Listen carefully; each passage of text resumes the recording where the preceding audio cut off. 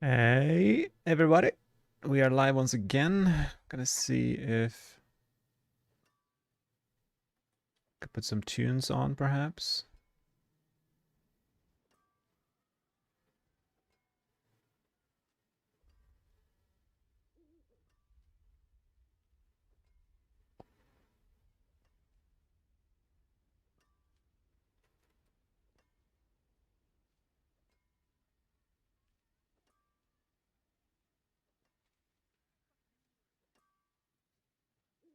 Okay.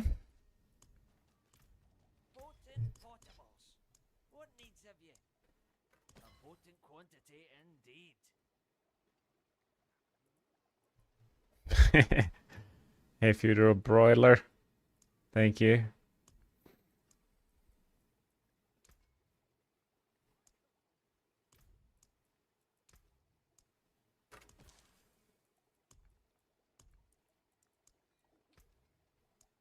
I'm not entirely sure what I'm gonna do. Maybe some nightmare dungeons. Exquisite concoction.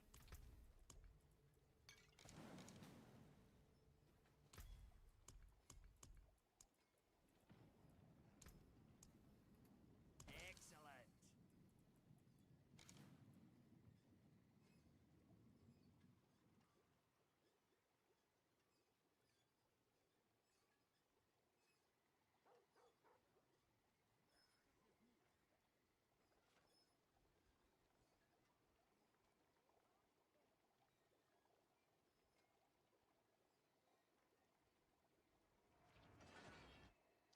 All right, On the morrow, traveler. let's do this. Farming some chaos rifts in these nightmare dungeons provides quite a lot of chaos armor. I'm slowly but surely making my way to potentially a rain of arrows setup. I am curious to try that out. Wanted really badly to try it in the PTR, but it was broken and haven't really scratched that itch ever since. Needs time to recharge.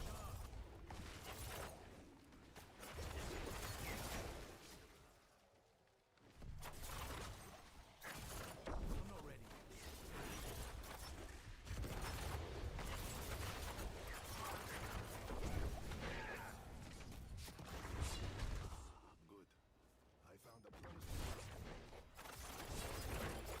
Switch from Heartseeker to your Fleur build, so much more fun. Nice. Glad to hear it. I myself was pleasantly surprised with Flurry this season. Oh, that's a long ladder. Needs time to recharge.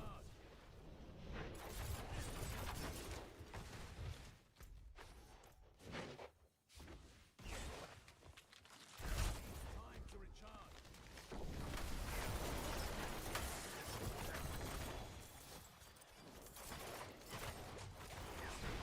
A little goblin. I did find a... Ooh, this goblin dropped the chaos armor. I found a legendary nightmare sigil, like a goblin nightmare dungeon sigil. I'm not sure what I'm supposed to do with it. Maybe I'll wait for Dioxide or someone to come online. Maybe one or two of you guys in the chat if you want to join for a goblin extravaganza sigil.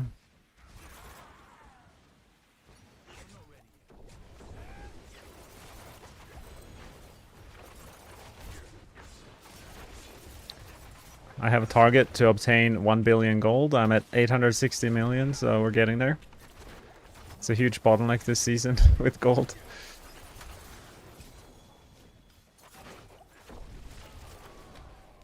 But I feel pretty good about my current amount.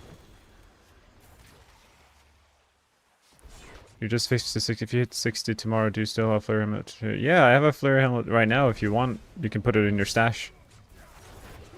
What's your battle tag? I'll give it to you. Need more time.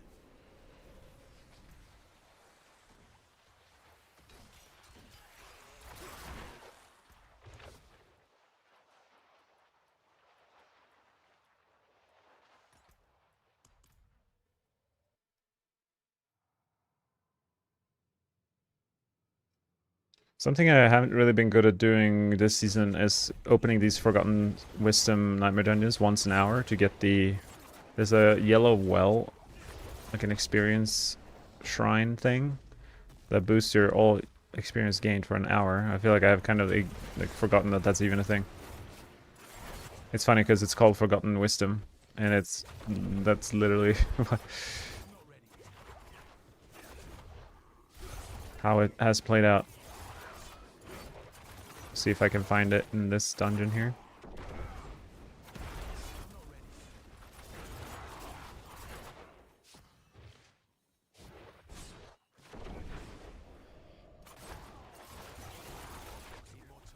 You're all flying in bed already, 1 AM. We'll contact you tomorrow. Yeah, of course. Understandable. I have like 20 of them in my stash. I don't have too many with GAs, but it doesn't really matter. The GA is not super important. But if I do have a GA one left over, you can have it.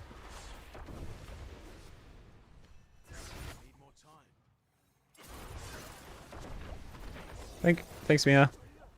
And hello. My goal for this end of this stream is to try 110. So we'll see how that goes. I don't even know what, it's not necessarily that I'm waiting for some kind of upgrade. It's just that I don't really feel like pushing pits.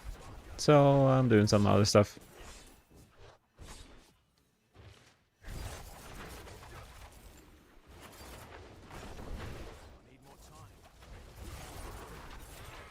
Here it is. So now experience, well, 15% increased experience for an hour. That's crazy good. I feel like people don't talk about it enough.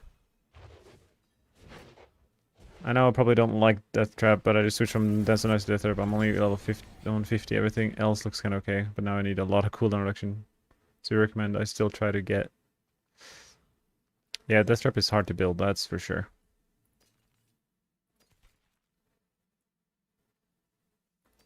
Solid. Yeah, I have plenty. If any of you need spare Flurry helms, I just put it on the screen as well. You can just drop your battle tag and you can have it. Most of them are 750 item power, but doesn't really matter.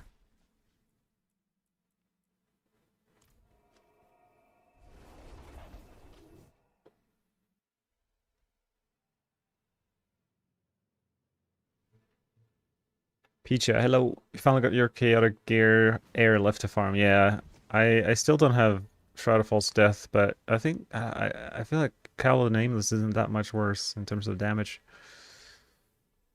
Do I have a spare Penitent Griefs? I think so.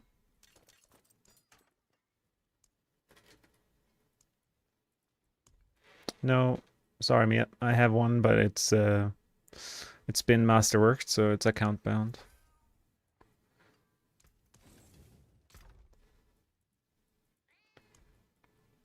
But we could sneak and do a little... What boss drops that again? I think it's Grig. I'll go and kill Grig right now. Oh, perfect. Grig is a Whisper as well.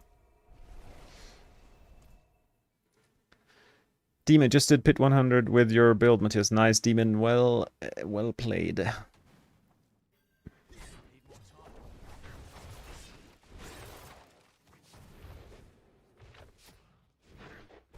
Yeah, Flurry is... a lot of other builds are kind of struggling for Rogue, and like no one's really put them together yet. And until then, at least, Flurry gets to enjoy being the king of the hill for now. It might be the whole season. I don't know. Oh. Okay, that's pretty good. PT gloves. I've been wanting some good PT gloves. Look. Yeah, I've got some Penitent Greaves, but they're 750. I don't know if you want 800, but maybe I'll get some 800 from the next kills.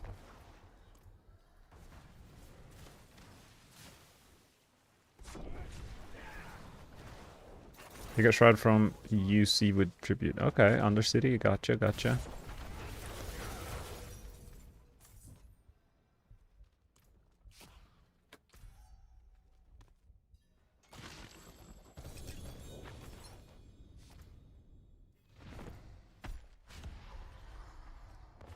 Oh, I just realized I think I have the wrong... Oh, oops. Yeah, I have a hidden run on. That's not ideal for this.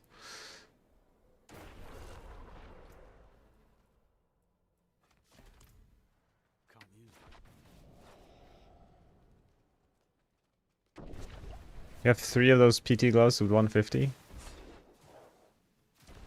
Nice. And do they have GAs that are useful? Because the GA is pretty important on those gloves. Like the chance to cost twice. Arguably even more important than the power itself.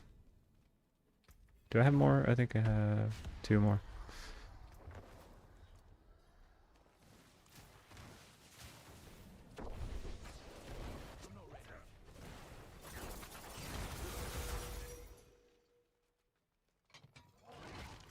Solid, you're logging in your battle tag. Gotcha, gotcha. I'll add you now.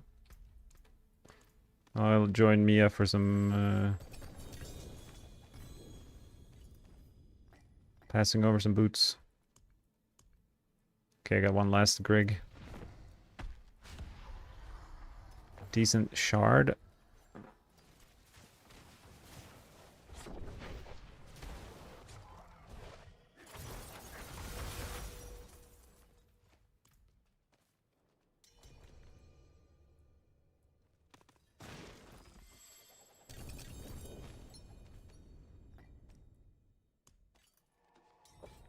Alright, I'm going to Saragar.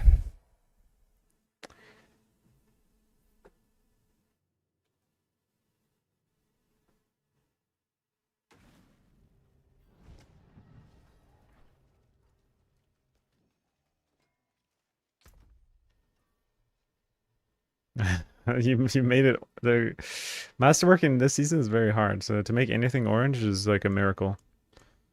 Look how many Flurry helms there are here. Let's get you a good one. This is 97%.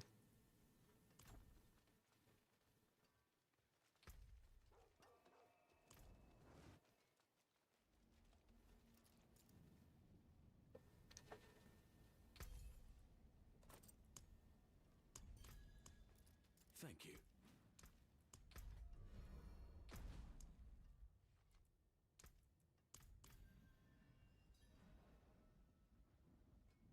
Yo, Woody, what the heck?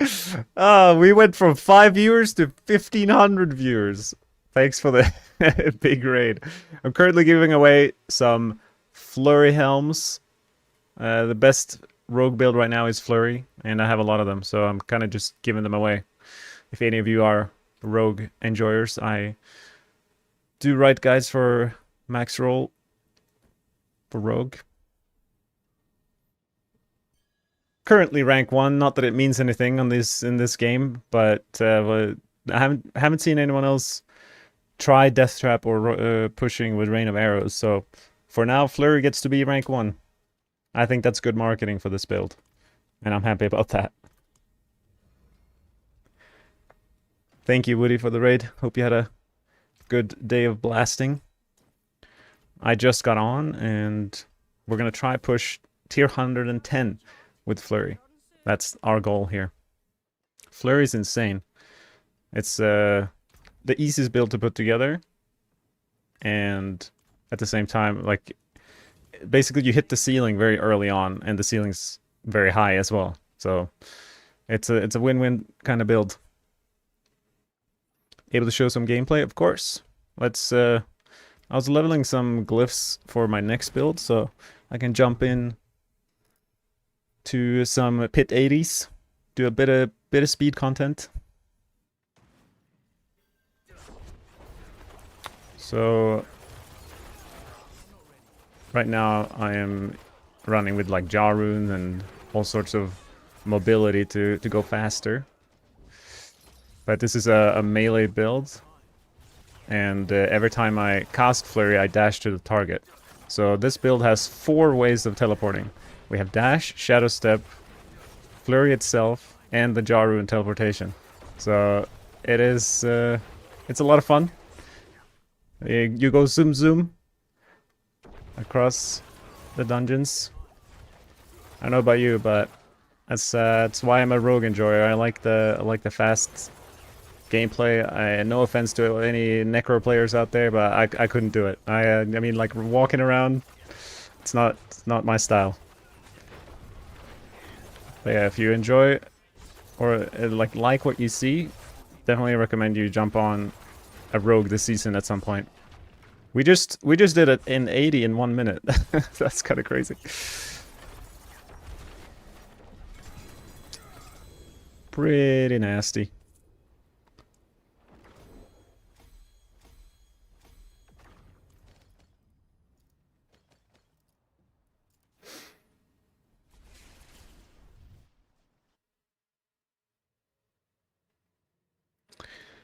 All right. You're gonna try Dance with Knives, might need to try Flurry instead. I prefer the gameplay. Yeah. It's, I played Dance with Knives a little bit at the start, but quickly moved back to Flurry and never looked back since. A big reason Flurry is such a big winner this season is because of the perks that you see on the screen. Like, Innovative Strikes and Power Siphon, like them together is like a 5x of our damage just for free. 2 button clicks and we do more than we should.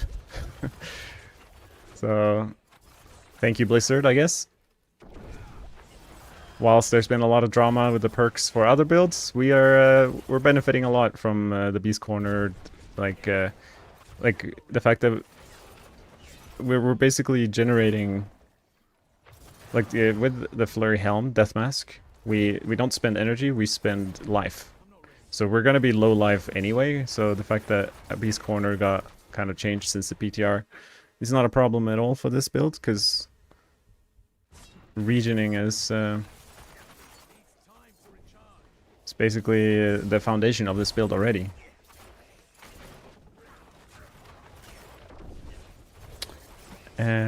Danilo, you want 1 helm.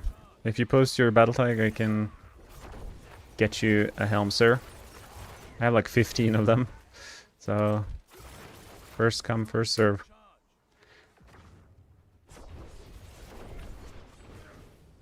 But yeah, this build, the mobility is dependent on having targets. Like, certain builds, I think like Sorceress and even like the classic Death Trap Rogue, they don't rely on a target to dash to them. You can just blindly jump. But this build, like, as soon as I see an enemy, I can dash to them. So it's ideal for these speed farming scenarios where we have targets to jump to. But if it's just like a race across Sanctuary with no monsters involved, this build would not be as fast. Good thing that's not much of the game. Thank you. All right. Which gear are you running right now? I'll do a quick gear check for y'all. You post your battle tag and I can add you. So, two-handed gives chance to deal double damage with Flurry. And the benefit of Flurry is that it has so many aspects. See, here's Breakneck. It deals double damage for our Flurry. Over here we have Encircling Blades. That also is a Flurry aspect. And because we are a momentum key passive build, we have momentum aspects as well. And one of the few aspects, this is one, I don't know about other classes, but the only rogue build that can take advantage of Dark Dance aspect is Flurry, which, because we're spending life on each Flurry cast, we get 120% more damage with this aspect on our amulet. Pretty insane. But let's look at our Chaos Armor here. Got lucky with my Masterworking on the air. Our core skills, we're using Grasp of Shadow, which is spawning extra clones and gives a bunch of cutthroat ranks to both our ultimate and Flurry at the same time. This is the weakest piece in the set here, Cowl of the Nameless. I'd like to replace it with a Shroud of False Death Mythic. Fist of Fate, kind of a no-brainer, just a huge damage boost, and then thankfully we can turn our Flurry helm into a Chaos Armor. And then both of our daggers have a chance to deal double damage with our clone. That's pretty much the setup. Oh, the pit turned into a whisper. I'm a whisper enjoyer. I'm farming gold. My target is my target is 1 billion. Where are we at? 860 million gold. We're working our way there. And whispers are a great way to do that. I actually really enjoy this layout for the pits, with this builds in particular. Because there's no side paths. You just go down the tunnel. That was very small. And there's always enemies to jump to. No doors, no nothing in the way. And Artillery Shrine feels so good because it speeds up our dashing even more. It kind of feels like I'm like fast forwarding the gameplay with this build. And one interesting swap we can do is hit and run. I can't change it mid-pit, but one of the perks for Rogue is the faster we move, the more damage we deal. So this is kind of built for this build.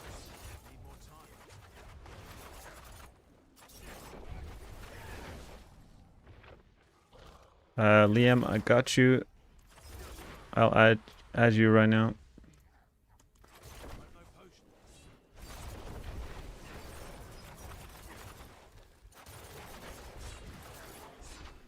Yeah, I was broke yesterday. I sold an amulet for like 200 mil. That helped. The Spiritborns are really carrying the market for us rogues because there's not a lot of rogue players in this season so far. But as soon as I find an item that can be used by Spiritborn players, it's a great way to get a few million straight to the bank account.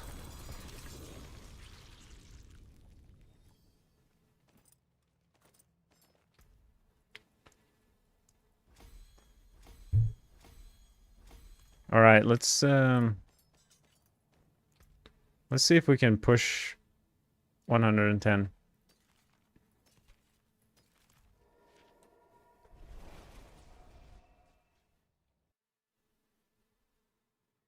First, I'm gonna give Liam his Flurry helm.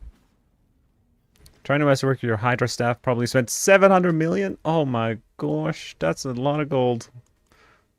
that's gotta hurt. I feel for you, my friend.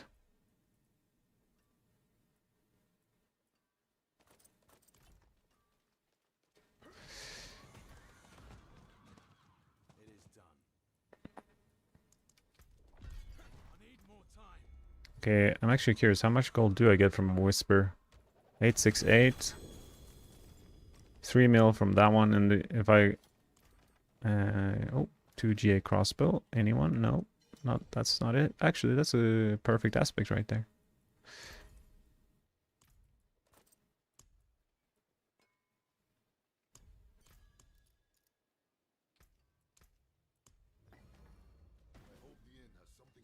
Oh, I just left my items on the ground. I guess they will end up in my stash.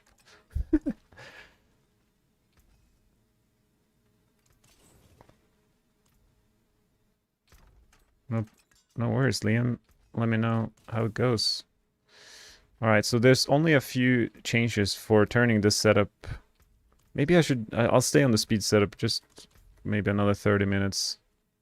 There's a world boss in 40. Yeah, it's essentially just like one rune swap and one skill swap, and from pushing to speed. And then I am curious if I can squeeze out a little more damage by swapping key passives to close quarters combat, but maybe that's a tomorrow problem. Maybe I'll do a horde. I haven't really done many solo hordes, so I'm curious how it feels. The downside to having so many chaos armors and uniques is because we can't temper utility tempers anymore. And one of the utility tempers that feels really good for this build is flurry size. So our flurry's AoE is it's a little bit sad, but the fact that we're so fast kind of makes up for it. And the fact that we one-shot things. Yeah, that's true. The only downside of Flurry is it's impossible to regen life on the world boss, as Pecha says. There is no real solution. I think I've died every time I've gone to the world boss. And even in hordes it can be hard to regen enough life. But yeah, Flurry is really bad on the world boss, that's for sure. But thankfully there's, in softcore at least, there's always like a big party of people that just can carry me every time I go to a world boss. Gives me a couple minutes to just get some water. Rethink my life choices.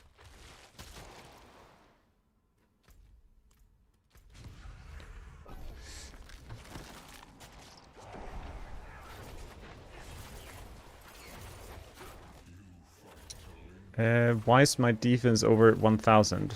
My armor? Well, it's a good thing that it's above 1000, because it would have a big problem if it was below 1000. If you mean my armor. I reach the armor cap with the incenses for this build. Most builds that I've made, at least, do rely on the incenses. They're just too accessible, and we would sacrifice damage if we didn't use them. I'm not about that life. If you get the gold cash, it gives you 50 million on Torment 4. Yeah, I got I've gotten that twice, I think, this season, and it feels real good. Alright, do we go Chaos? I think so. Let's go Chaos. Give me some goblins. Come on, game. You know you want to. Oh, but this is a good one. One of the better ones is to get these other lords. I feel like Flurry, this is like one of the better ways for Flurry, because there's so much mobility required to, like, because these portals really do spawn everywhere.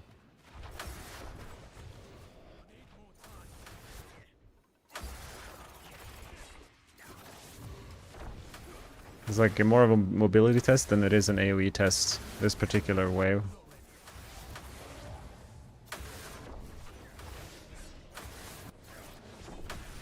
And the fact that I'm one-shotting these other lords, I feel like that is a good thing. Oh, I'm in tier 3. Oh, that's a mistake. It's fine though. We still get chaos armor. We'll finish the run.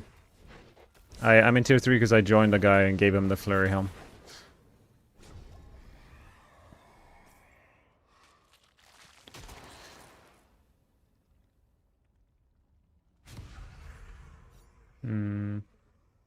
Don't really want any of these, but...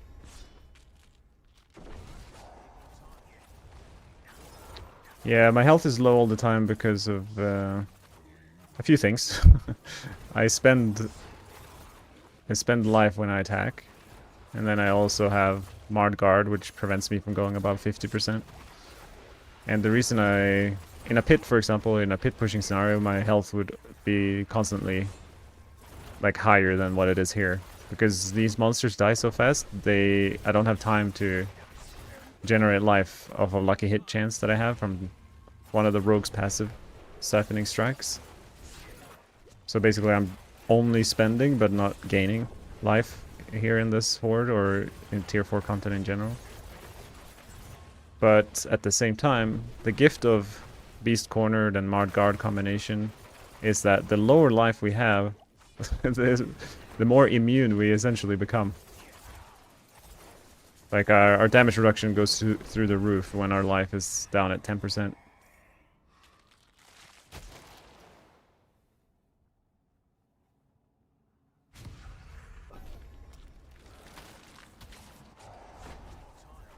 So I'm not really scared of dying here that much.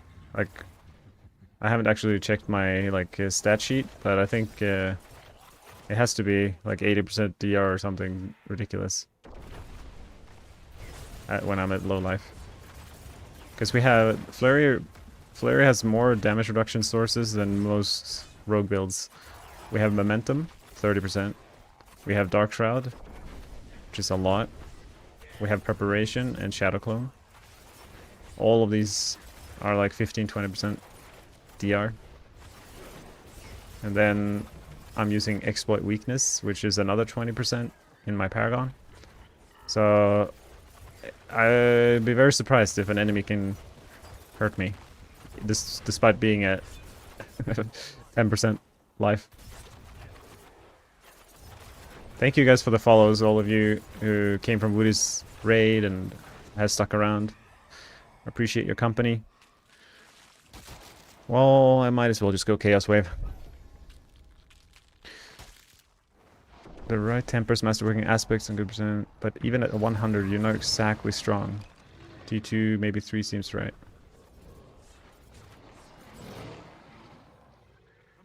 No, I don't have Fortify from her here. I'm running all resistance from him. And I'm assuming, I think the left side over here provides the Fortify, right? I'm not entirely sure off the top of my head. Unlucky, no goblins for me.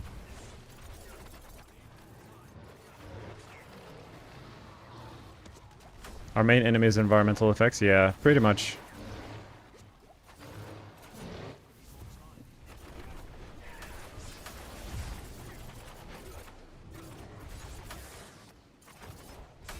But like at a pushing scenario, like I've pretty much tanked all the Lilith things, and it has been fine for the most part.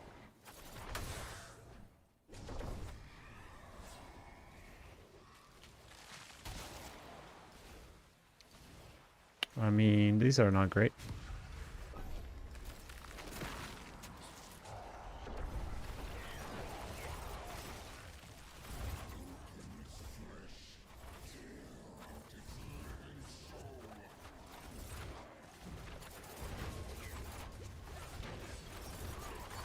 Yeah, I accidentally... I gave a guy a Flurry helm and he was on tier 3. So when I left the party, I got stuck in tier 3 and accidentally opened this horde in tier 3. But the guaranteed Chaos Armor is in both in tier 3 and tier 4, so I decided I was kind of halfway through the run anyway. Decided to stick it out. We'll kill Bartok and hopefully get... I'm looking for the Flurry helm as a glove Chaos Armor.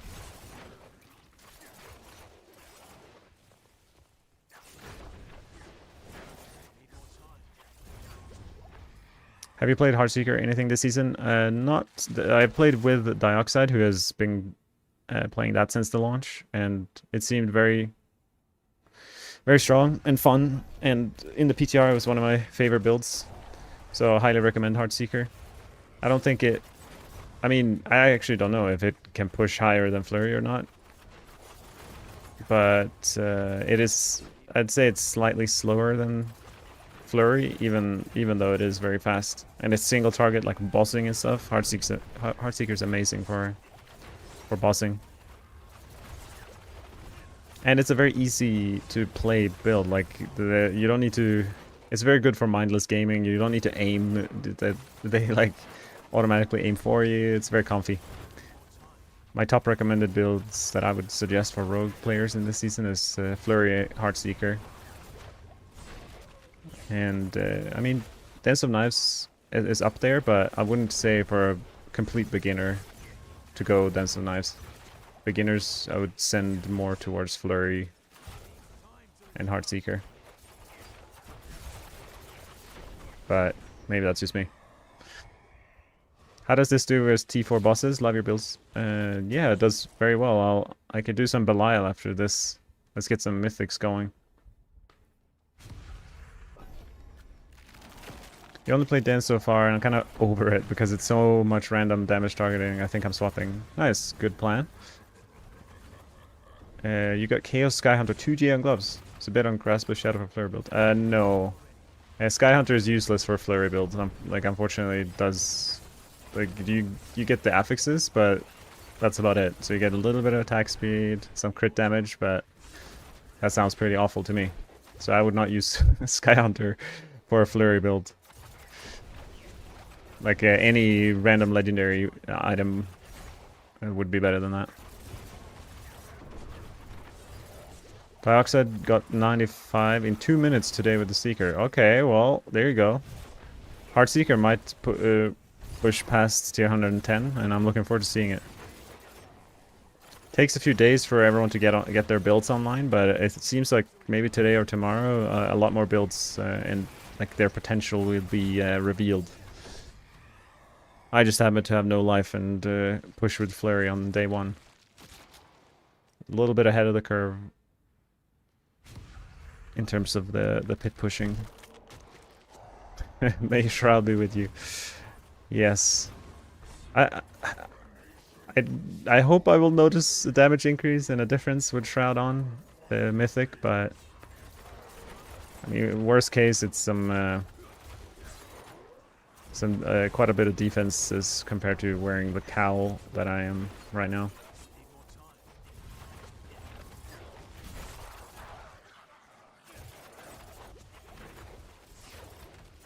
Is Death Trap just not viable this season? Death Trap is extremely strong. Like, it can do probably tier 110. I mean, Flurry can do that as well. But the problem with Death Trap is that it's very difficult to put together the gear for it. Like, you need mythics and... Yeah, like, this base variant, you need mythics to be able to spam Death Trap in Season 10. So, is that something I would recommend to someone? No. But if you want to... You know, you're desperate to play some Death Trap, then go right ahead. It is possible at the end, but it's hard to get there without picking another build first. And at that point, why not just stick with the other build altogether? Like something like Flurry, that is just as strong. But for something like Hordes, Death Trap is certainly, I would assume, the best, because it just pulls the whole screen. Ooh, Death Mask pants. It's not... I wanted them as gloves, but I might be able to use these at some point. Nice. Got 2 Chaos Armors from that. We take those. I think I'm gonna get some gold. How much gold do I get for 200? 10 million in tier 3. Probably double that in tier 4 or something, I'm assuming. If you drop a Shaco, then it's way easier to gear for Death Trap. Yeah. As soon as you have your Shaco, then Death Trap becomes an option.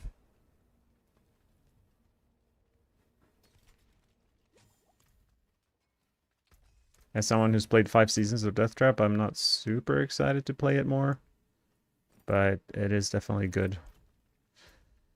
Alright, where were we? Okay, we gotta change to tier 4. That's step 1, so in case we... Oh yeah, no, my armor is more...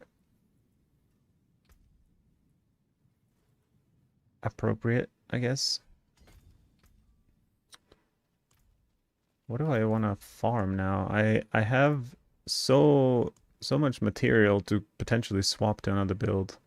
I guess... Oh yeah, we said bosses. I have... How many husks do I have? I have 7 Belials. Let's do it.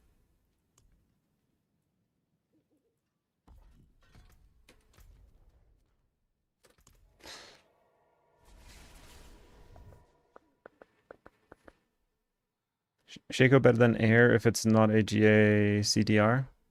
I mean, you can't spam Death Trap without Shaco. Like, air repetition is way more damage, but you can't really make it work unless you have incredible gear that you definitely don't. You definitely don't have that, fortunately.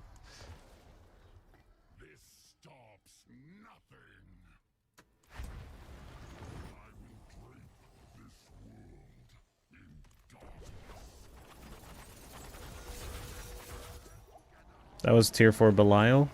And I'm not even... I could squeeze that a little more single target if we wanted to.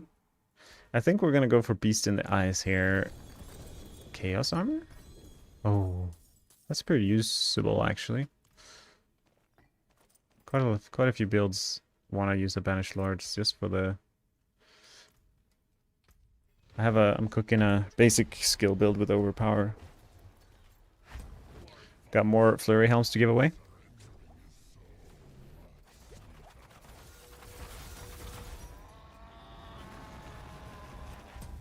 What have you farmed for up the site? Hordes and Nightmare Dungeons. I've done quite a few of both.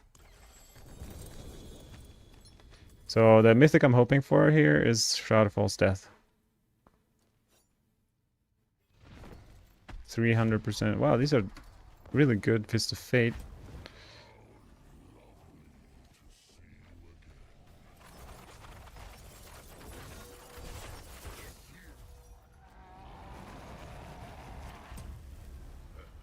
Your DT is on a 9-second cooldown already. It's pretty... It resets reliably. Nice. That sounds really good. I mean, I think Death Trap is definitely viable before you can even spam it, just by virtue of having exposure, and you can reset its cooldown. Wow, that's a good one. We're getting some high rolled Flurry Helms here.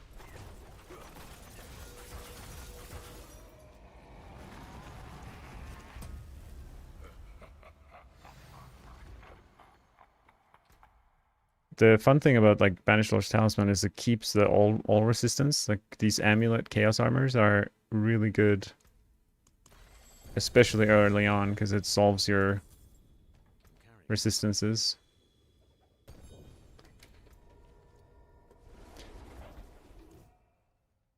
The question is, should I start selling my uniques instead of salvaging them? Because this season, more than ever, at least for now, there seems to have been no duping as far as I'm aware, because last season the market got flooded and people spent... Oh, that's a really good eel horn. People would spend like 50 billion gold in the first day, and that's just not happening this time around. So selling uniques is actually quite a good way to get gold. Let's see how much we get for all these. We have 904 million, and when I click here, that was like 4.8 million. 5 million for one inventory. I mean, it's not the best, I suppose, but I really don't need the material right now, so I guess it's probably worth to sell. I could do 3 more Belials. Do you have Tamrune? I do have Tamrune, yeah. See here. But for speedrunning, I recommend using Money Rune. So one really cool thing about Flurry, you see the tags underneath the Flurry text there? It says Core Cutthroat Imbuable. When I swap from Advanced Flurry to Improved Flurry, boom, now it has that blue mobility tag. So it counts anything that benefits mobility skills, now benefits Flurry. So when we run Improved Flurry, we can now use this rune, cost 2 mobility skills, and we gain 200 offering. So we can generate a huge amount of offering by spamming Flurry. So that's what I do for speed farming. I put Money and Jarun. And yeah, like we just click Flurry a couple times and then we jump around. It's been very cozy.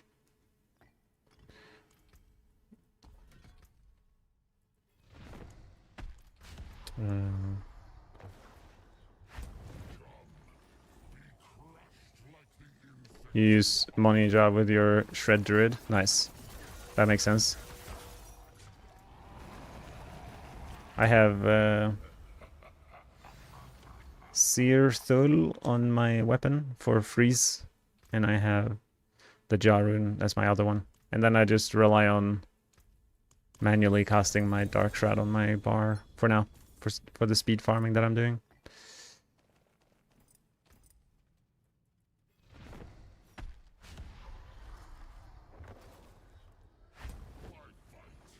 Sell uniques and only salvage the GA ones if you need mats, because it gives 10 times the mats compared to non-GAs. Yeah, CMD, I think you're right about that. Like, all these ones are kind of useless to salvage anyway.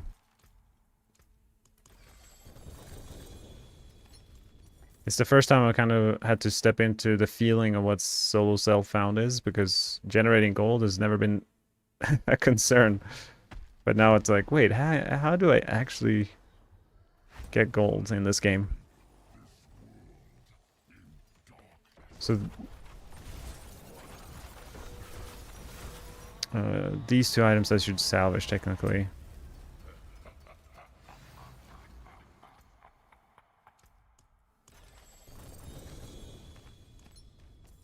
Well, no mythic this time around. But we are closer to our 1 billion mark. I wonder how quickly I can get rid of the 1 billion once I get it. Alright, let's step into the pushing setup and try 110.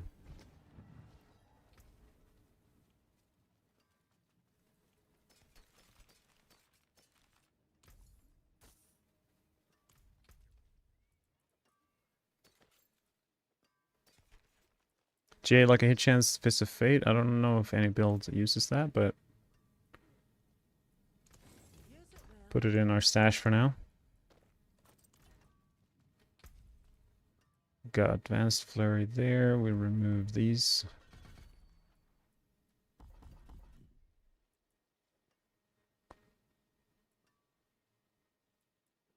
I don't think I need to. Yeah, we could put points here. Any other min-maxing we can do for damage? I don't think so.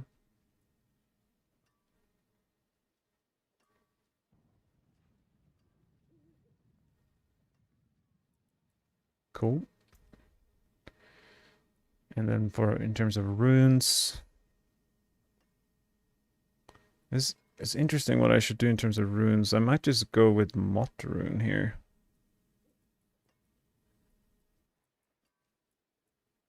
Wait, where is Mott yellow? Yeah, okay, it must be. There it is.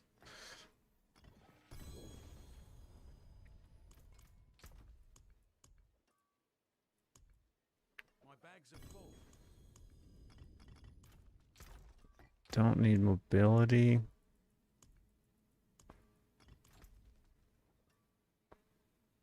All the aspects are in the right place. Cool. Can you upgrade any of your gems? Maybe I can. I have two, like, royal ones. Let's see how many.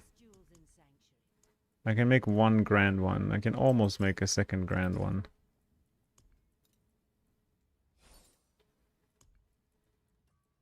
%. I guess two of these would be better.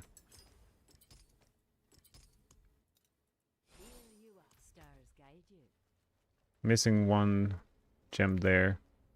I mean, my paragons... I could potentially squeeze out a little more damage here, but I would lose some tankiness. You know what? I think I will. My headhunter's not max level. It's fine. Let's see, just see how we go. We'll do like a 108. Yeah, we'll get some fresh incenses going. And what about my skill tree? This should be caltrops.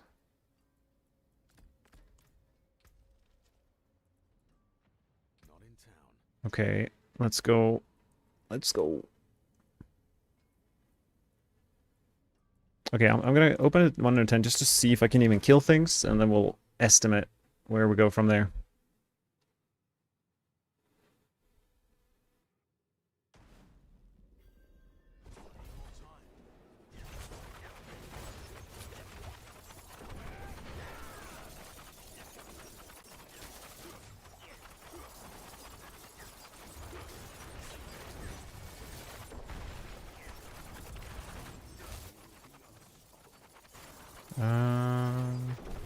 Pretty pretty tanky.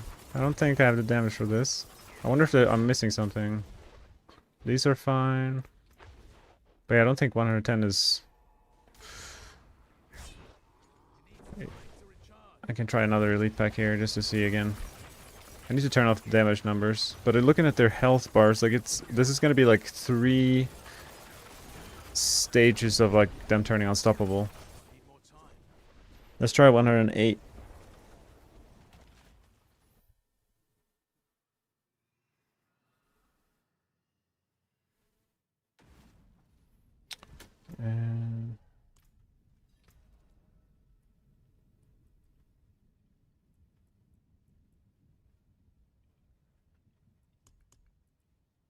And I will actually, yeah, I don't. It's a tight race between Cry Rune and Mott Rune. Maybe it's fine to stick with Mott Rune.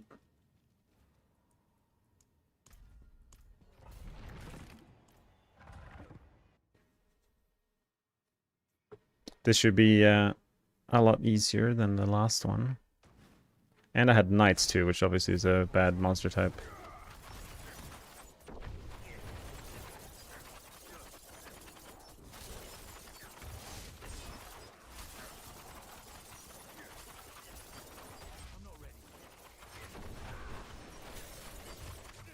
I didn't turn off damage numbers, but...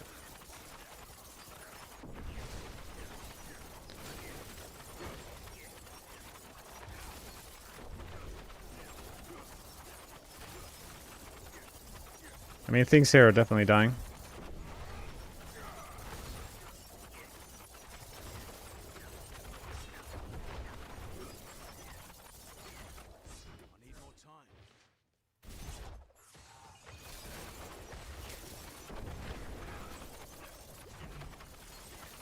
I almost killed these elites in one stagger, I suppose.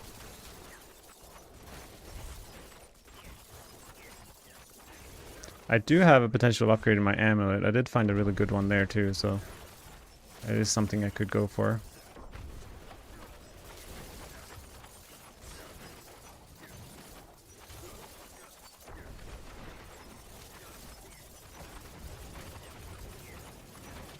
Looks like our DPS is definitely enough for this.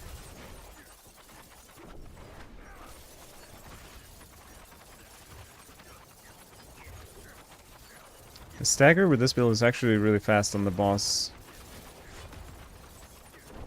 One sad thing is like a scenario like this when these... I have no pull. Like I can't get these two elites to stand next to each other.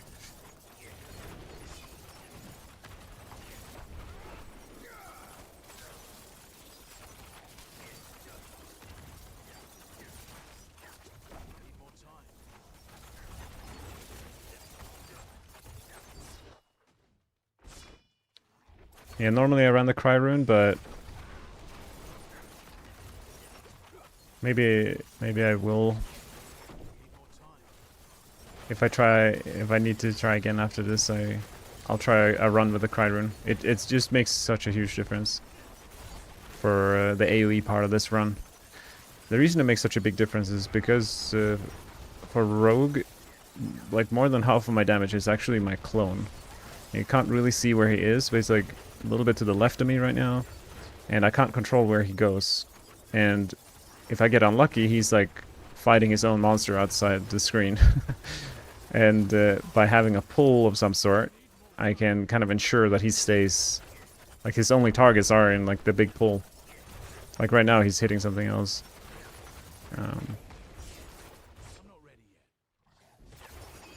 So that really makes having a pull worthwhile.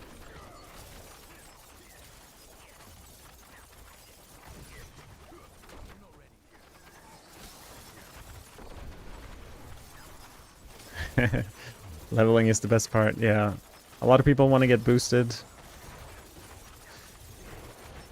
But as someone who's played this season for 40 hours already, I kind of miss the leveling part. Enjoy it while you can. The analogy I use is it's like parenting. They always say, you know, it's like, oh, is my 3-year-old so annoying? But then they always, like, a couple years later, or when they're grown up, they're like, wow, I really miss when they were 3 years old. Those annoying things they did, they were actually pretty cute. That's kind of how I look at leveling.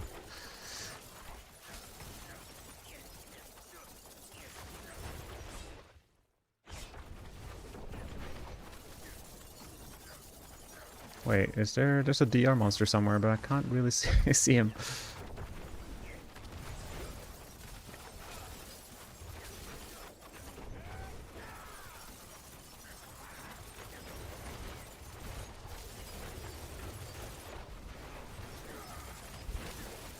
There's a lot of yellow numbers on my screen.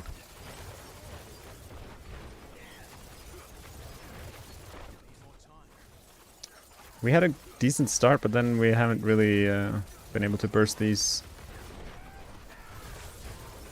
elites down fast.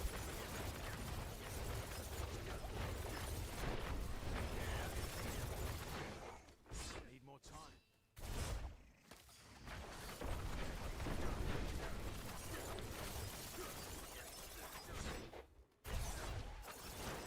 I'm not ready.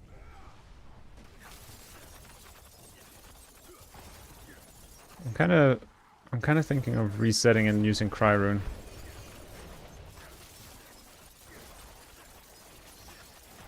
I'm gonna do that. This could maybe be a completion, but I'm less interested in the completion than I am to optimize the setup.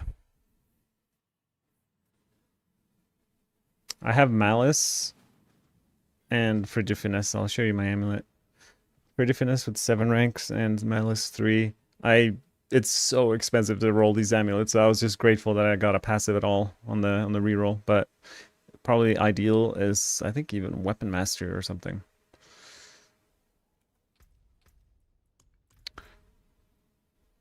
So I don't really use Shadow Step much.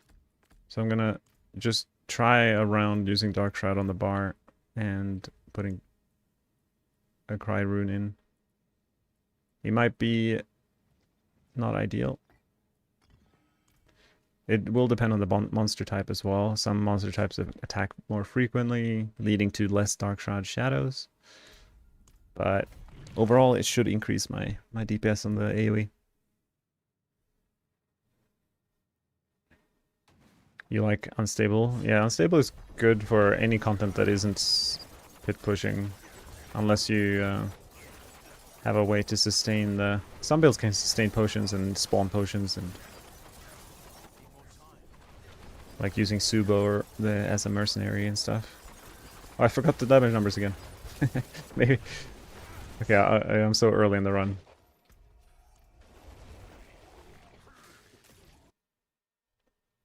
It'll feel so nice, actually, to be able to see my character again. It's been a while since I saw what he looked like underneath all those.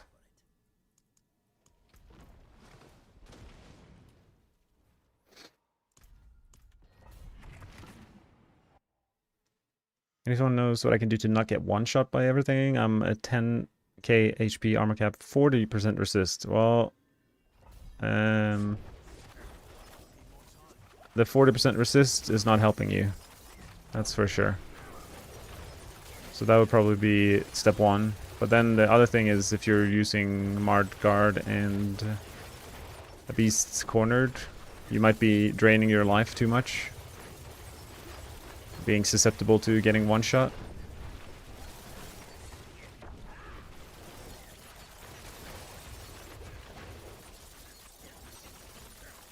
These are tanky little skeletons, aren't they? Man, maybe I can pull a second set of elites.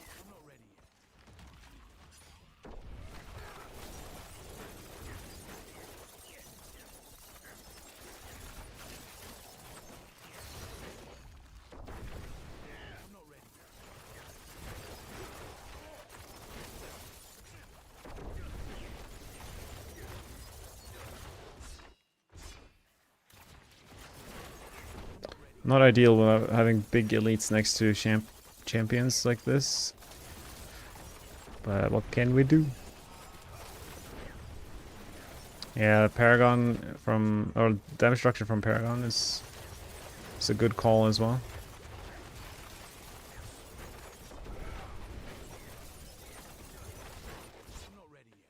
These are tanky boys.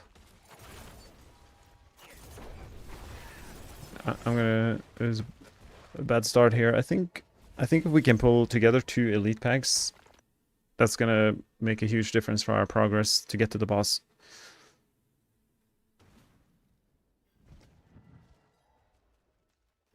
And certain maps allow for that a lot more. There's like 4 maps that are ideal for that. Not that we need to, but it'd be nice to do it once or twice in the run. Hey, is this as a strat any good with improved Flurry? It becomes mobility skill. Yeah, it is. It is great, but it is a bit bugged where you can't get momentum stacks or by using Flurry with it, so it's a bit bugged.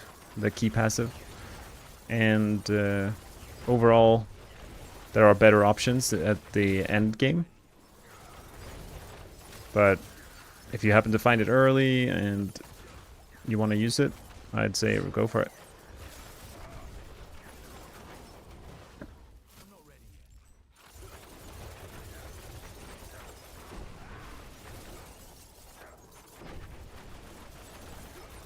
I'm really... I was gonna say, I might die here. Like, I don't know if it was these pools that made me... I think it might have been those pools, plus the fact that I only had 1 target. The less targets I have to hit, the less life I will regen. I do have 3 points in rugged for that reason, but... Thanks for the follow, Pago. If you're one-shotting, then you don't need damage. Yeah, it's true. To balance out the offense and defense.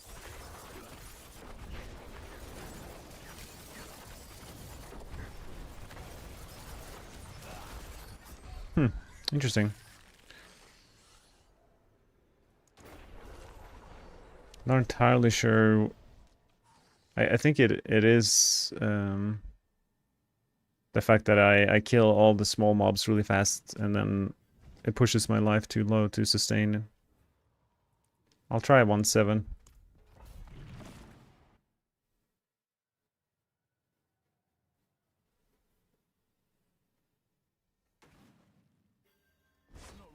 Debilitating toxins.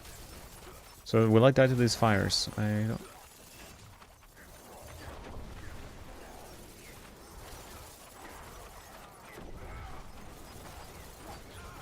So that's the thing that Shroud, the mythic I don't have, will help with, is to not die. It's quite a lot of defenses that I will gain once I get that.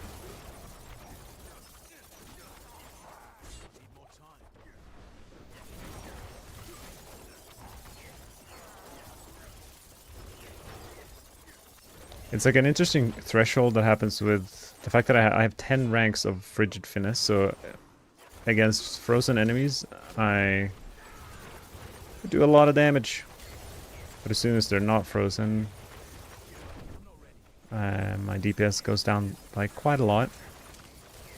So there's like a certain pit here where I stop being able to consistently take down the elites within the freeze window.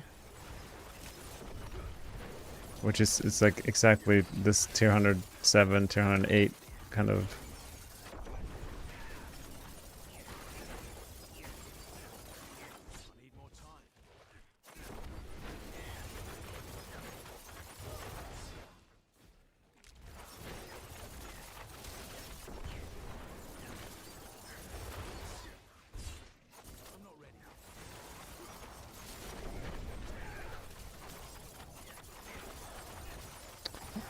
Maybe Doombringer would help. Yeah.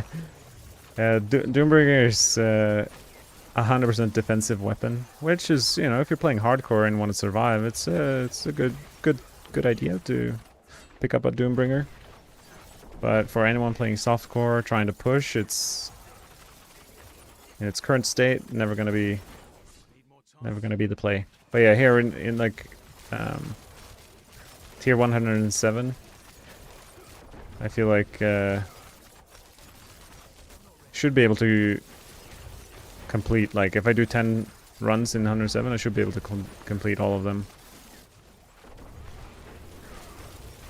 I guess I could still die, but in terms of DPS, and that's like also another threshold where with pit pushing is it's nice to push to the pit tier where you don't have to like fish. But as soon as you need to like start fishing for the right map, the right mob types, that's where it starts getting a bit painful. And I think 108 onwards is that for me right now. Like I might try 108 10 times and beat it once. Which is not bad, because some, you know, at the end of a season it's usually like 1,000 attempts for one pit clear. Because there's just so many factors.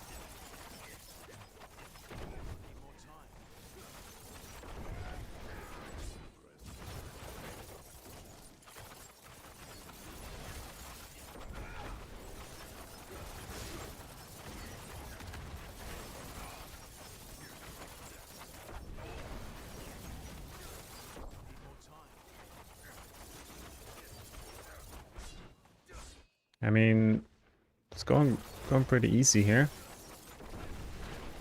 I'd be curious to see how the boss goes.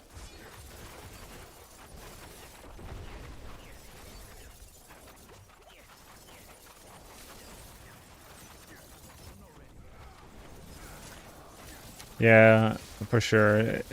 The fact that I'm running control glyph and a bunch of frigid finesse is definitely hurting my pit pushing potential. Wait, where's the portal? Okay, it's over here. I was like, what's going on here?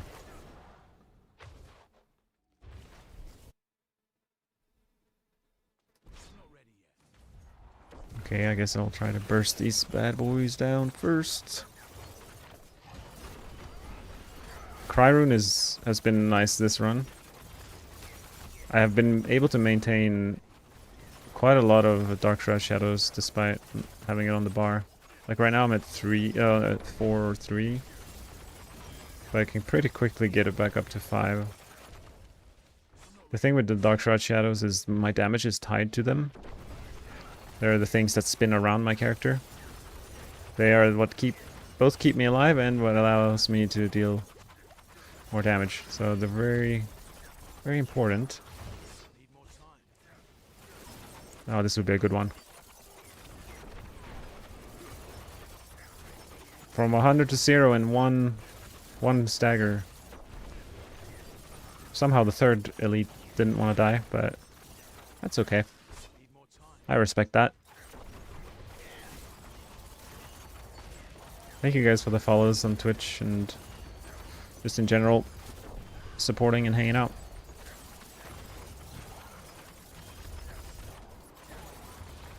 Okay, I want to find another elite pack. Anyone got one of those lying around?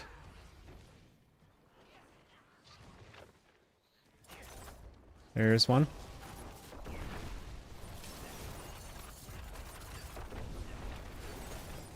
Kind of perfect immunity shrine there. Allowed me to make this huge pull. Hopefully I don't die because of it. That would be a little awkward.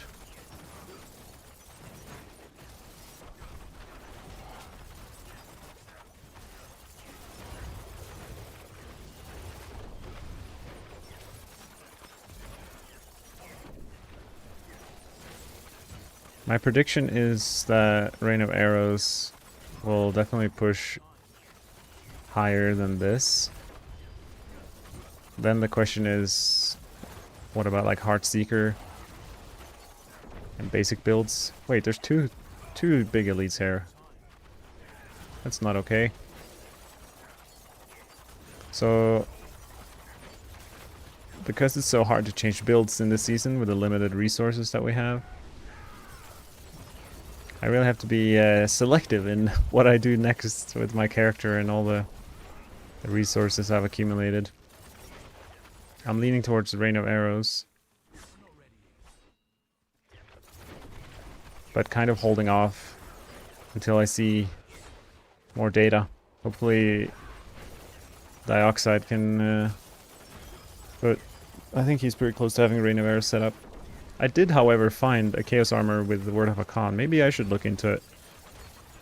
Maybe I'll do that if I clear. Maybe 107 is fine for now for Flurry. I'll have the setup. Maybe I can go back to it later, but there's no real need to push with a build that isn't necessarily confirmed to be the best for the class. Alright, we are almost at the boss and we have so much time left.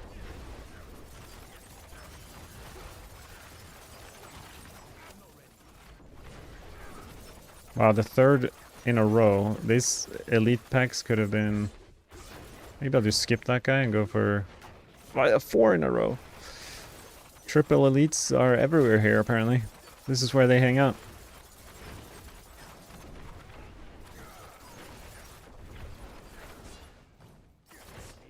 Surely there's just a regular pack somewhere. There we go.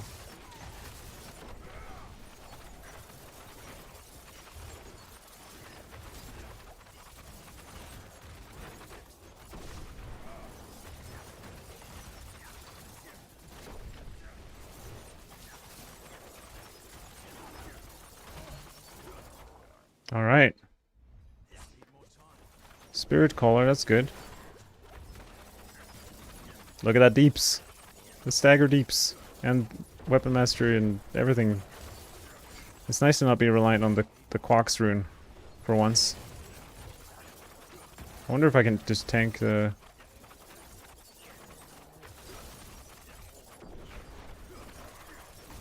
Two staggers, like 30% HP done. The main thing that can stop me here is dying. I guess it's the only thing that can stop me here. Time will not be an issue.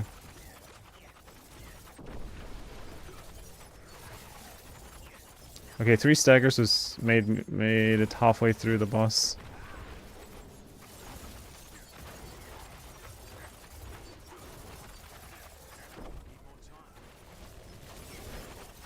I'm just gonna try tank this. It worked.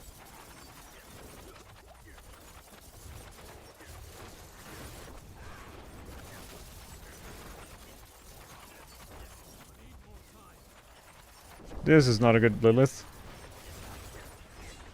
I'm scared of this one. I'm just gonna stay away.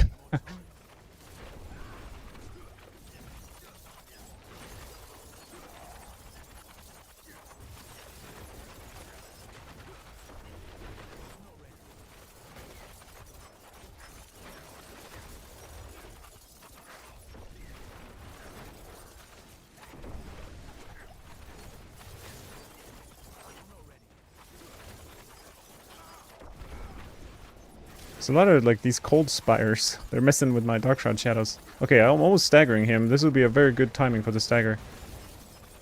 Oh, so juicy DPS.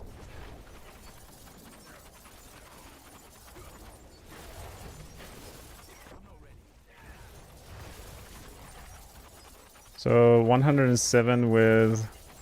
Come on, over 4 minutes left? Let's do it. Yes. 404 left. What is that? That's 10 minutes, 56 seconds. Is that right? So... Current setup cannot do 110, I think. I guess I should look at my gear. I kind of forgot that part. For if I submit this as a VOD for people to look at.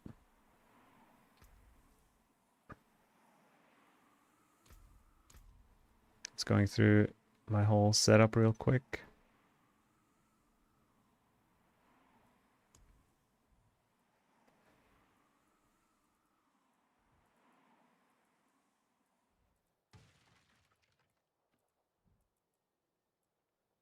All right, cool.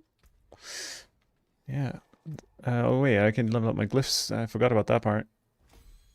I have to get two levels per click on a 80 plus glyph.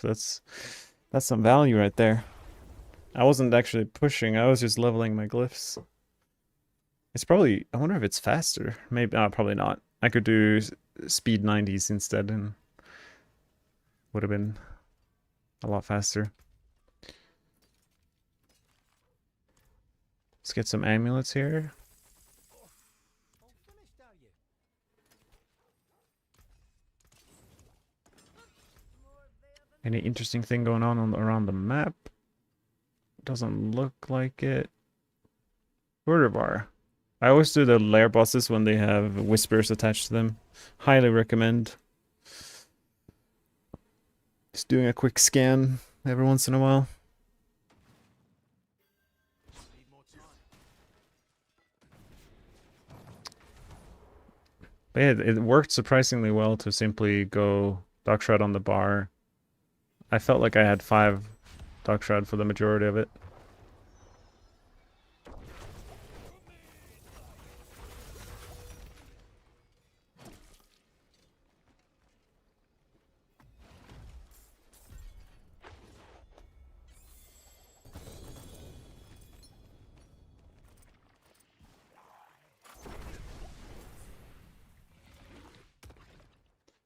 Oh.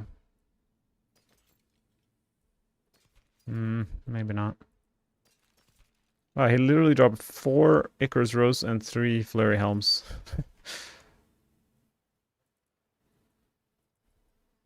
Alright. Let's see if we have all the pieces for a Rain of Arrows.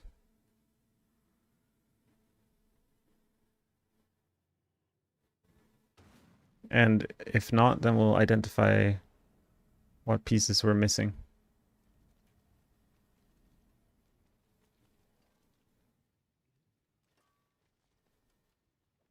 Sky Hunter, Fist of Fate, Word of Akon, Crown Illusion.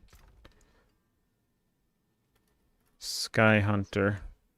I have chest and pants. Okay. Word of Akon is the big piece. That I will build everything around. This one. So I have the gloves. The glove slot is taken for sure. And then what about Crown Illusion? I have boots. Okay. So now I have only pants and chest left. So Fist of Fate, I have pants. Okay, I have Fist of Fate is flexible because I have both, and then the only item left now is the Sky Hunter for pants or chest. Oh, I have both. Wait, I have everything? I have everything I need. That's crazy. Let's do some Rain of Arrows. Oh, I'm excited. All right, all right, all right.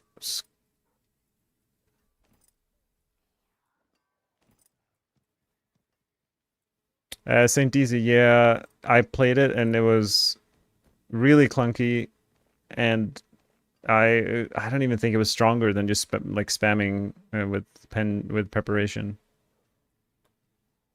So I took it down because there's no reason to play it. But there might be a way to build it differently than I had built it that is working, but yeah, Orphan Maker is kind of like a yeah, it's just a bit sad. I have so many Fist of Fate. Surely I can. Maybe I should just make sure I use the best one I have.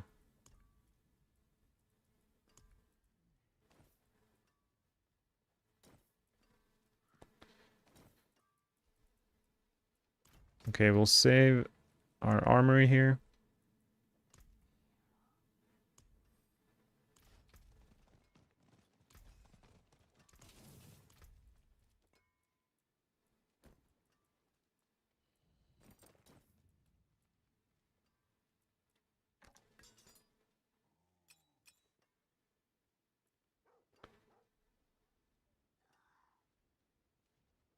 I'll probably just keep my amulet for now.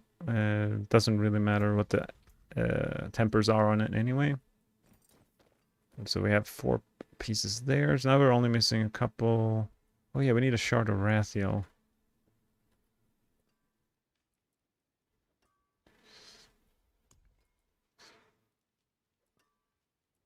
I guess it doesn't really matter. Surely more attack speed is good.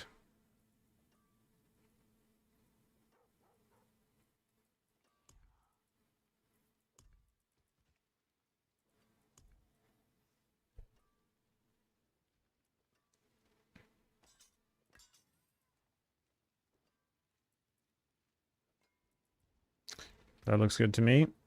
And now we just need some random legendary gear. That's a bow.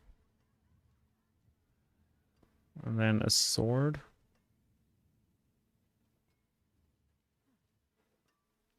A sword.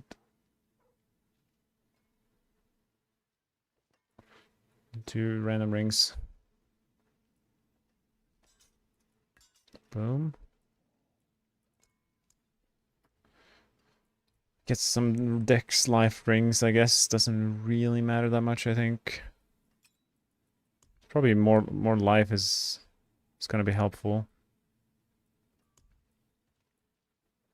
Whoa, Dex life, that's too good. That's too good. I can't. Thank you, Zexia, for the follow. We are in progress of putting together rain of arrows right now.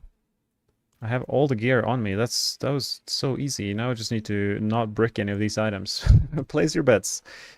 Will I brick my tempers and masterworking is fine. I don't really care about that. But here we definitely want... You know what? I'm gonna just see where I can get from this masterworking the work of a Khan. That kind of sets the stage. I think that's actually a good... I want the ult to... Oh, Rain of Arrows deal double damage? Might come in handy, because we're gonna roll it on our two-hander. So if we get... Let's see, Rain of Arrows...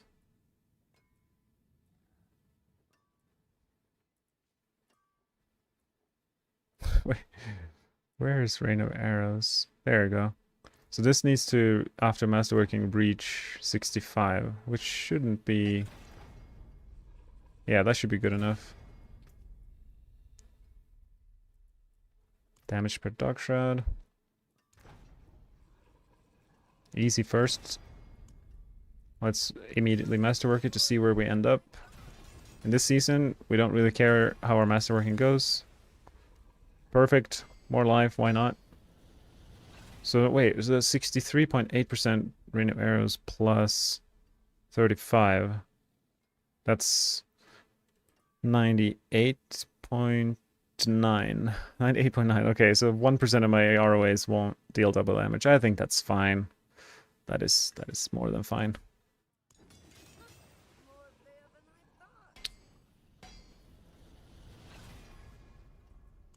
Yeah, we're going for Rain of Arrows here. Wow, I double crit my basic attack speed. I think it's gonna feel pretty good. We're gonna be shooting very fast. Sky Hunter. Wait, Sky Hunter probably matters quite a lot what the masterworking is, right? I see. My Sky Hunter is really bad roll. Do I have another Sky Hunter? Did I have... Was that the chest one I have? Oh, it's much better rolled. And this is a Fist of Fate. So if I swap this out to this Sky Hunter in a chest, and then I use my Fist of Fate from my Flurry build instead, now I can get a better chance for Marksman to cost twice roll on my... Oh, I'm getting so lucky with these masterwork. Oh, I don't know how... If this triples, I'm gonna... Okay, that's good. Movement speed is actually not bad for this build. I think we're lacking a bit of that. Okay, 40% is much better than what we could have ended up with if we didn't change that. Crown Illusion probably doesn't really matter. No, it really doesn't matter what we roll. Just as much life as possible would be good. Cooldown's irrelevant. I don't know how. I'm getting so lucky with these masterworking. Like triple masterwork life would have been ideal. I just got two. Very good. Alright, so now we gotta temper the last three items. We're looking for was it puncture? No. Oh, interesting.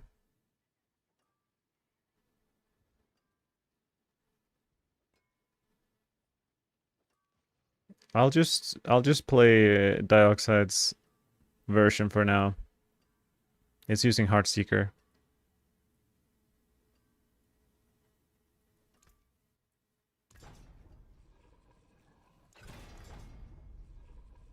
Good enough to me.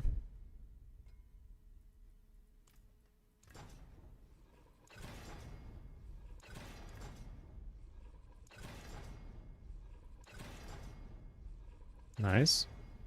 We are immune to bricking right now.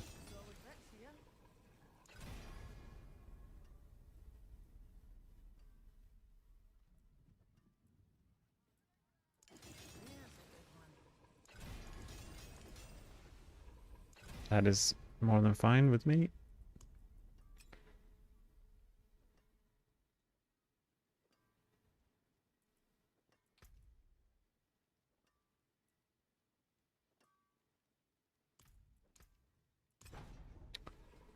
Resource gen. I wonder what do I even want here?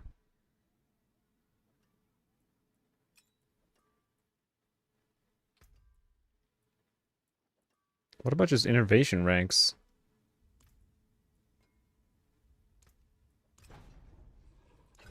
Let's try to get two of them.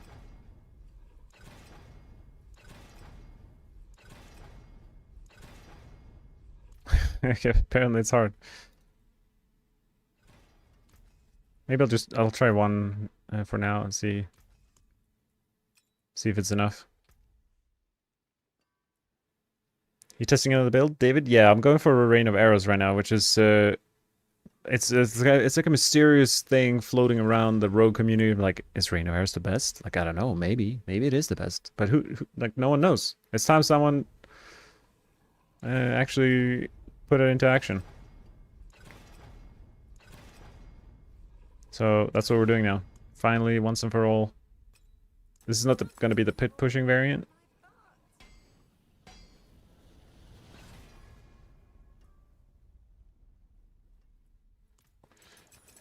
But it should at least be playable. He might be amazing.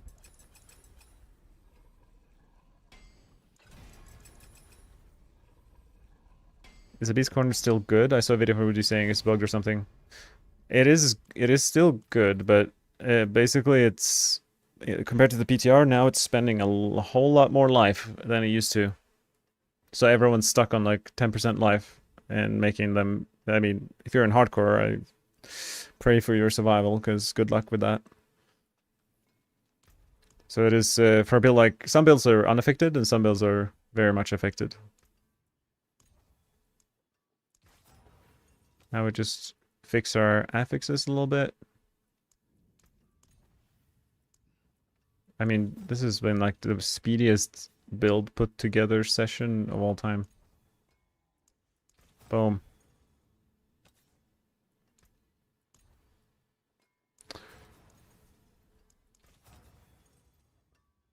Okay. Slap in some sockets. Call it a day.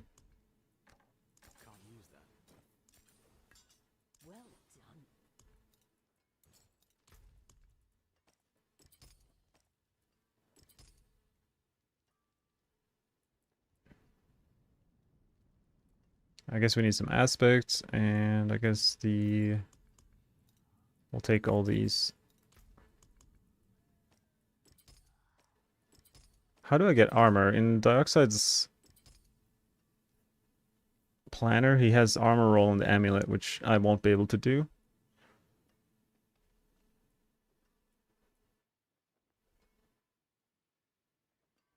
But yeah, we'll see. We'll see how we deal with that. What about rune words? Do I have all the runes required?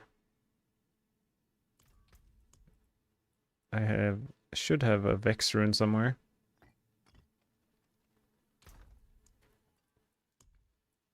Vex, sweet.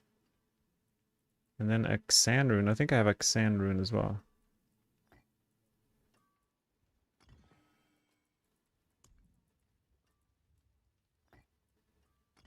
Boom. It's all coming together, folks. The only thing missing is... I could roll this to more resistances. Our resistances are really good, though. Oh, he's putting skulls in. Maybe I should put some skulls.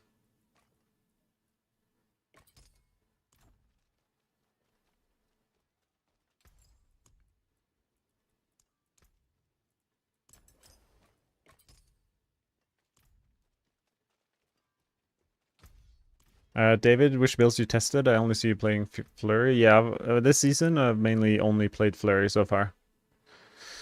This will be my second build. Oh, actually, take that back. Off stream, I played Penshot completely. I have it in my armory. I could play it for you guys right now. I have tried both Orphan Maker and with preparation. Orphan Maker made me want to pull my hair out. And the preparation one is it's kind of like similar to last season with the Acid Wrath. You just kind of jump around shooting arrows everywhere.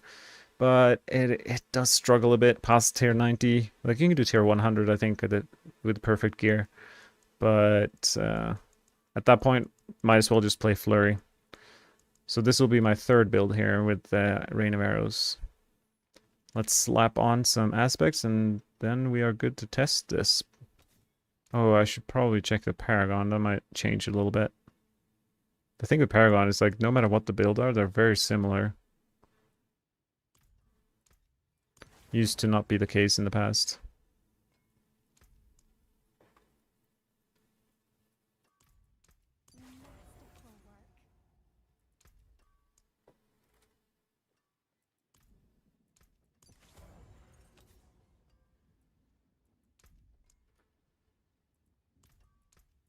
I'm surprised a lot of my aspects are like perfect. I've somehow been lucky enough to find...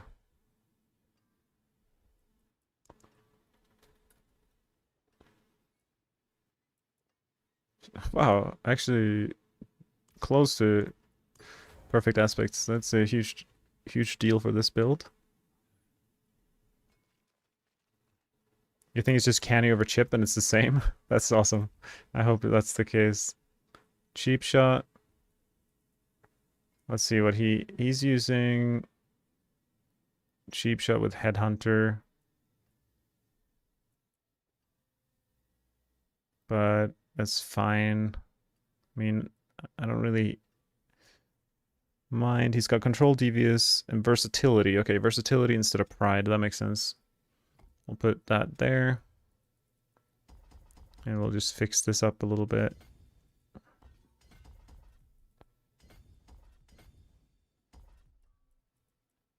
I think that makes sense. And we just steal a little cheeky point. Oh, Leironas this is a useless board, so we got to change these last two boards.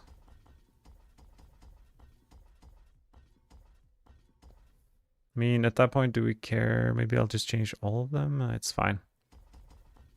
I think I'll just manually change the last two. Remember when we didn't have the refund button and we had to do this all the time? I wish there was like an X in the corner so I could just remove one board at a time.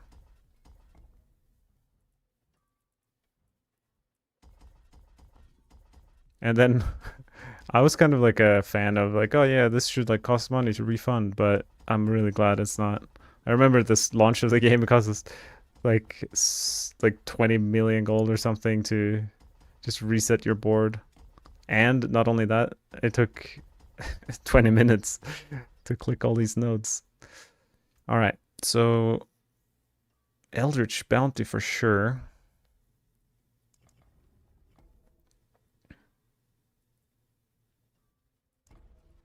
I mean, what glyphs am I using here though? Probably control.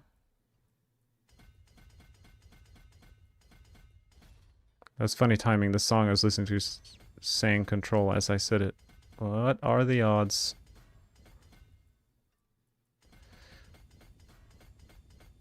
I've been missing. I haven't used this board all season. It's my favorite board. Feel reunited right now. You're gonna play Dance of Knives? You're waiting for it? I think like every single rogue streamer or player has gone for Dance of Knives. I don't think I will be going down that route personally.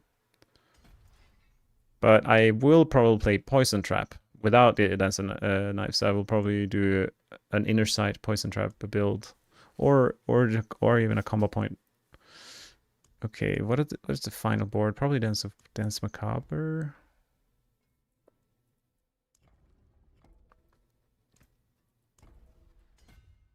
And what glyph do we want here? We have Headhunter and Canny. I guess Canny is fine.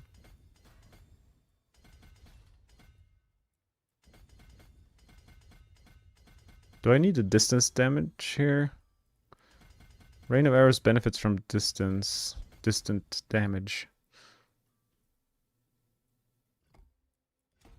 We'll suss that out for sure.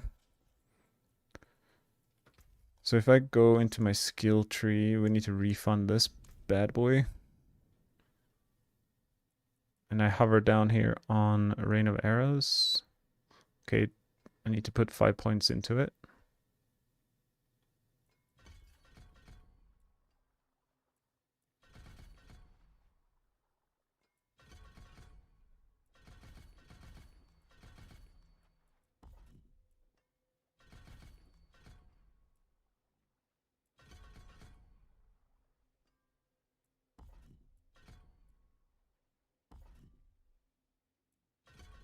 Dioxide has 1 point in Dark Shroud in the planner. It's a little bit sus.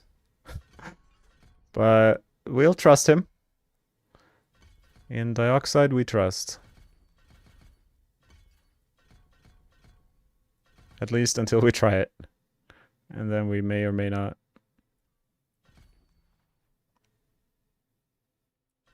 Change our mind.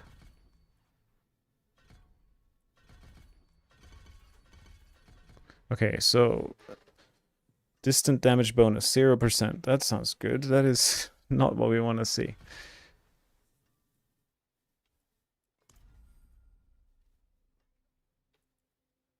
%. Wait.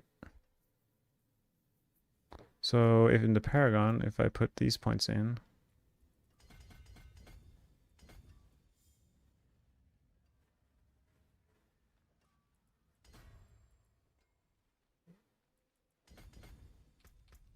so now I put in quite a bit of distant damage. How much can it go up to?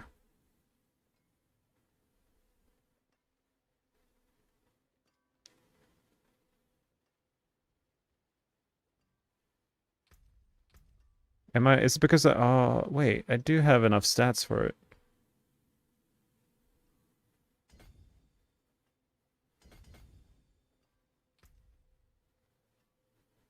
This is a Rain of Arrows build coming up. Right around the corner.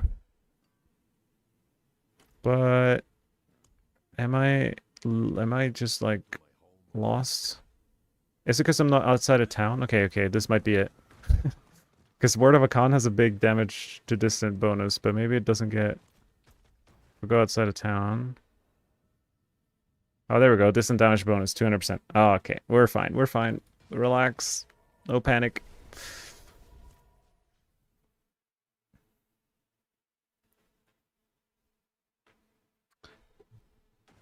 It's one of those things where it doesn't activate until you're out of town. So we're good. We're good.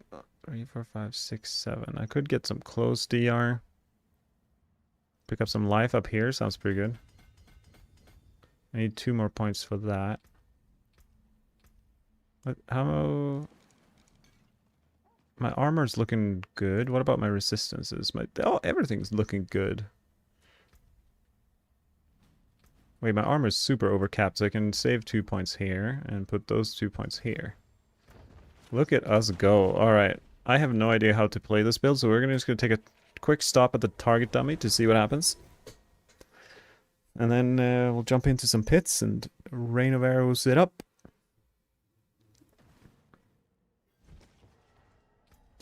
We need to sort out our little skill bar.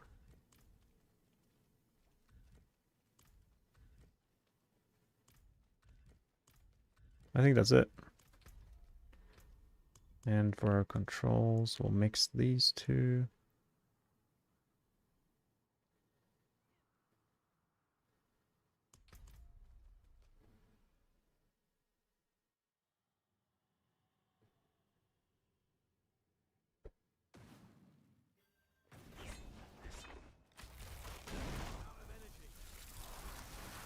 Wait a minute. It's not... I don't have even close to enough... Is it because I didn't get... Okay, let's try to put off these.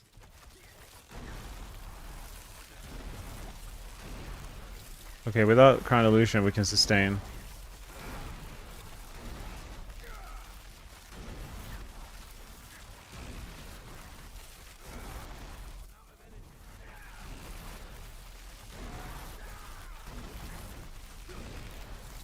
But with Crown Illusion, what happens is we spend, like, Heartseeker's too expensive for us to...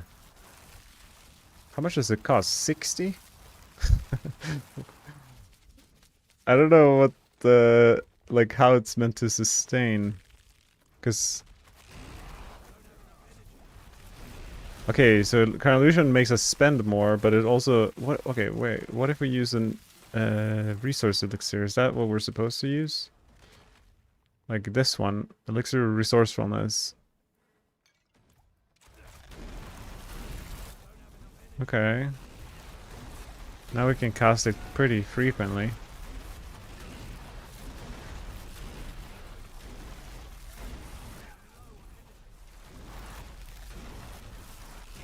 Okay, let's go to the pit, I guess.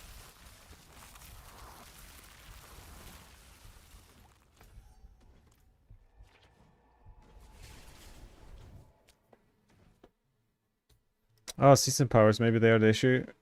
That's a good point. What are the season powers supposed to be?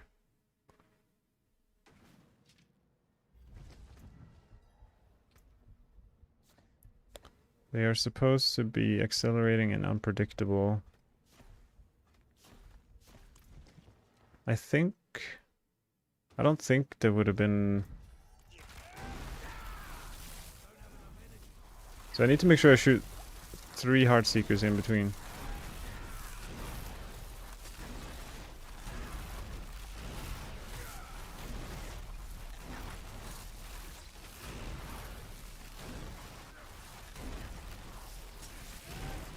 Okay, let's do it. Let's go.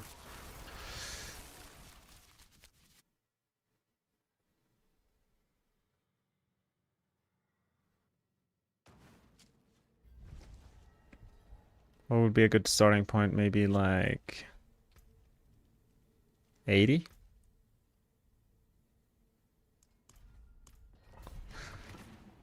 Alright. Here we go.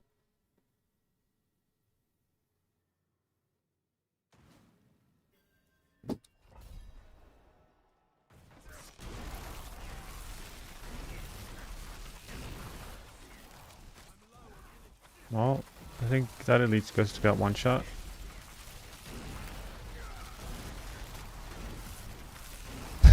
Every elite's getting one shot.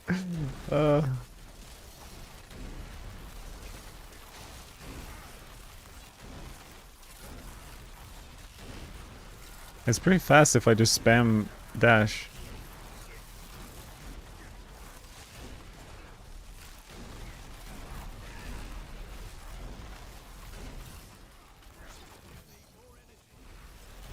I don't have unstoppable.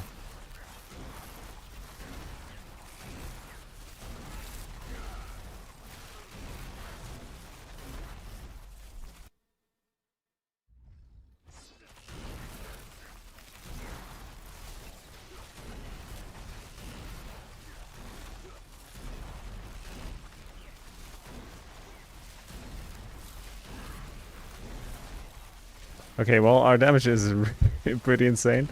I kind of want damage numbers on to see. Okay, protection shrine means we can do this. Uh,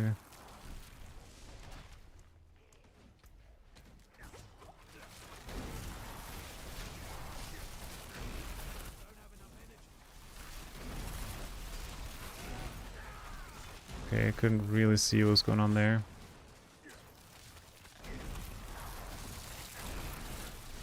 $700 billion? That's a number.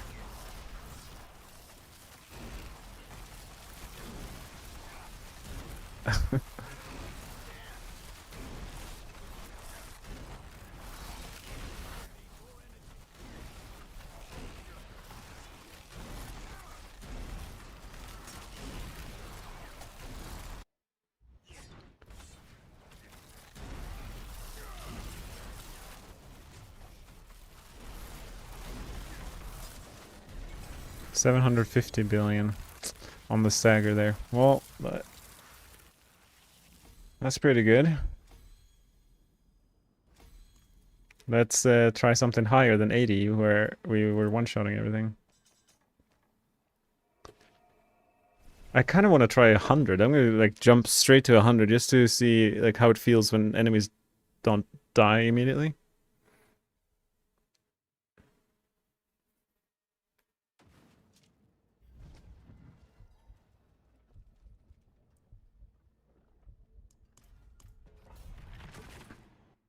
This might be too much of a jump, but we'll try it. We'll see what happens.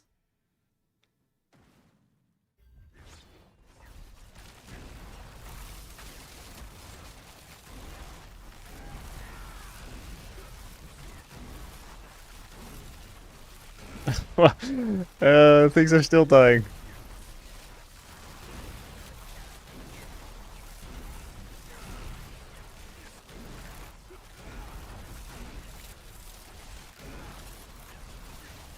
Did anyone say Rain of Arrows is pretty good? Because I think it's probably pretty good. There's an elite that didn't want to die, that's good. We need some resistance here.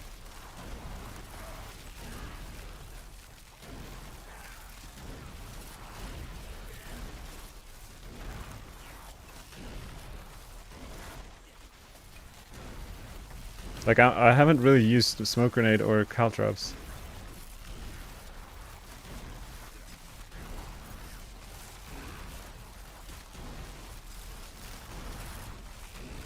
I cleared a 107 with Flurry.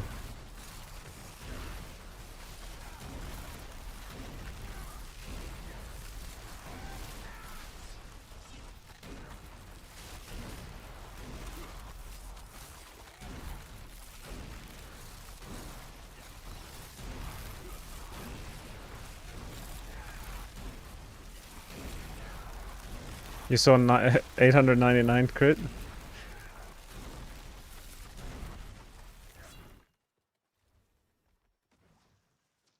Maybe I regret giving Dyer 3GA Baratheon. Yeah. That was very generous of you.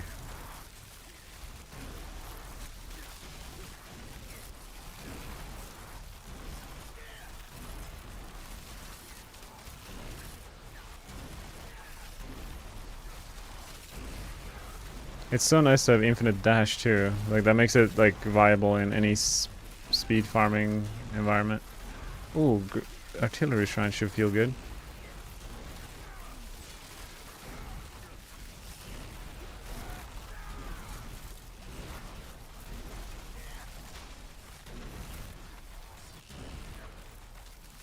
Do you think SNS will be able to do single DPS with the right setup? So the top rogue builds this season are all pretty similar. Dance of Knives with PT, Flurry, Death Trap, and Rain of Arrows. The top builds, they're all between tier 105 and around tier 110. There's a chance one of those builds will sneak up. And I forgot to mention Heartseeker in that mix. They're all between 105 to 110 in DPS in terms of the pit. So they're very similar to each other. But this is my first 5 minutes with this build, and it feels like it has insane potential. And this setup is far from optimized too. I guess not far from it, but I could probably double, triple my damage, I'm sure. I'm not even running the Quax rune.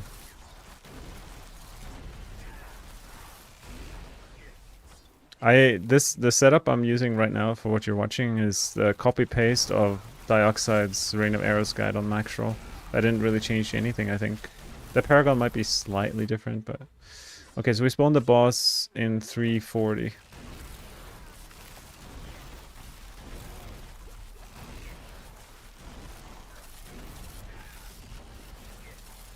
Wow, was that a 1500 billion? Is this a one stagger tier 100 kill? Almost.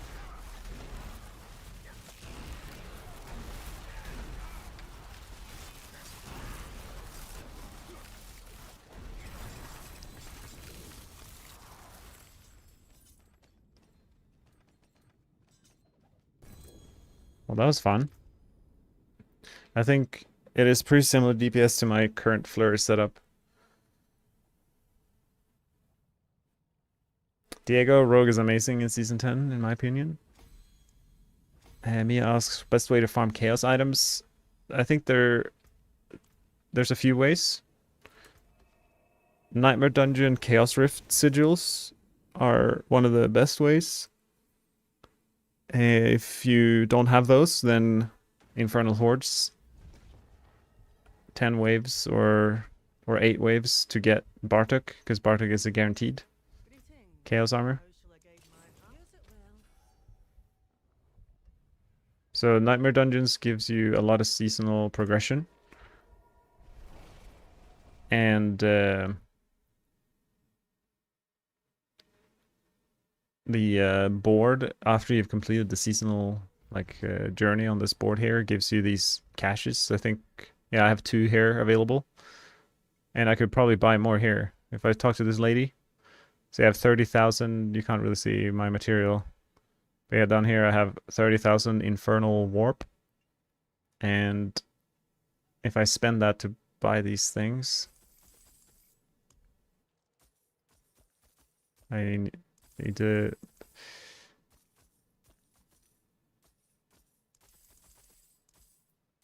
invest here a little bit.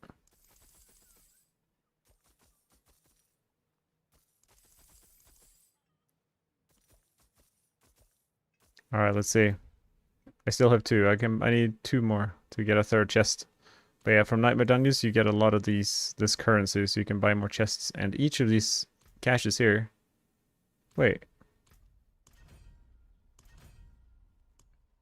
Did I get nothing? Oh, I'm selling them. I sold them all. I literally sold like 10,000 worth of. So yeah, make sure you right click them outside. Because otherwise you don't get the score. But yeah, see, this is what I wanted to show. So then as you read them, the scrolls, you get more of these points. And then you just collect as many of these as you can. So I just opened 3 and I got 3 Chaos Uniques on the ground.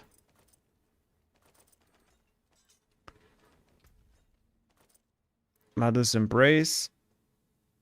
Word of a Khan helmet. I don't think I will ever use that. Yeah, I got 3 pure useless ones. But yeah, that is probably one of the faster ways along with Infernal Hordes.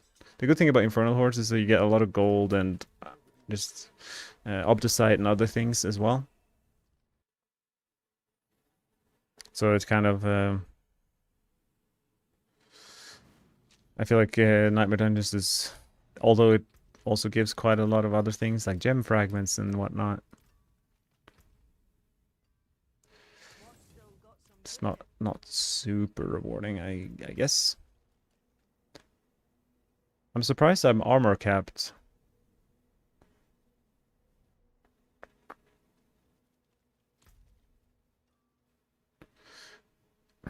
Yeah, right now it's definitely look good for the first run. So am I missing anything here?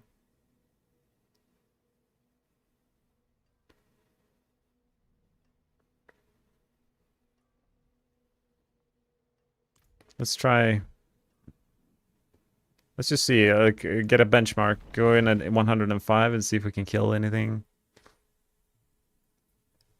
I guess I should probably speed farm a bit more, actually, because my glyphs are really bad. I'll try with bad glyphs and see what happens.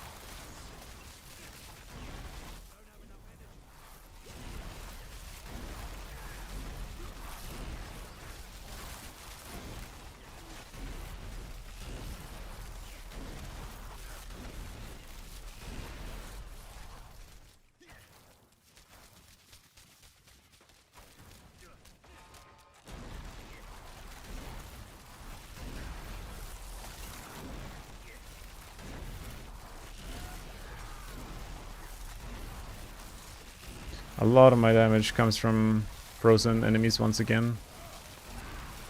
Probably even more so with this build than my Flurry setup.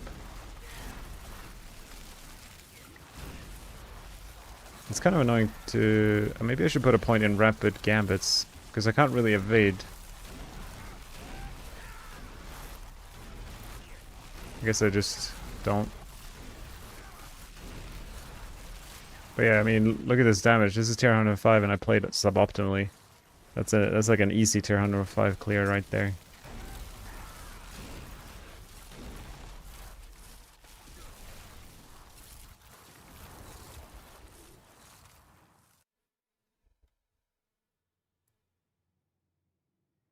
I think it would feel really good in hordes, this build, because you cover the screen in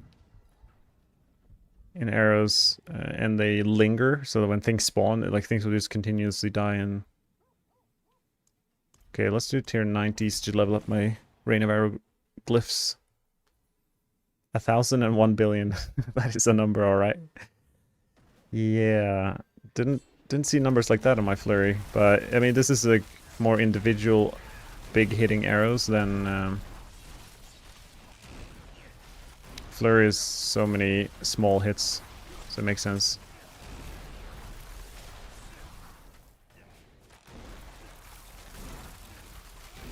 I gotta remember to not be. I shouldn't really be running. I just dash around.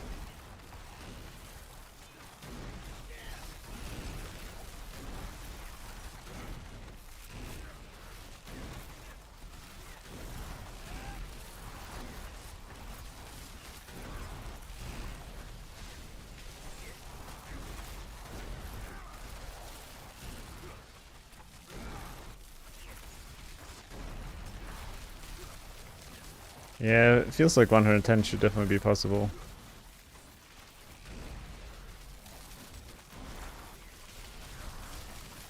But I think it seemed, according to the Darkside, that the Shard of Rathiel needs the GA on the max resource to be able to sustain a Quax rune, for example.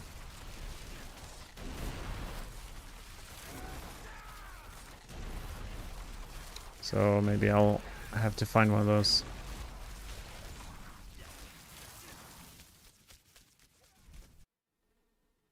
Ego Shop, what's keeping you alive when your health gets so low? So you see the blue bar covering, like the blue color covering my globe? That's like a 100% barrier.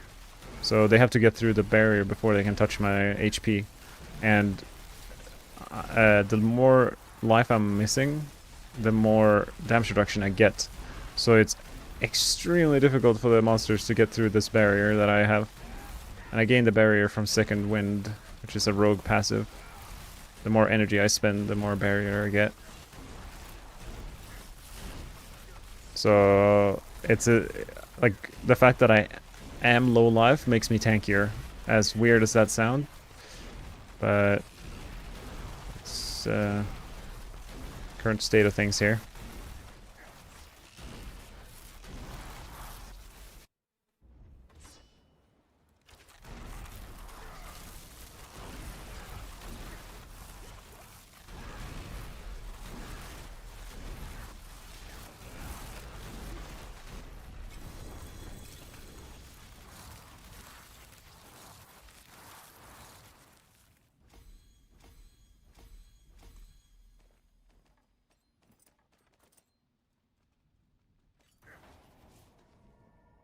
This looks really nice. Yeah, it's I don't know what I expected, but I didn't expect like elites to just like pop. They just like go from 100 to 0 on pretty high tiers. Does Dark Dance not work here since you're also spending life? I think like Dark Dance doesn't work with the Beast Cornered. But yeah, I think I've seen people talk about that, but I think every class would be able to take advantage of it, and I don't think anyone is, as far as I'm aware.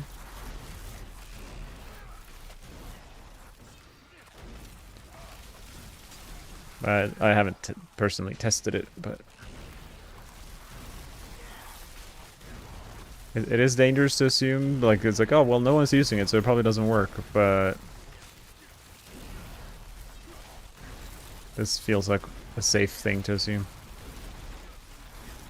I should probably move, like, the thing with Rainiers is it takes so long to the damage to happen, but, like, I don't need to even look at, I just send it, like 2 waves of Rainiers, and then I can start dashing to the next group.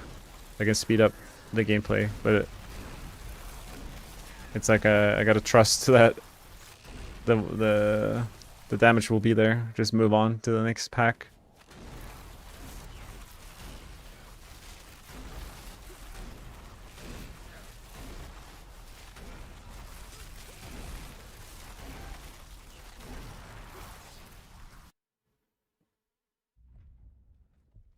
You hate pulverized druid, it's boring.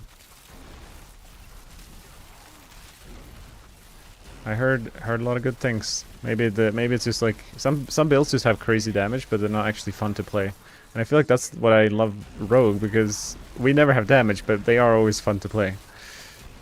It's like the opposite problem.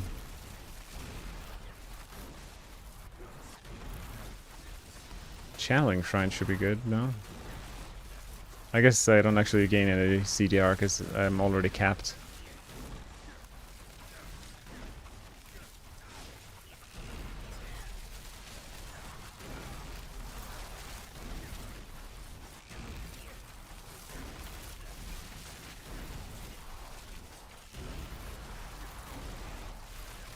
I mean, 2-minute 90s is what my Flurry does, and I feel like I'm not playing this very well.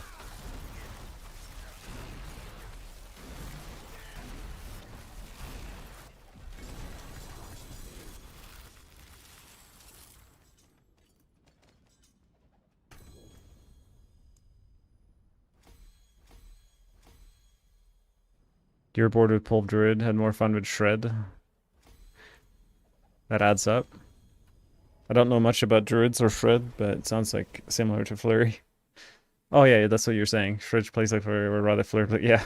And I was playing with Chronix, and he was doing Crushing Hands Spiritborn, and that seemed just like Flurry as well. Like he was like dashing between packs in an AoE. Like there's a lot of similar builds to Flurry. Didn't realize that was the case. I guess I can put away. I kept my Flurry gear in my inventory because I'm like, surely I will just go back to it. But I think we're on a bit of a holiday from the Flurry life for now. Shred is mucho fun. I believe you. I heard that Shred leveling would be insane this season. Oh yeah, I should do a hordes. I'll do this one pit and then jump into a hordes, just to suss out the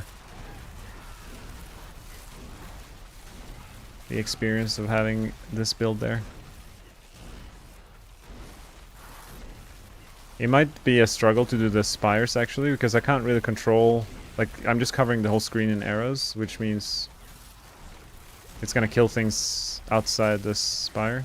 I'll probably need to like stop firing for a while.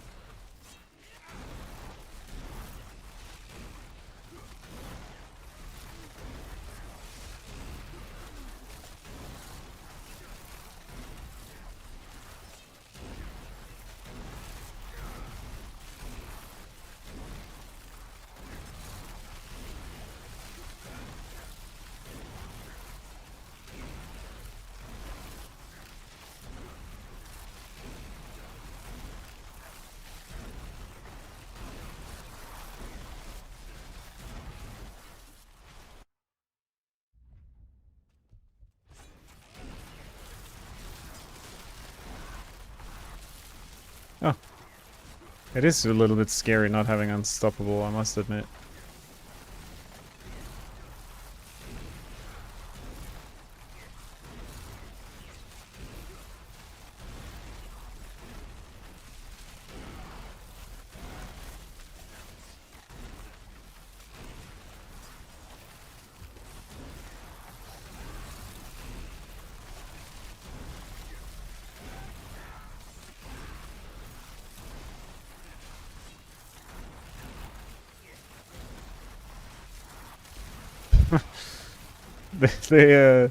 What are these called again? The little crossbow ballistas? When they're cold enchanted, they just instantly freeze you.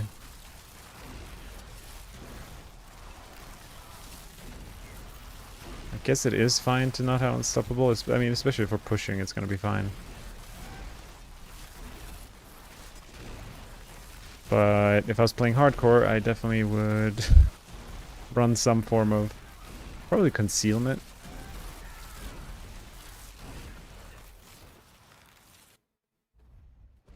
The corpse pose, yeah, that's the one.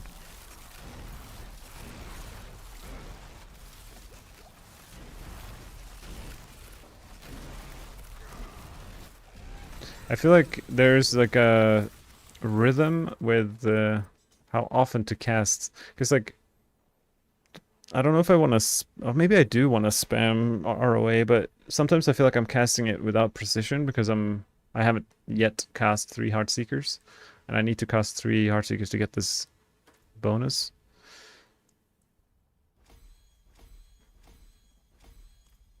So I'm not sure if it's worth like slowing down the casting just to be able to. Whoa, I've got a lot of offers on my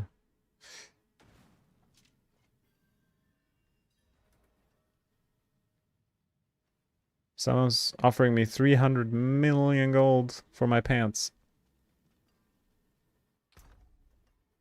But maybe they're not around.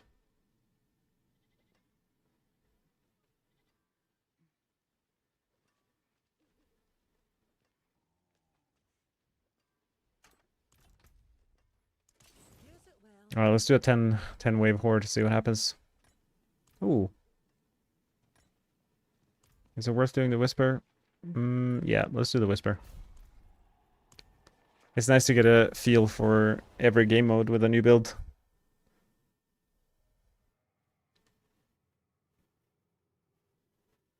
The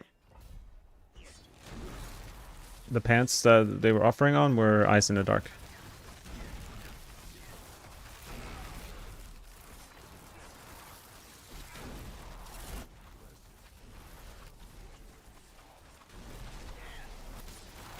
Okay, so here I really don't need precision, so here I can try to move as fast as possible.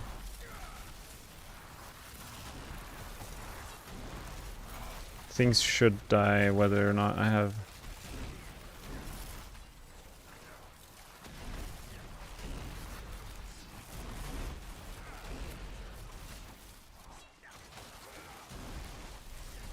Yeah, people love Death Trap. I think it's just like it's funny how the popularity of builds are dictated by the marketing they receive, and because Death Trap has been such a common theme in terms of on YouTube and forums over the last couple of seasons, when a lot of players think Rogue lately, they think, oh yeah, I want to play Rogue, and like I've heard about this Death Trap thing, and despite like it doesn't really matter what state it's in because the momentum for that build is so it's got good momentum. I don't think... And some people are not scared of, like, a difficult build to put together. They don't mind grinding for it.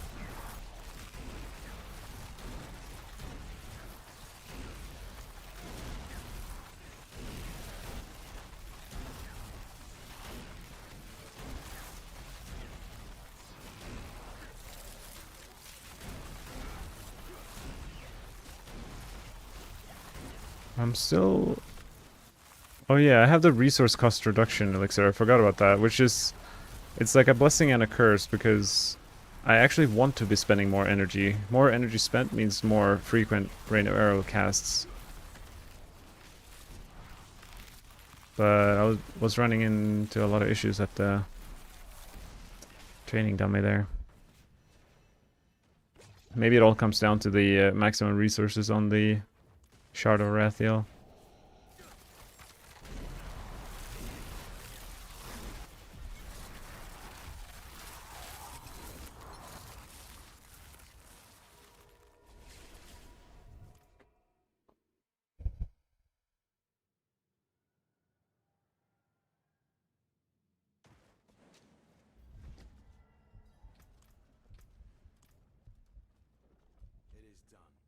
One-handed weapons, I'll take it.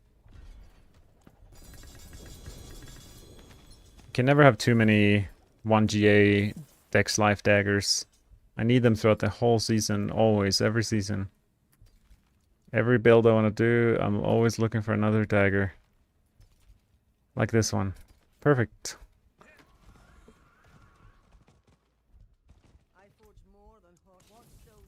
I always use 1GA items and I trade away 2GA items.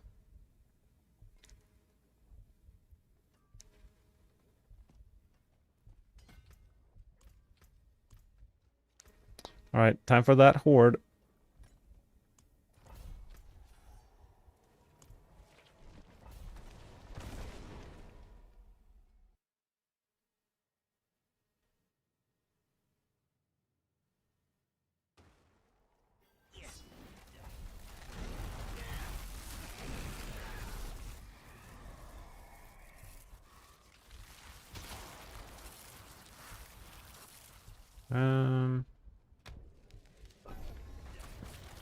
Go for the other lords here.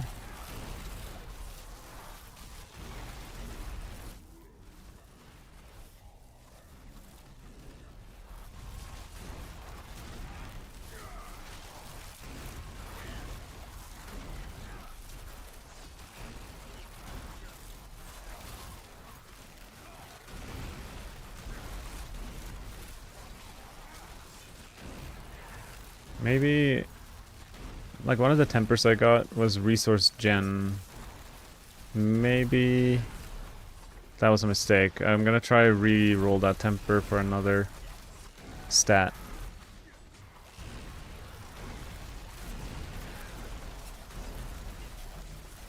That might be what I need. I think I ran out of the resource elixir. Maybe that's what happened now.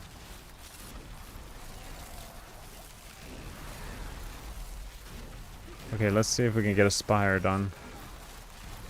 I was lucky to spawn a bunch of monsters on it. That helped. Ooh, chaos wave. I think we're going for the chaos wave. I mean, everything for the chance for some little baby goblins.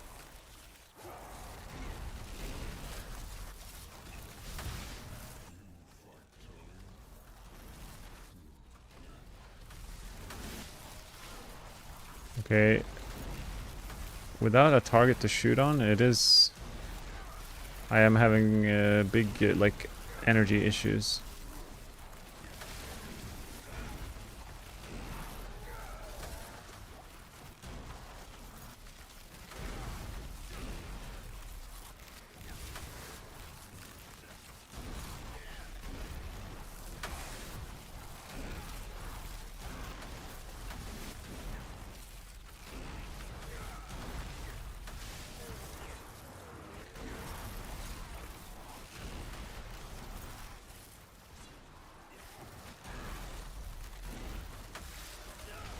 Oh, dead.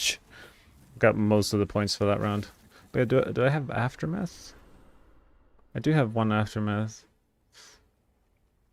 Yeah, I think the solution is to remove these resource gen for ultimate restore.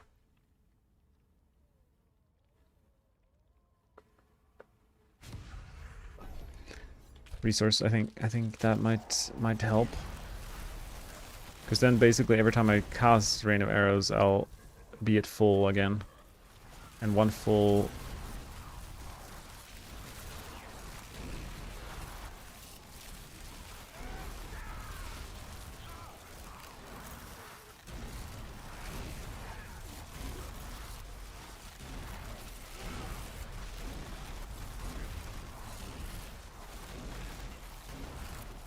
See ya, Mia. Have a good night, and thank you.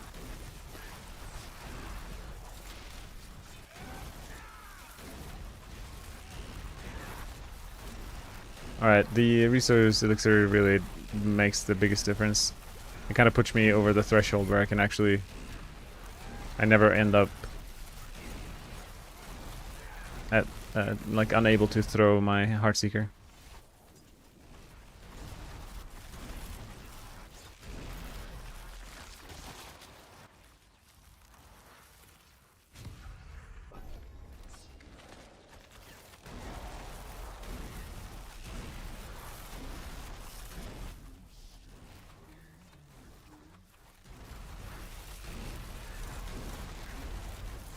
If I stand in the middle and shoot a rain of arrows in every direction,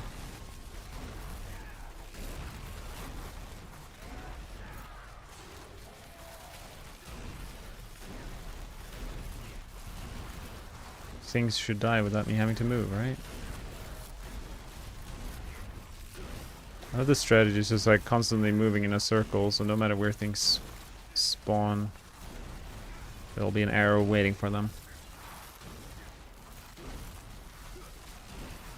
Spires are actually a lot easier to deal with in single player versus in a party.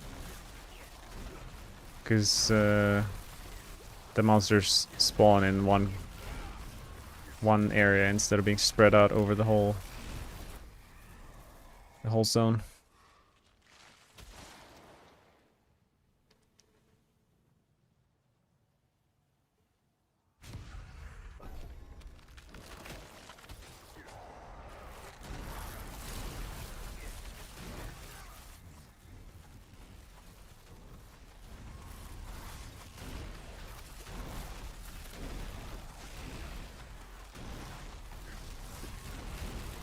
But it is funny that, like, despite this being very strong builds, the fact that it's comparable to Flurry and how easy Flurry is to put together, it makes me value Flurry even higher. It's like every competitor is so much more difficult to get going.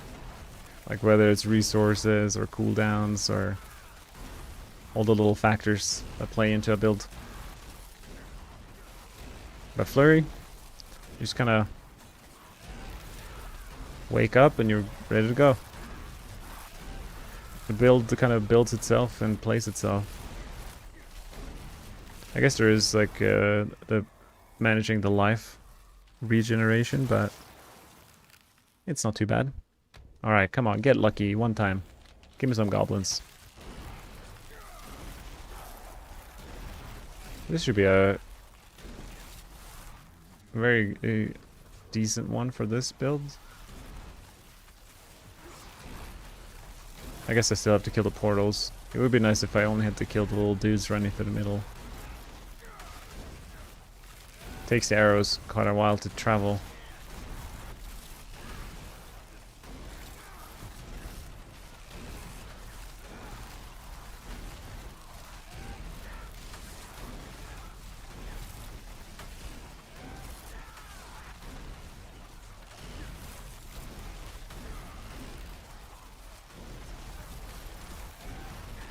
Like, do you even get to score for this? I think I started at 536 and I'm still at 536. I guess these guys give some points. But overall, the ether from this wave seems a little lackluster. Oh, there we go. Okay, 200. That's what I'm talking about. It just rewards you at the end. That kind of makes sense. I mean, I don't want any of these.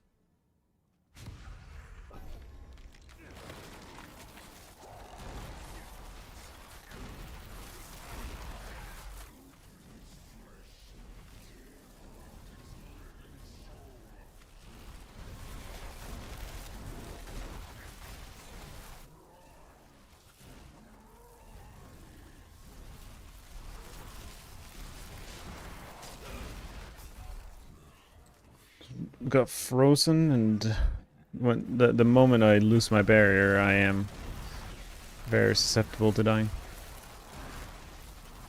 Definitely something to look out for. At all costs, don't get stunned or CC'd.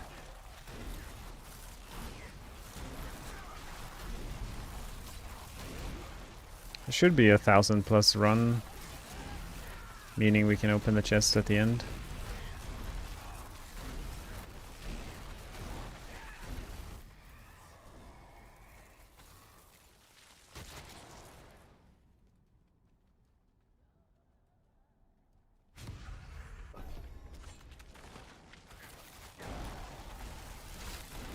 That was a lucky start.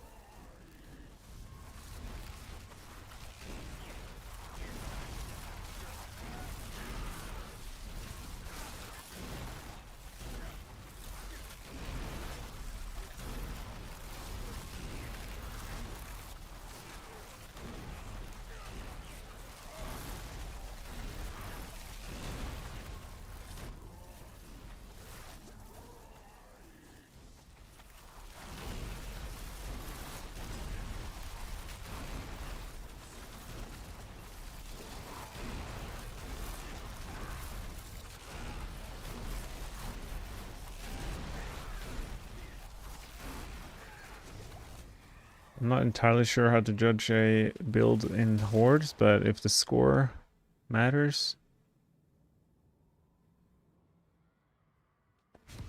then I feel like it is doing pretty well. This, we have two waves left. Maybe we can get close to 1,500.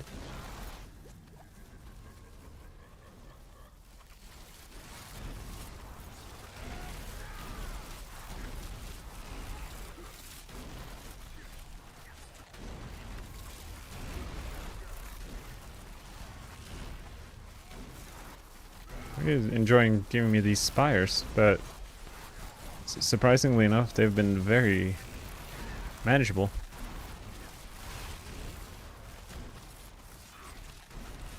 Where'd that guy come from?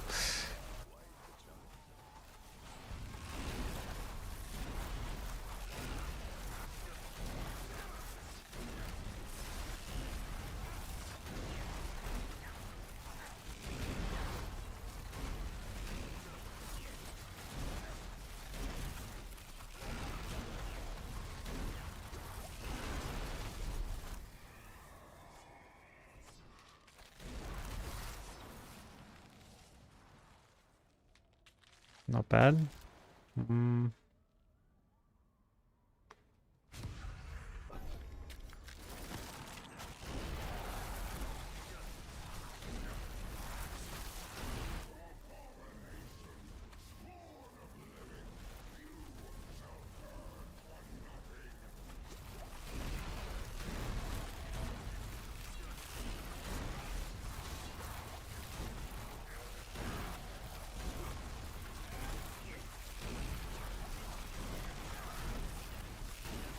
I can imagine if Blizzard playtested hordes in single player, they like the spires seem fine. The only times I've had issues with them is in party, where it just seems impossible to get enough monsters inside the area.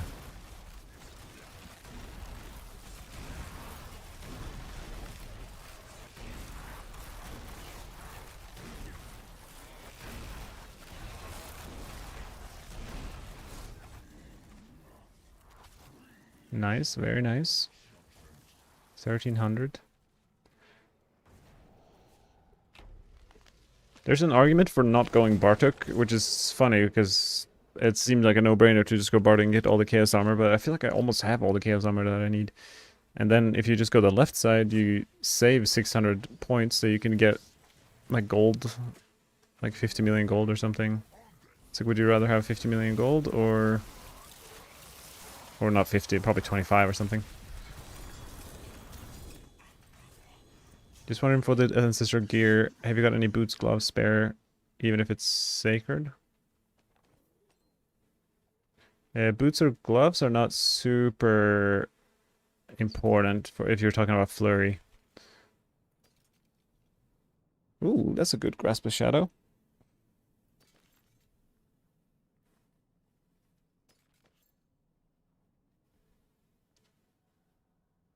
But yeah, you can have these Grasp of Shadow gloves if you want. Liam, what's your battle tag again? These Grasp of Shadow gloves are the items I used for a long time on my Flurry rogue.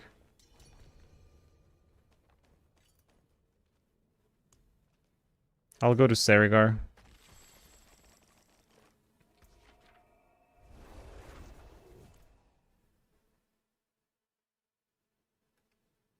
Yeah, you mentioned boots or gloves. Boots, I'll see what I have in my inventory. Maybe there's something.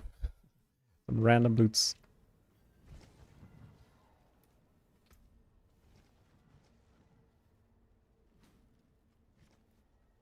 Perfect. You can have these.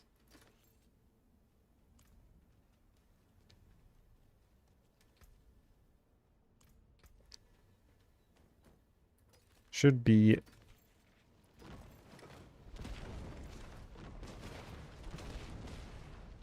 good enough for a while. Hello.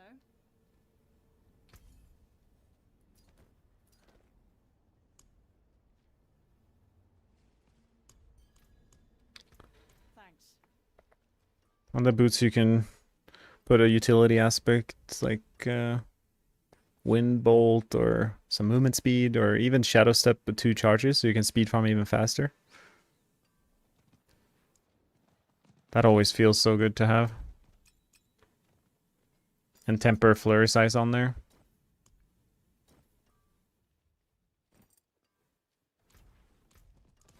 What's left, you ask?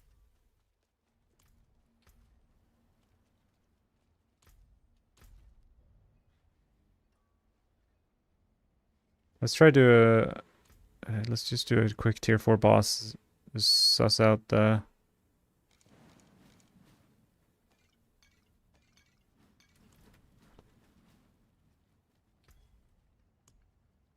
I guess strength of this build on bosses. I'm just gonna make sure I have a couple of these because struggled without it. I wonder what the secret is. Thank you, Lion Infant, for following. I wonder. Well, I'm gonna talk to Dai later and see what is it that it like puts this build from being able to not worry about resources. Oh yeah, I forgot to do the temper. That might be the biggest one.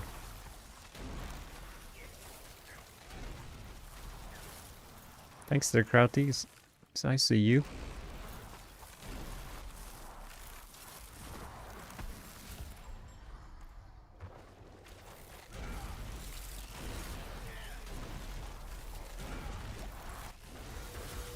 Oh, okay. That is the fastest boss kill that I've experienced this season. Flurry is very fast, but not quite that fast.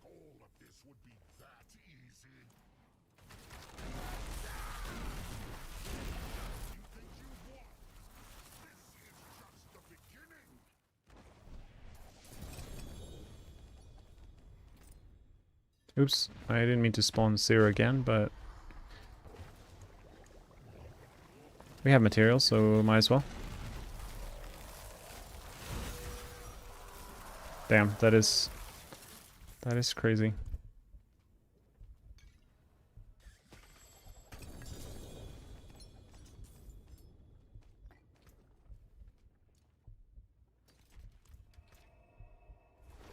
Actually, let's do these materials.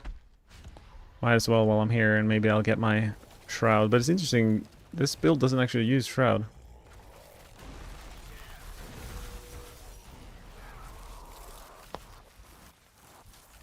It makes sense, because Shroud isn't that much damage.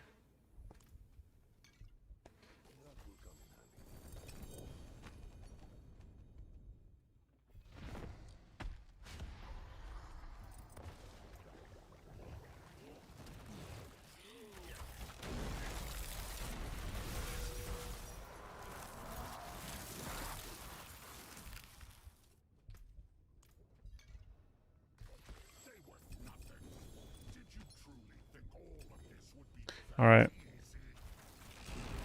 Let's see if we can sort the resources out with different tempers, and then we can go try some pushing again.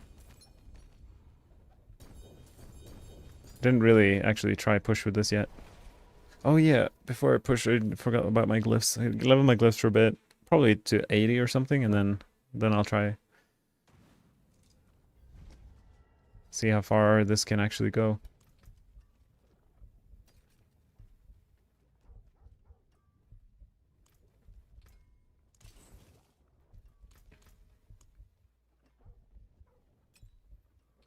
So if I roll ultimate skills, restore primary resource here. I got a perfect DT roll. But why?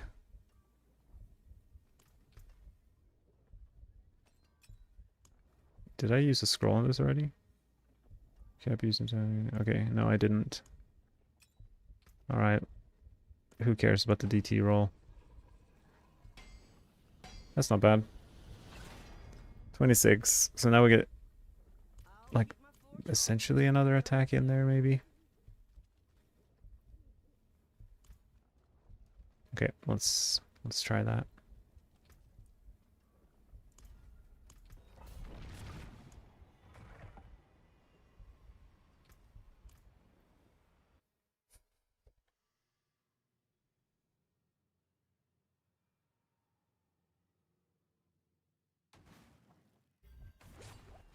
Everyone's favorite map.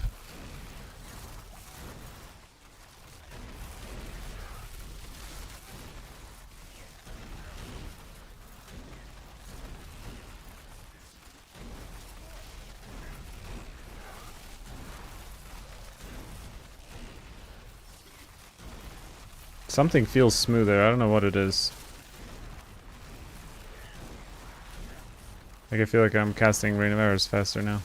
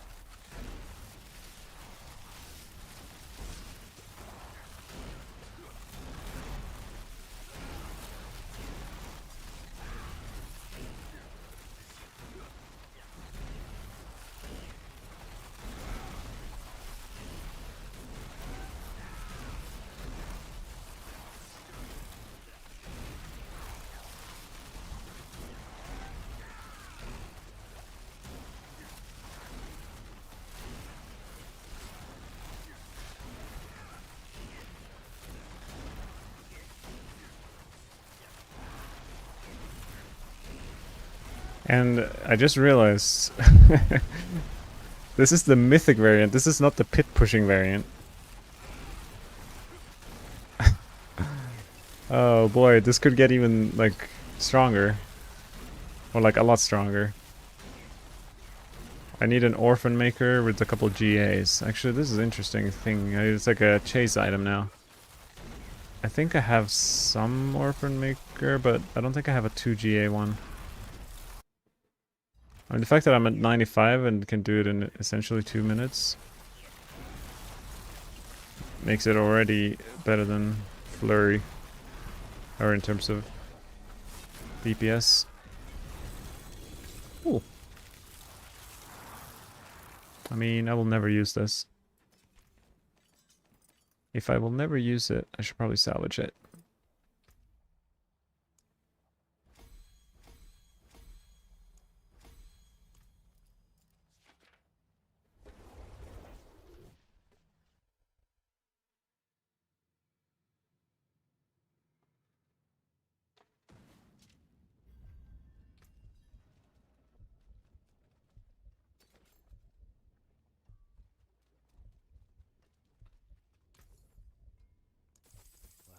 Can never get too many GA Dex amulets.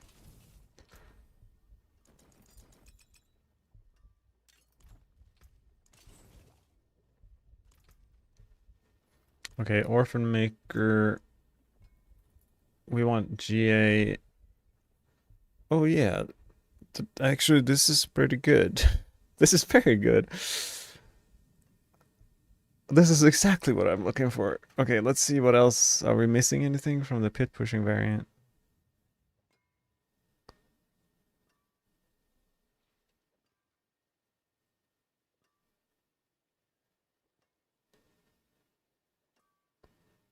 Um,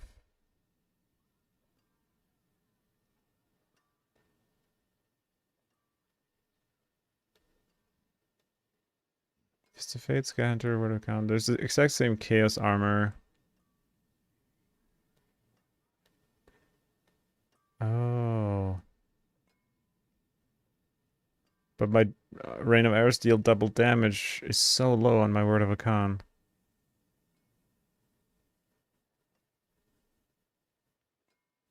Ideally, my Word of Akan has a much higher roll on that. That's kind of my main concern.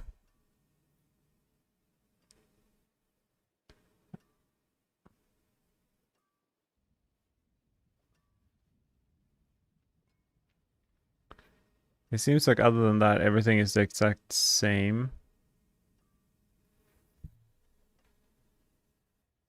Greetings. How shall I guide my hammer? Okay, I'm gonna try to retemper this thing to ultimate restores energy.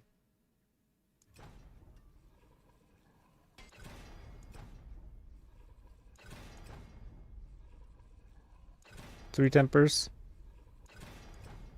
One time lucky. Oh my god, last roll. Oh, never unlucky. Thank you, Ravel and Mewtwo, for the follows. Okay. I'll keep my forge hot. Return soon.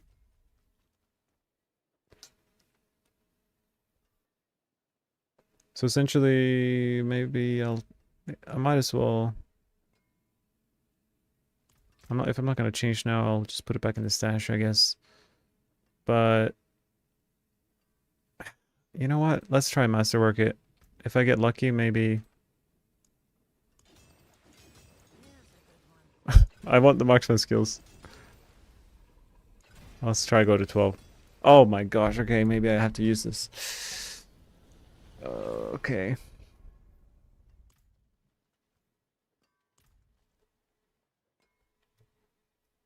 So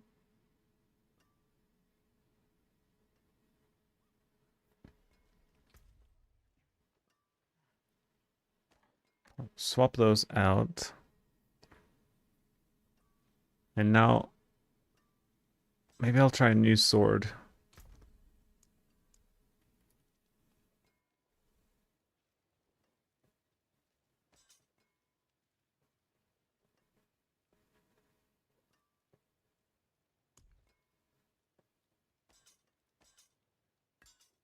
I forge more than horseshoes and And on this sword, it's quite important that we roll a high roll of Rain of Arrows double damage.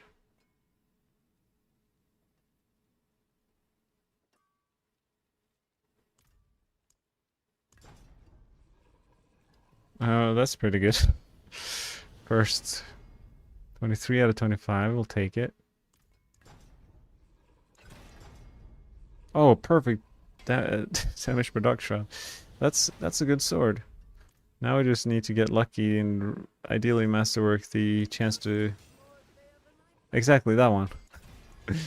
And then ideally again, yeah, and in a best of worlds we triple crit it. Oh, that would have been something. Ugh, well somehow we just made this sword that I really was doubting my ability to be able to make something like this. But sometimes lucky, I guess.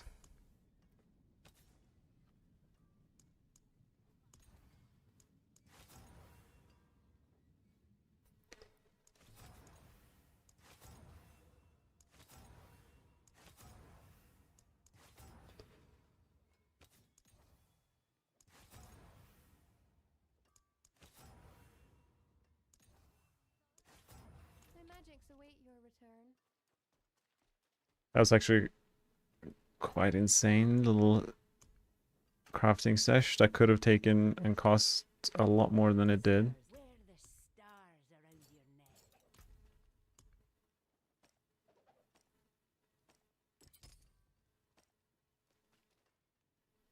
Oh yeah, now the rune words might change.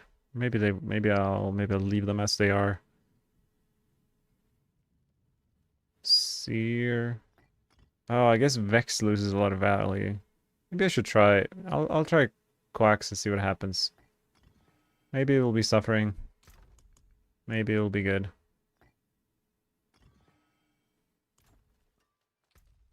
Alright, well that was an easy swap over. I wonder if there's anything else that changes. I still am not using Headhunter. What am I using instead? I think Control? No, Fluidity. Okay, I'm using Fluidity over Headhunter, which doesn't really make sense. Actually, you know what? It gives me some region, which has been an issue. So now my Reign of Arrows is rank 21, which is a lot higher than it was. Oh, I forgot to change the aspects. Gotta do that.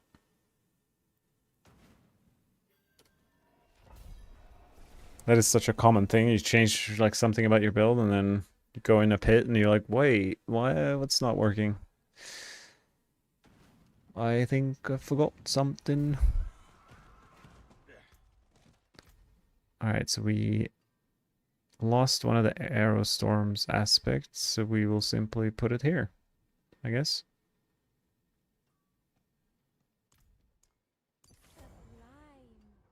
Wait, we should put it here. That was perfect. And then we put here Vengeful. And on this sword, we will put, I guess I put Jake.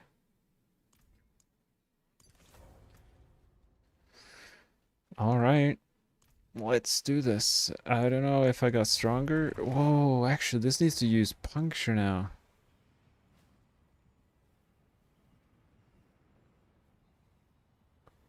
Can't use... now that we have Orphan Maker, if we use Heartseeker, it will start reloading, which is not ideal.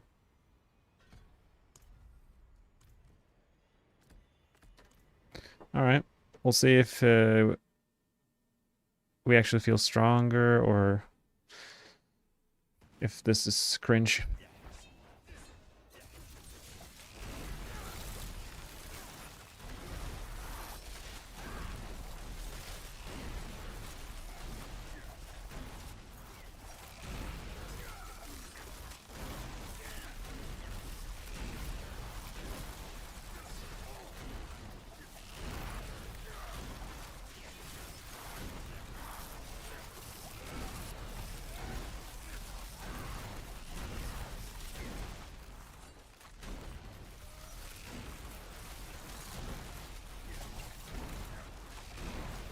I mean...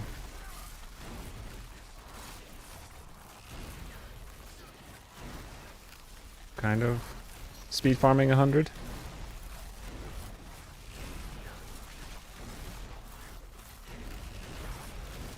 Did I kill these guys? I didn't.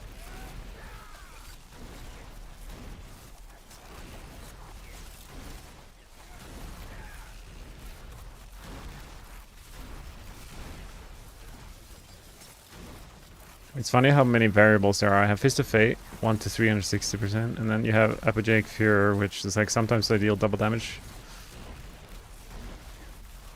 Oh, that is scary. The Daze Clouds.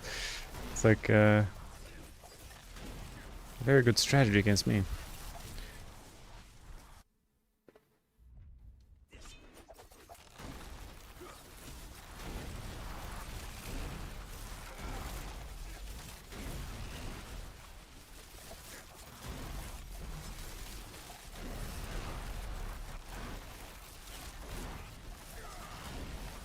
The knights with the barriers are a bit annoying. I gotta read on precision, and I feel like I haven't played precision in so long. Like, I don't know if I actually need to hit targets to generate precision stacks, or if it's simply casting. casting the skill.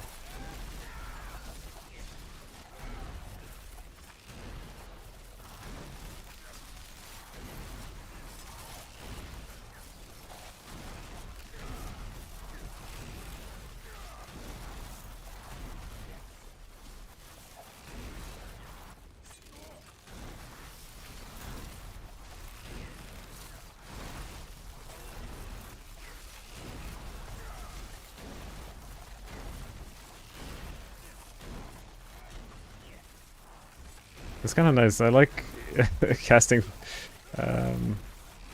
puncture. It's one of my favorite rogue skills. A triple. They're like always imbued in a bunch of different colors. My little daggers.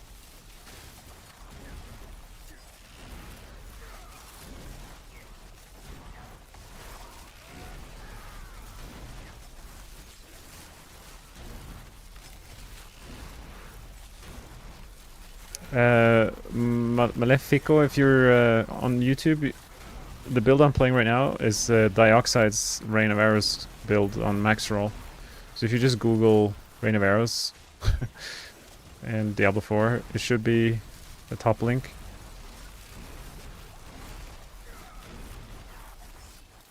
I literally just copy pasted that build.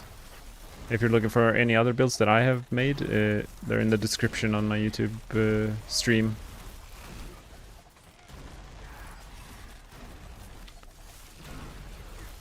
Okay, well, this is like similar speed to my Flurry. 4 minute 100 is comparable.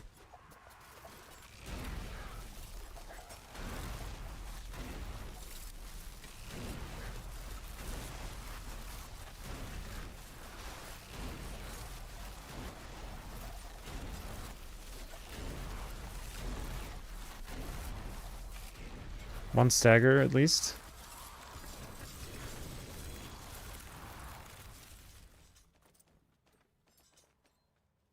Do you think Rain of Arrows is stronger than the one you made with Flurry? It's a tough call. I think so. Maybe with a few tiers higher, Rain of Arrows would win. But I'd say it's a little harder to gear for. But they're pretty even. And by pretty, I mean very.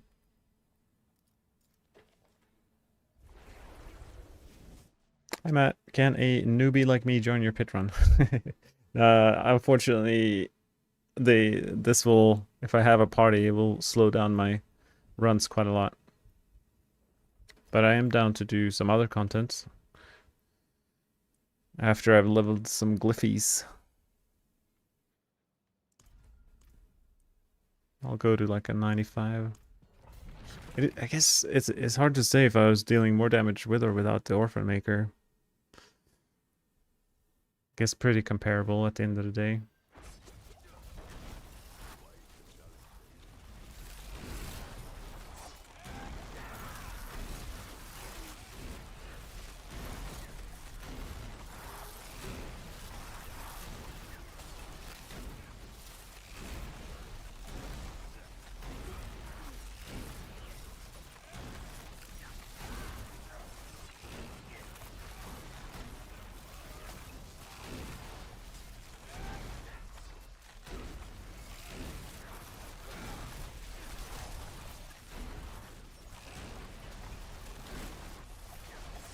I'm getting more comfortable, like, knowing when to leave the elites behind.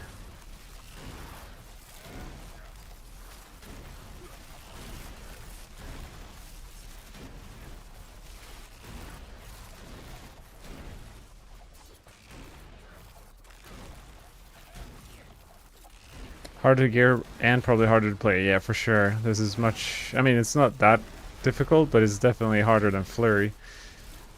Flurry, you hold down one button and you fly.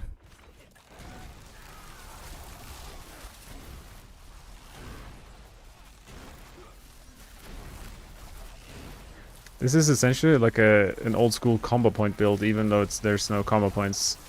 Like I'm casting 3 flurries and then a rain of arrows.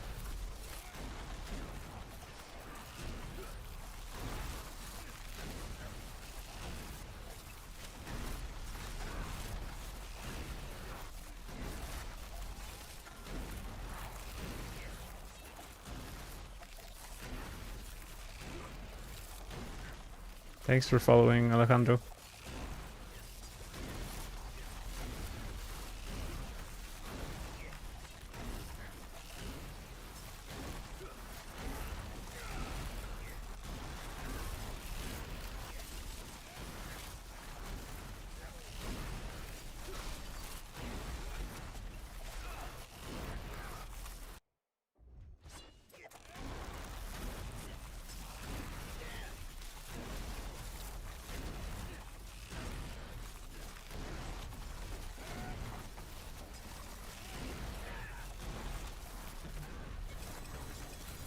Well, we're hitting in the trillions during the staggers.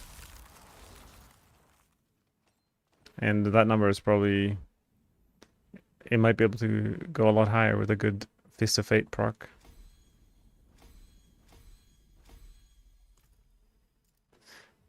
What aspect did you say for boots if you didn't have greaves for the flurry? I mean, essentially anything that you think looks good. But I think I said Ravagers, which is gives you another charge of Shadow Step. But that's not a must. It's just like some more mobility. Or Wild Bolt, I think it's called. It pulls in distant enemies to you. Maybe that can be nice, and you deal some increased damage to them. There's not a lot of good options. Or just more movement speed if you want. Alternatively, something like...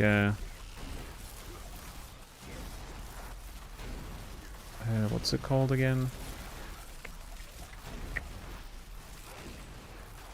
I don't know what I... Yeah, there are a few semi-useful boot aspects.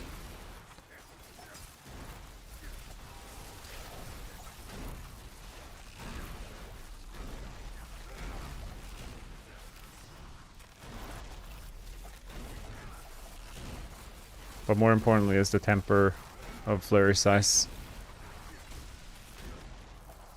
Oh yeah, shared misery I guess you could put to spread like freeze and stuff. But I don't know, this doesn't sound that good.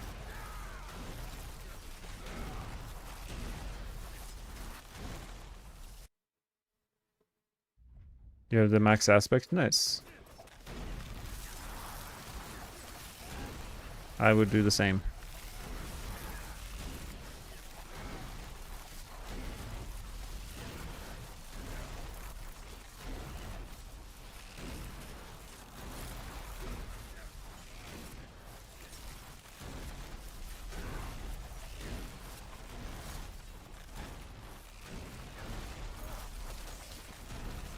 It's definitely one of those builds, this one, like where if I'm 100% focused, I can speed up my pit by a lot. But if I'm just like mindlessly shooting without really thinking about my gameplay, it definitely slows myself down. I like it though. Definitely recommending this build as well. I mean, Flurry is definitely more beginner friendly, but for those advanced rogue enjoyers out there, this is pretty crazy.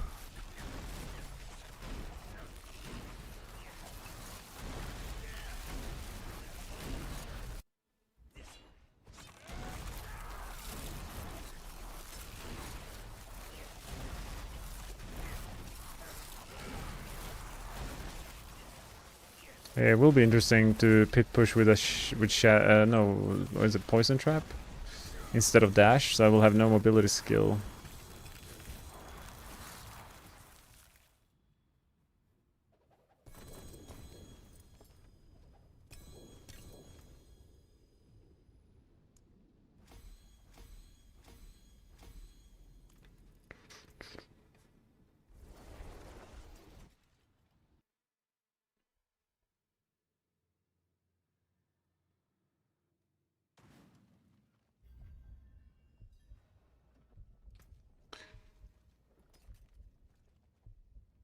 Perfect Edge Master's aspect. I guess I will probably never use it, so I'm just gonna keep the crossbow for myself.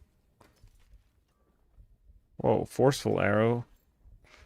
I mean, if only chaos armor didn't exist, these pants would be crazy. Absolutely crazy.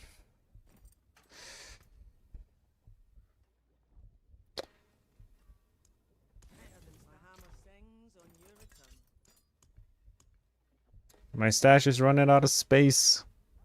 I need to make some mule characters. I mean, or I actually go through my stash tabs and like see what's useful, because there's definitely a bunch of garbage in there. It's like day 1 and 2, I had to kind of save everything because I don't really know what I will need. Okay, so what are my glyphs at? 79 and 90. Do a cheeky 100 to get 100% chance to upgrade it.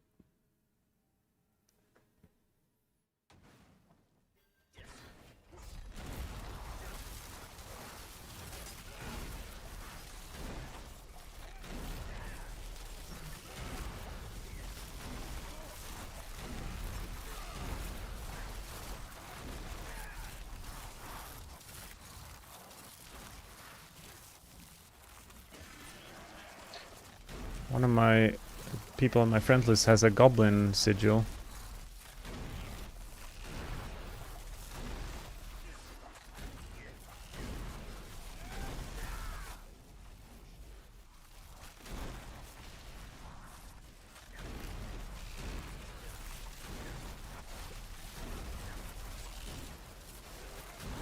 I want to do a Goblin sigil. I actually found one myself.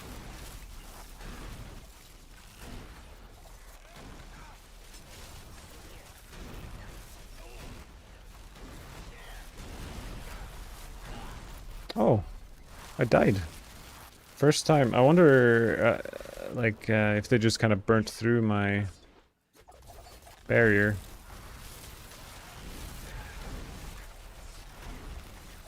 Or if I had a gap in throwing punctures and...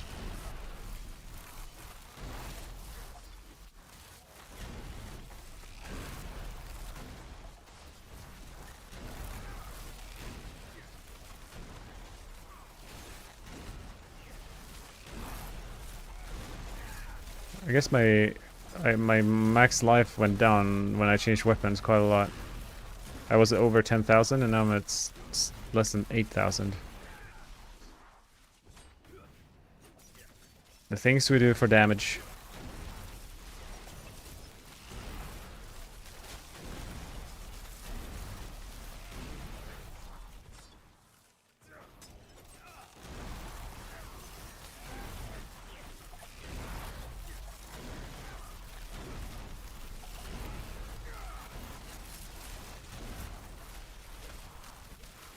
They froze me.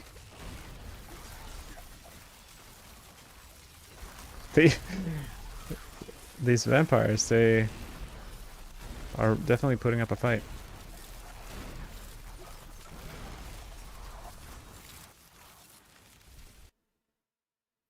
3 a.m. here, gonna get some sleep, take care, thank you again. Oh, no worries, Liam, thanks for hanging out. Thanks to everyone for watching my Diablo adventures.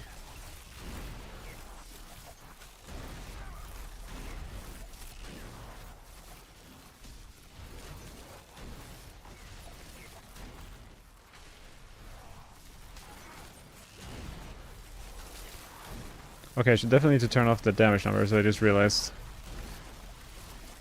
I now know that we can hit around 1 trillion. That's about as much information we need. Now the yellow numbers need to go.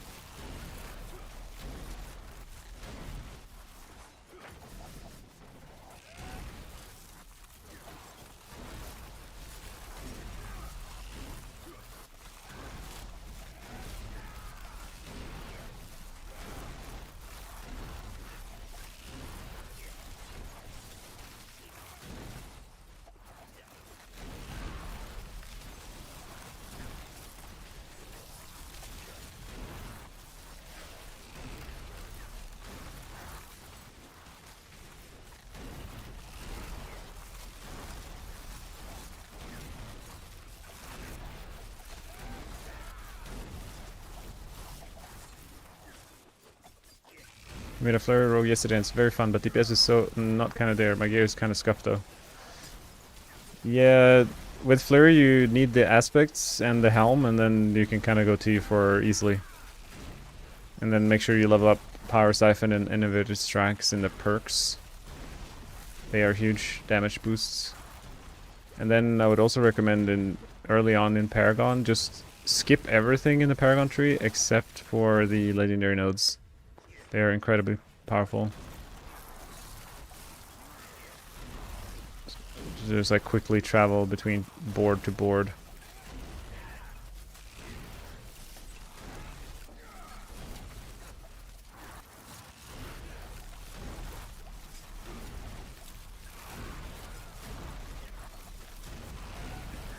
Okay, so I'm thinking.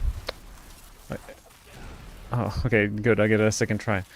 Like, basically, I'm trying to count 3 punctures before every rain of arrows, but maybe it's just better to spam it. I think it might be. Well, even if I'm not proccing precision, it's still gonna be dealing quite a lot of damage.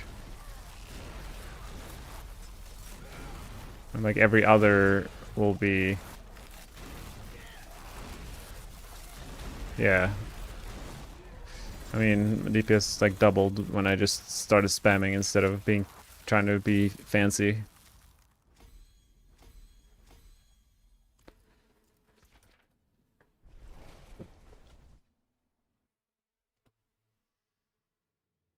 You're missing the helm, you put it on boots with random legendary helm. Yeah, the flurry death mask makes a big difference.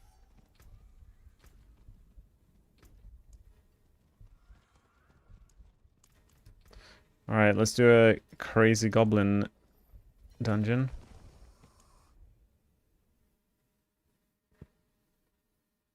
Should probably empty my inventory. I'm assuming I'm gonna get quite a lot of drops.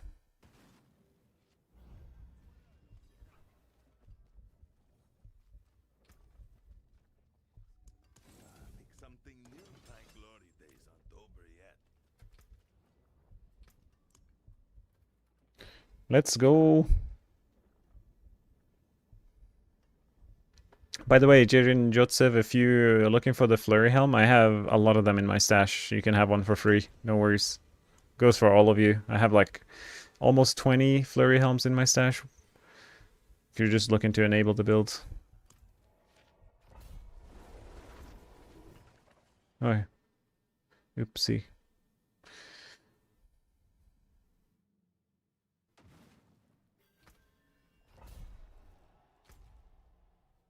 I see a goblin.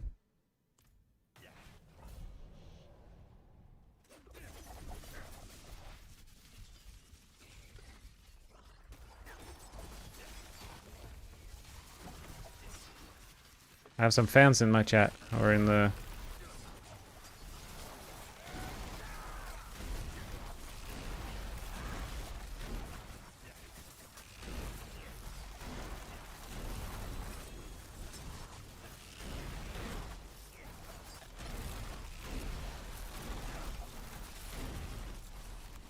What do these guys even drop?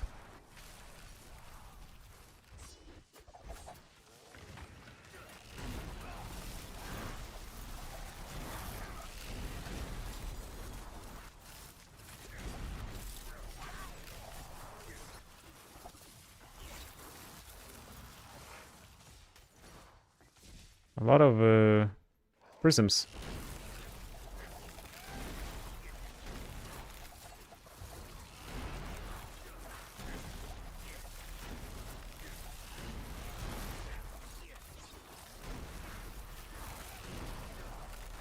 What's your battle tag?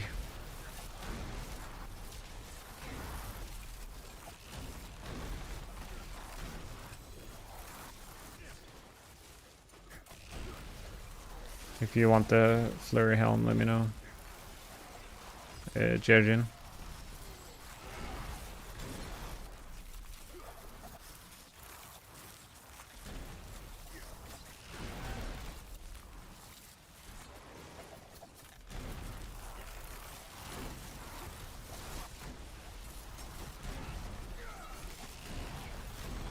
I'd be happy to take a helm off of your hands, Devin. Yeah, you're more than welcome to. It really, I feel like it elevates the build a lot, not only from a damage standpoint, but all of a sudden you don't need to worry about resources.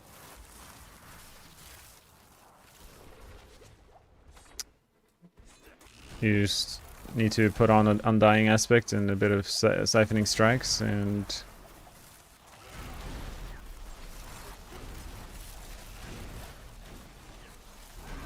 life is good.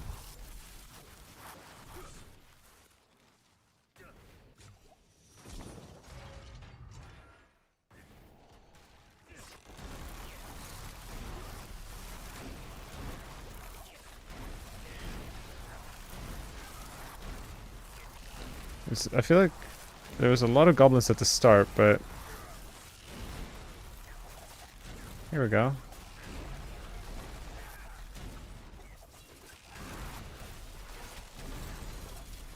Maybe there's like 10 goblins in total or something. 1, 2, 3, 4, yeah, maybe less than that.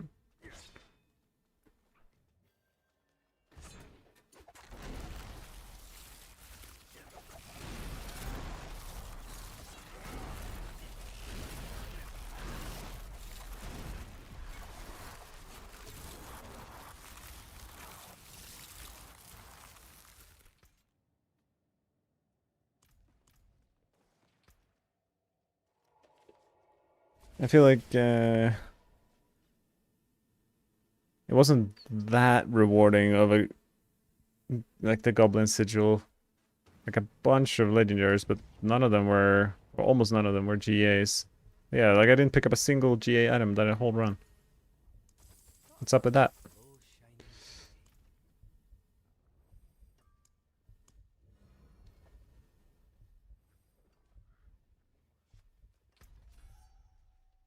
You want me to inspect your gear? Sure, I'll add you and check it out. More than happy to. I'll try to find one with a high percentage here. 95, let's go.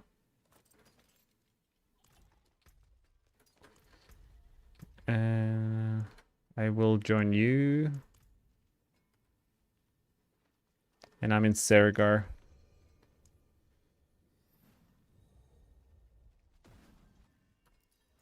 Greetings. Hello, hello.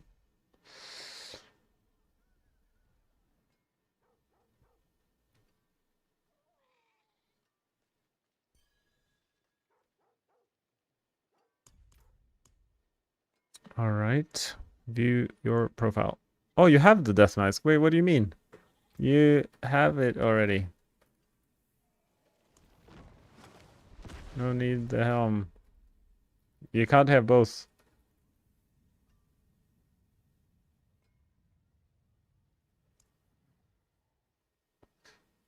And let's see here.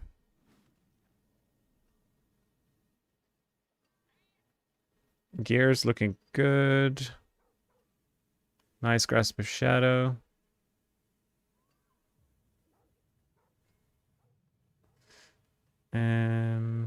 Very nice temper. Wait, that temper is not a legendary temper. You must have had the rare temper for that. So you can replace the two-handed temper for a better one.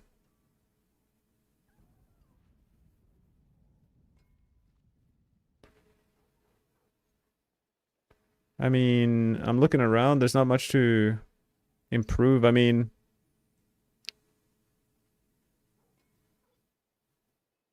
you can roll dex instead of shadow resistance, but I'm assuming you need the shadow resistance, but maybe you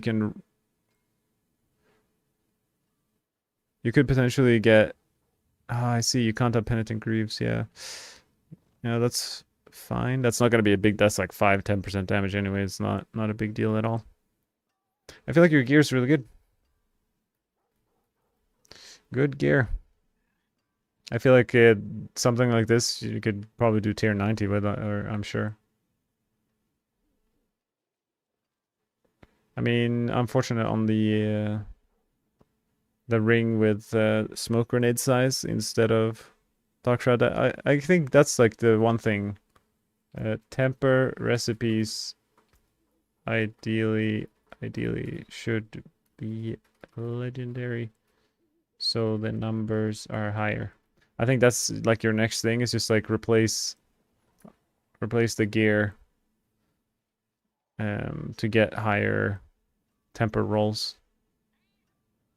Like a lot of the numbers should just be higher on them. But otherwise you have the right aspects, right slots and stuff like that.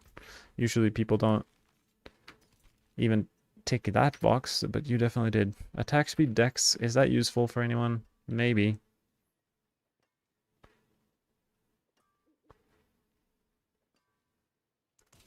My hammer sings on your return.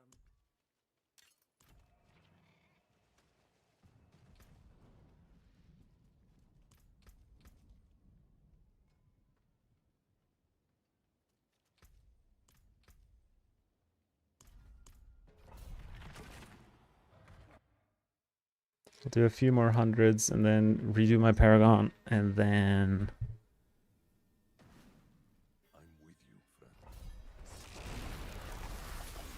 Matthias, Stardust Ghost is a good option for second ring. In this current build, maybe. I think it is more damage. I'm not sure. Like we have such good aspects that Stardust Ghost kind of loses value.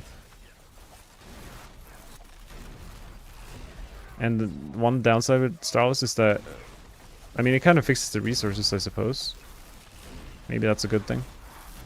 I guess I could try it put on. I have a Starless guys in my stash.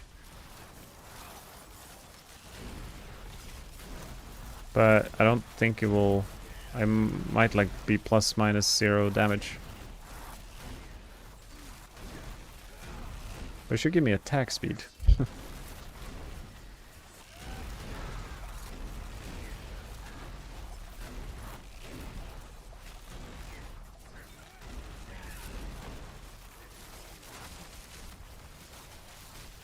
Frozen.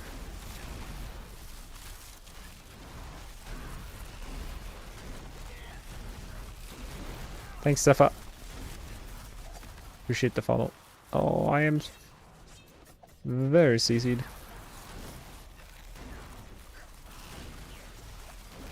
Yeah, I think the attack speed from Starless would feel mucho very good. I guess this is a good test for it. I pick up an artillery shrine right now and I can...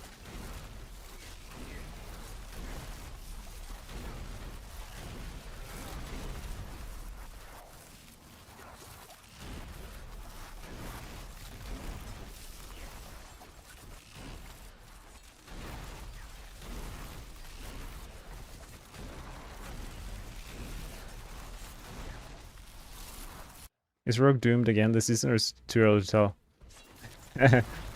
If you're asking if Rogue is doomed to have the lowest pit tier clear, then I mean I'd say it's pretty guaranteed that Rogue will be the last.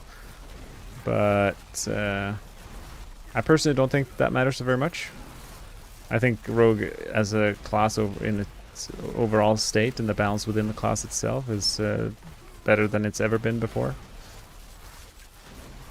Literally every skill in the skill tree is a viable build.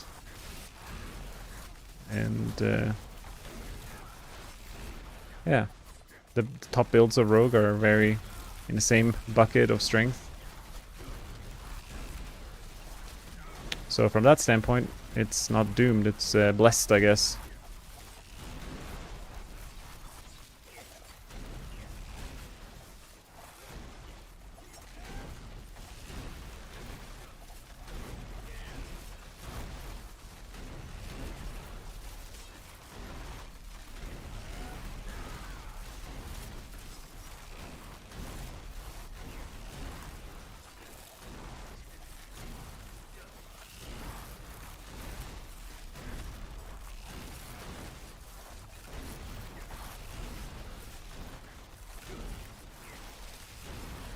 Yeah.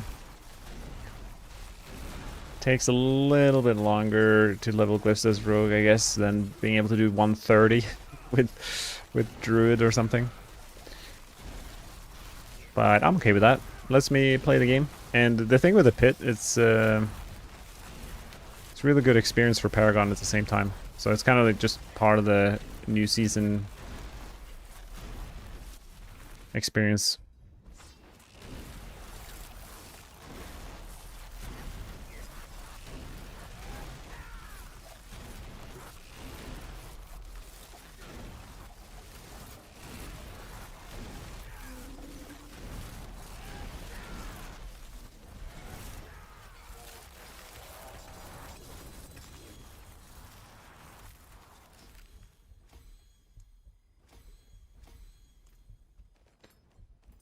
Not bad, not bad.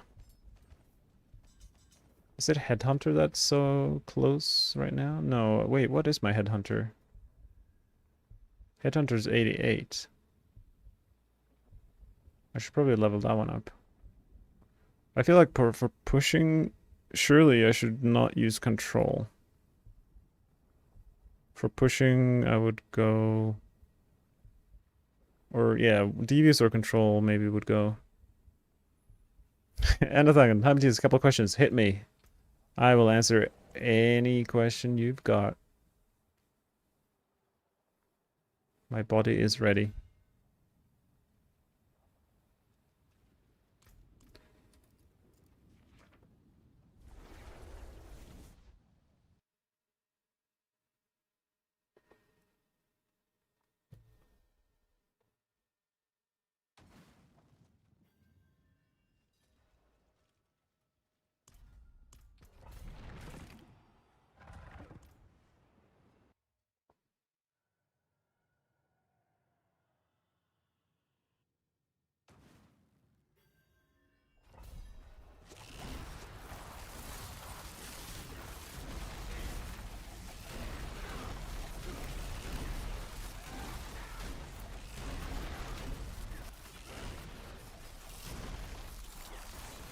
Number one, does this build have the highest ceiling so far in Rogue in terms of pushing, or will DT and TB do better? I don't think TB will do better. TB is probably around 106 or something. And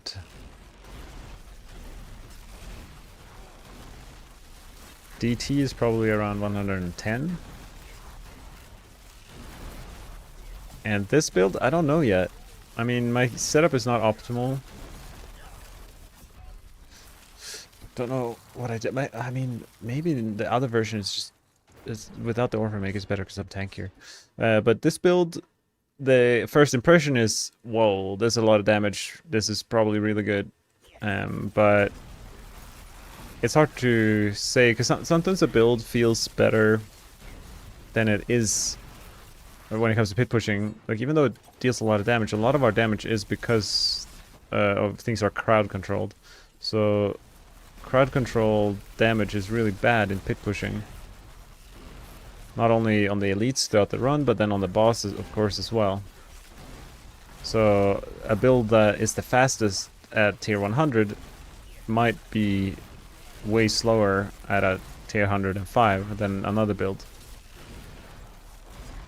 And I have concerns for this build in terms of that. The fact that it's so reliant on freezing enemies and dealing damage in that short window. So for pit pushing, it might fall short. Frederick, do you have a guide for this build up? I'm using Dioxide's guide on Max Roll.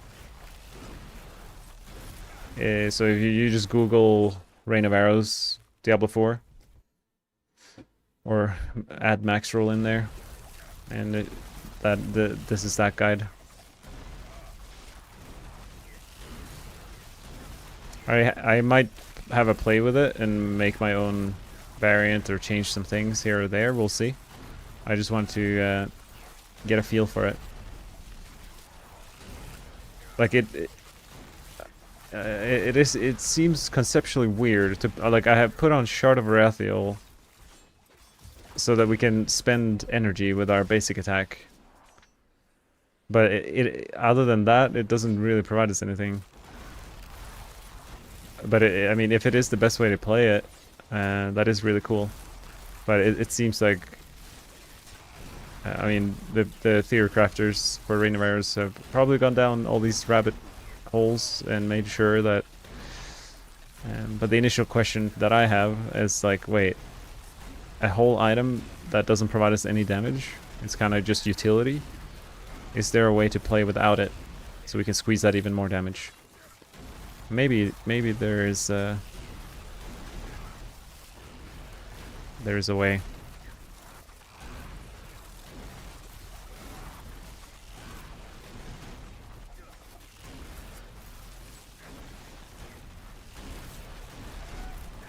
$1.6 trillion. They're still got the B though. We're not seeing the T's.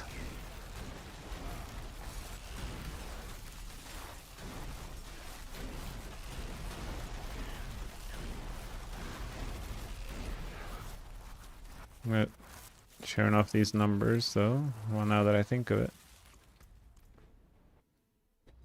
Using my guide for Flurry? Nice. Hope you're enjoying it. Sometimes making guides is a little bit hard because everyone's journey is so different in the game and people run into different challenges, and it's hard to create like one guide that like one size fits all. I find that pretty difficult. Especially like resource management is a common like bottleneck for people. Wow, I succeeded them all.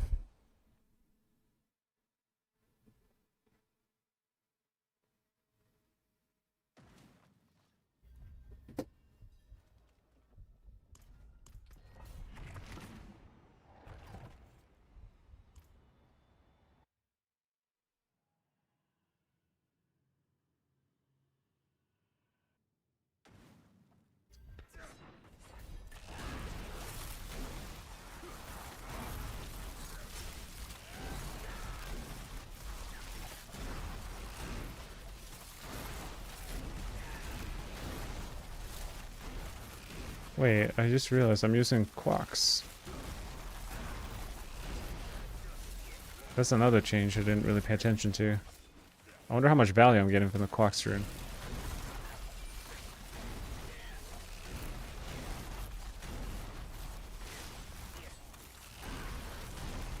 Probably some. Like my energy seems okay.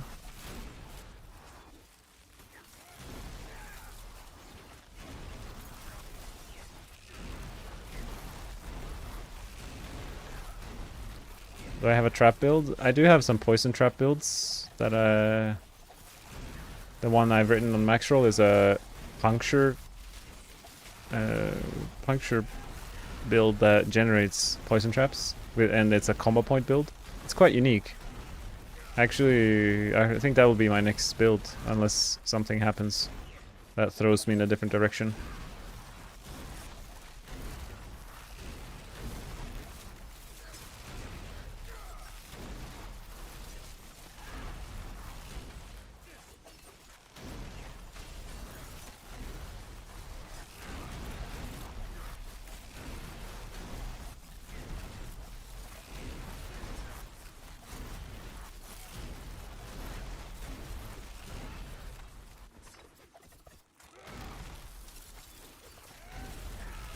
You need a good build.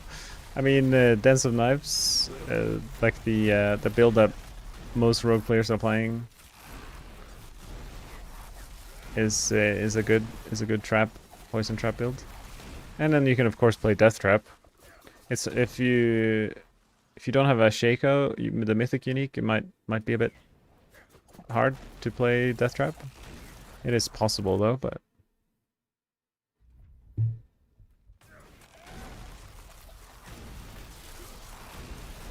For starters, what would you recommend? Dance of Knives? I mean, Dance of Knives or Flurry I would recommend the most. I personally am a bit biased to play Flurry. I find that it gets online way quicker with less investment. You just get the baseline aspects, and especially if you can get your hands on the Flurry helm and the seasonal powers, you can go to T4 very fast. Nothing too rare or difficult about the Flurry build.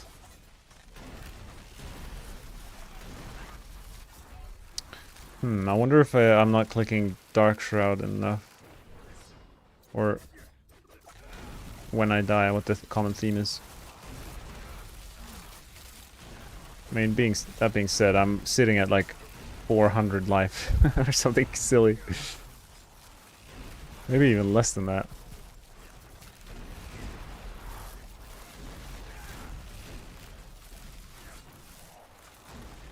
What do you think will be best pushing build for Rogue once everyone has optimal gear and 250 Paragon?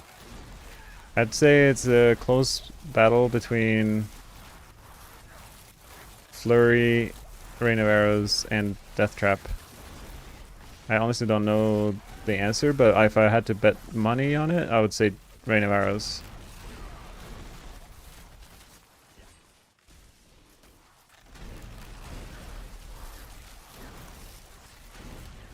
But you might see Flurry on top of the leaderboard for a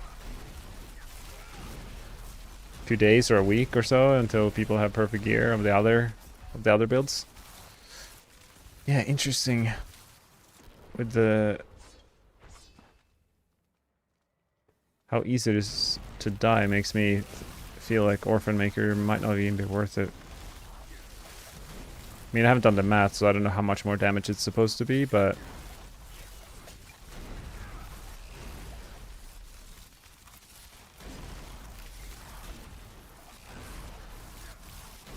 I feel like it can't be that big of a difference.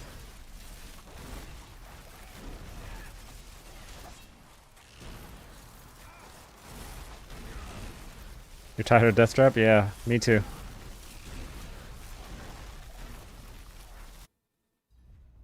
Hey, did you have an extra Flurry helm? I do. What's your battle tag? I have a lot of Flurry helms for anyone who wants some.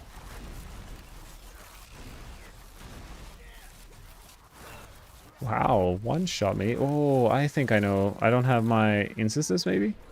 Ah, see, my armor and resistances are low. Common mistake.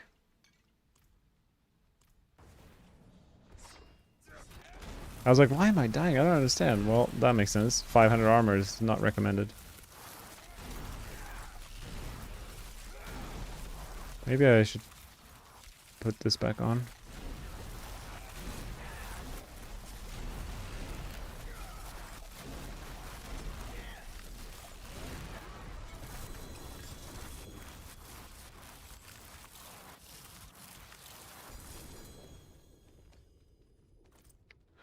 Okay. That's another 100 glyph. Headhunter, I mean, surely versatility is used. Is it not used? It is used, okay. I feel like there's some glyph that I'm using that Dioxide is not using. Which one is it? Candy for sure. Control Devious maybe not. Okay, it's Fluidity. That one can go. So put in Headhunter for Fluidity. Is there any other change? I mean, there isn't really any other options. That's the thing. Interesting. I guess I have to run Control and Devious. So you're kind of like giga relying on crowd control damage. And there's no way around it. Devon, I will send you an invite right now. Or join you. Arcane. I am an EU or NA. I am Swedish. I was born and raised in Sweden. Spent like 7 years in Australia. And then I ended up marrying a Canadian. And so now I live in Canada. So I'm on NA time.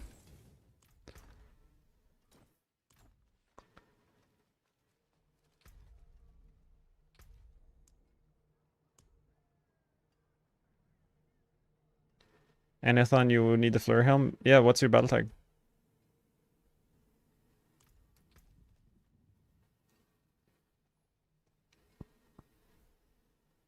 Princess Bola has a high chance to drop compasses, but I just killed him 15 times and didn't get one. Stop lying to us, Blizzard. Yeah, the compasses I think are the easiest to get from Nightmare Dungeons. You can also get them from Hell Tides, but just spamming Chaos Rift Nightmare Dungeons, you get quite a few. And also doing like do the seasonal leaderboard thing, or the turn in the seasonal quest stuff. You get quite a few from there.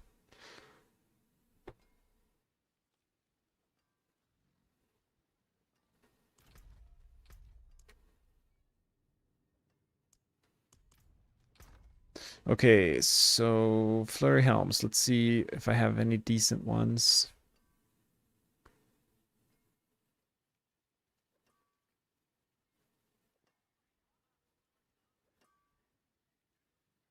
$88.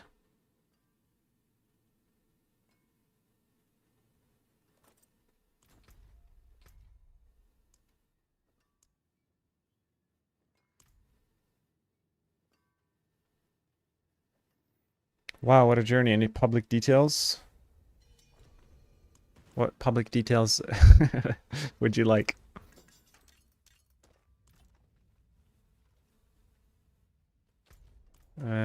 Come Sergar.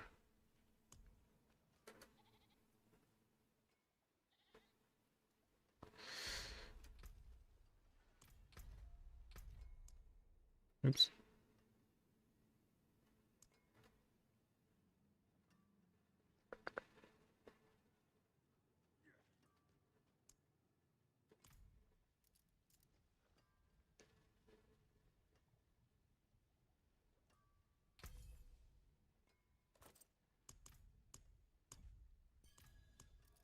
Thank you. Enjoy. And the next one. Level 39.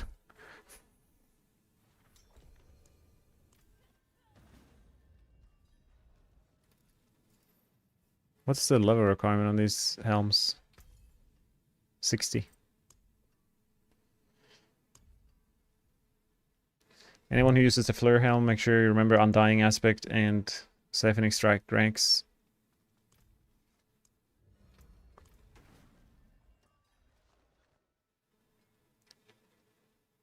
Reasons or motivations for such changes? Yeah, like you mean my personal life journey? Started off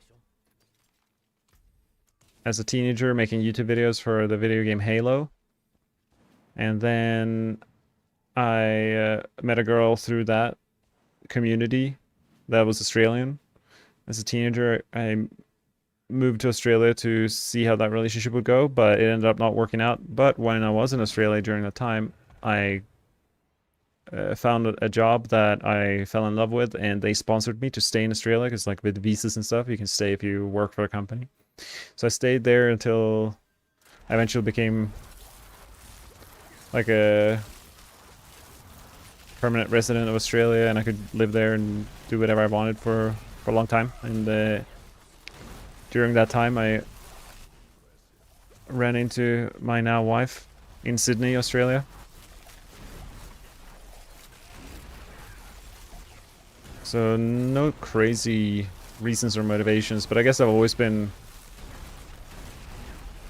like, I've always loved travel, and I'm a bit different from most people in my family. Like, I come from a family where, like, my mom was a nurse, dad was a doctor, everyone's in the medical field. Like, my sister's a nurse, brother's a physiotherapist, and like that was not for me. I'm the youngest of four, and I was a bit different than the rest. I was more like creative. Like, I work in like video editing and stuff, and filmmaking and storytelling. So yeah, I guess I'm just in general a bit different from my family members. It's because they would not travel across the world for a girl or for any reason. But I'm like, that sounds fun. I'll travel 30 hours on plane. to the other side of the globe. I loved my time in Australia.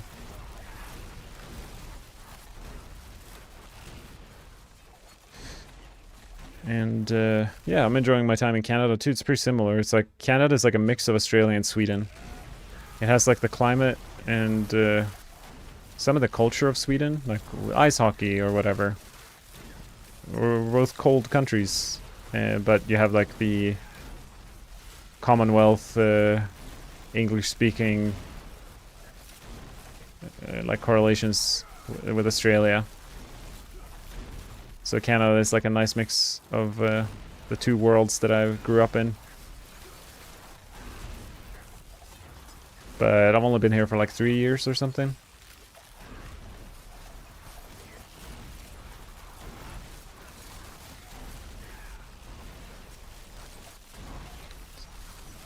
So nothing too spicy.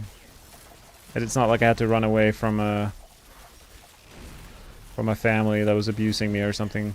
Didn't get to have any cool story like that. It just happened that I'm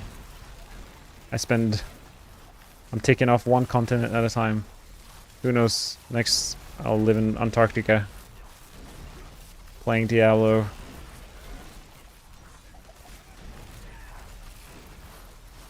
Riding max roll guides next to the penguins. You're subscribed? What? Arcane55, thank you. I appreciate you supporting me, and it's very generous of you.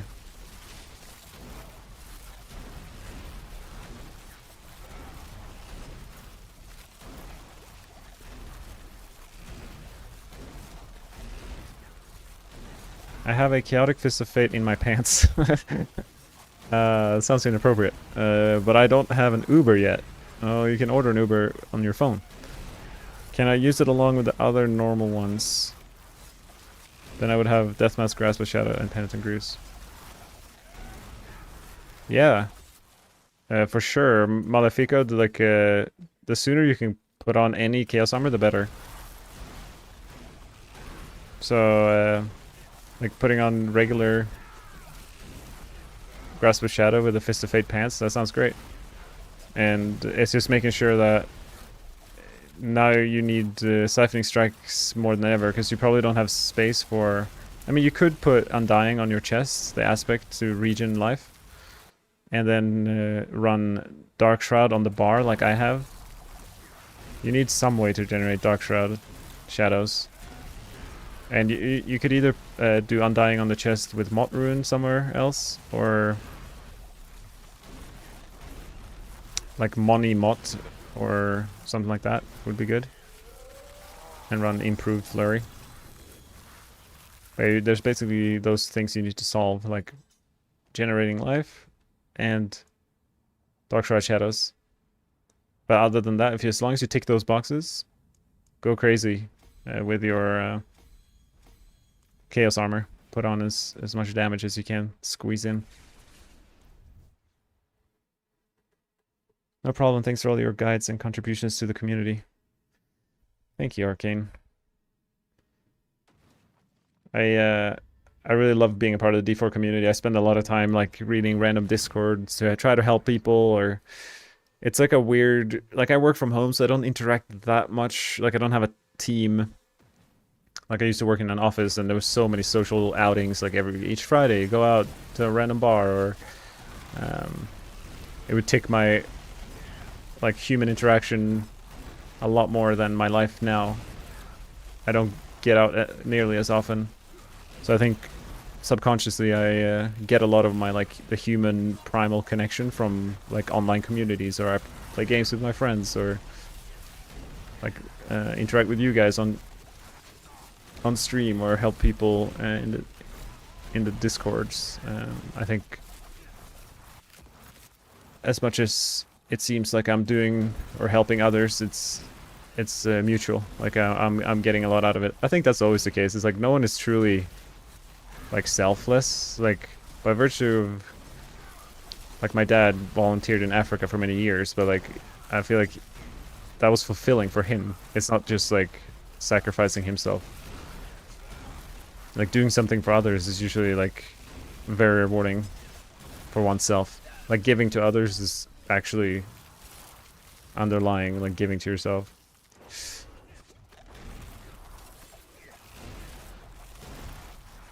So now I have armor, but I still died. And I should be almost rest capped. I'm missing 1%. So still a bit squish in this Orphan Maker setup.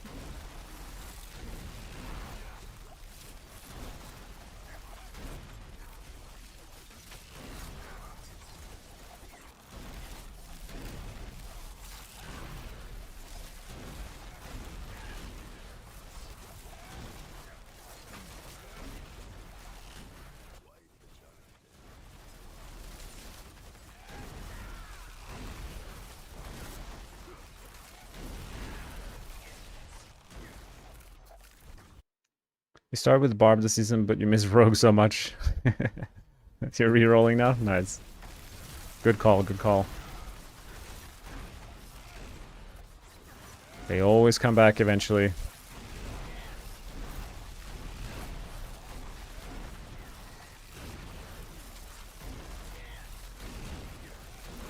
That's what my dad thought when I was 18. I went to Australia for the first time.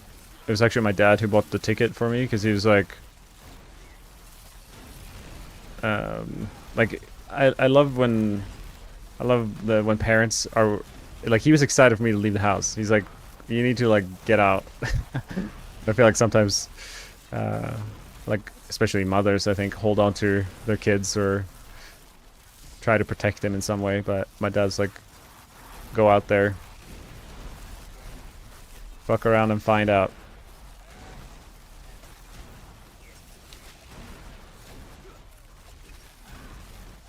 Eventually I'll probably come back, which I did.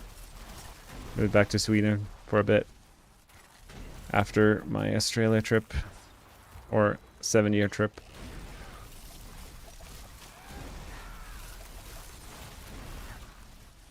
This is a weird pit.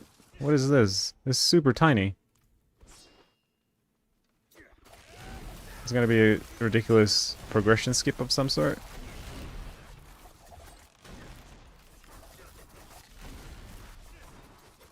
Is there an elite pack on the right here? Okay, it keeps going a bit. That makes a bit more sense.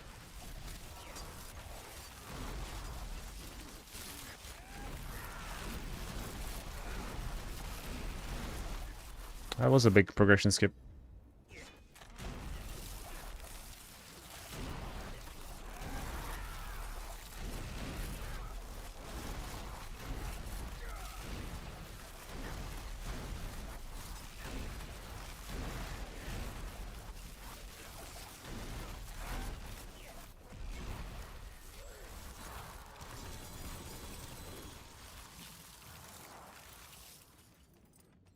All right.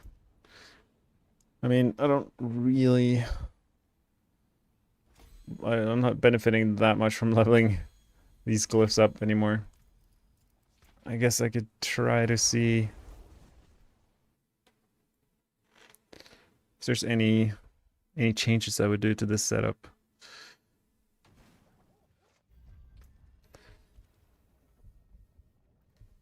Because my initial question is like, why couldn't we just go have Beastfall boots and not rely on Shard of Wrathiel and Puncture?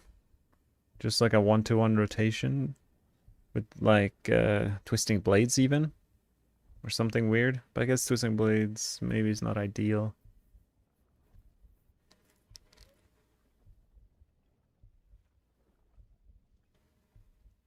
And then like use another... I guess we get a lot of energy from this. I wonder how important that is. When you consume stacks of precision, you gain 72 energy. Like 72 plus 27, 26, that is 53. 72. I mean, I'm getting like 100. I'm probably, yeah, I'm getting like full energy each Rain of Arrows cast right now. Maybe I don't need 2 of these tempers, but it's fine, I suppose. Not much other things to temper anyway.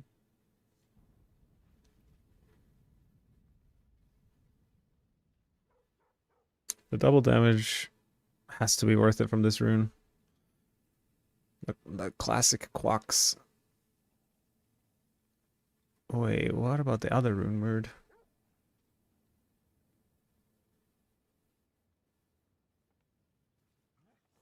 Okay, this is... Now I'm tripping here. Maybe I need to play...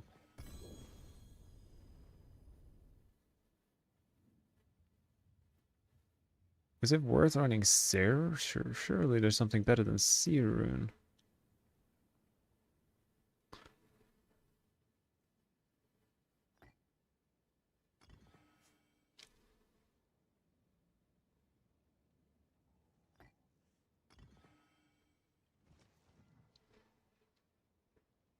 Sand... This should be higher uptime, and it's permanent uptime in the quacks. Vex rune. I mean, surely even like Ohm rune would beat Vex rune. Like at this point, what is one rank's worth? If we check Rain of Arrows here, it deals 36, 38. 36, 38 divided by 35, 17. So each rank is like 3% damage.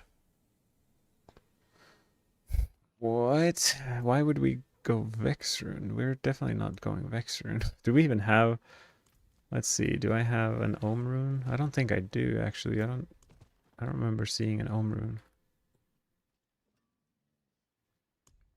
So what is a comparable? I guess Thul rune?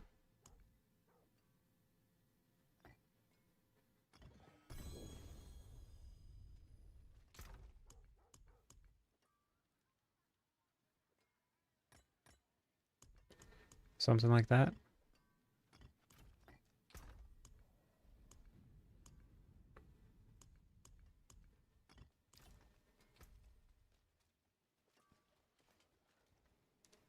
Soul is 15%. Got the quacks here. Alright. So we're gonna try... I guess I changed my Paragon slightly first.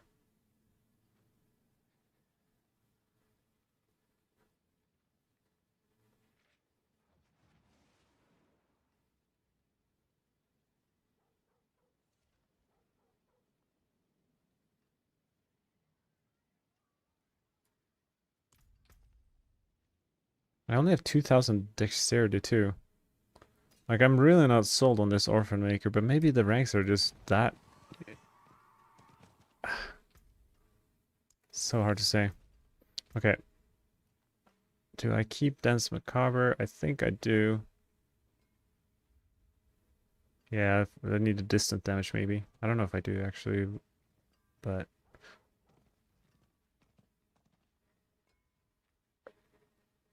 Okay, I will simply remove Fluidity and put in... Actually, I'm just gonna restart the board and make it proper from the start.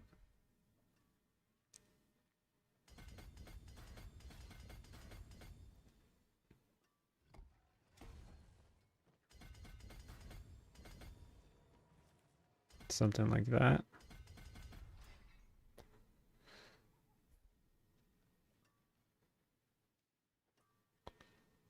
What is a good board to transition from? Welcome to my home away from home. I mean, surely No Witness will be a good board to start with.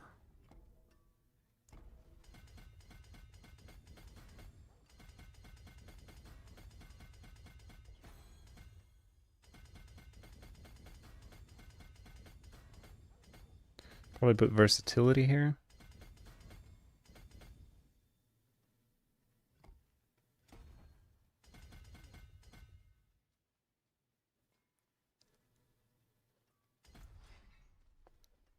I mean,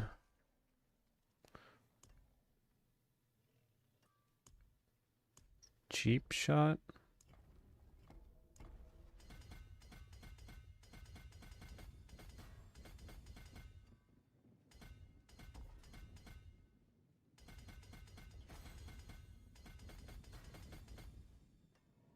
And here's the question, what do we put here? Probably one of the int ones.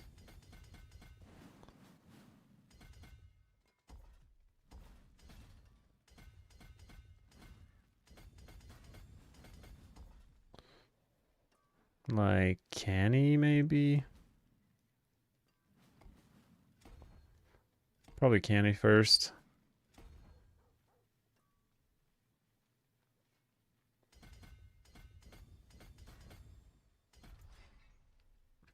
Eldritch versus dance. Is there any other board cunning? No. No, there's no way we're going anything but these two. I guess we can start with dance just to hit the make sure we hit the node. I guess something like this.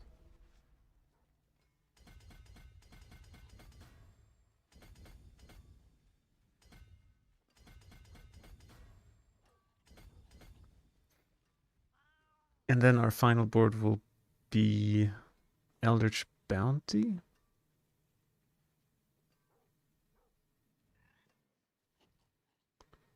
Versatility, Devious, Canny, Headhunter. What about Headhunter?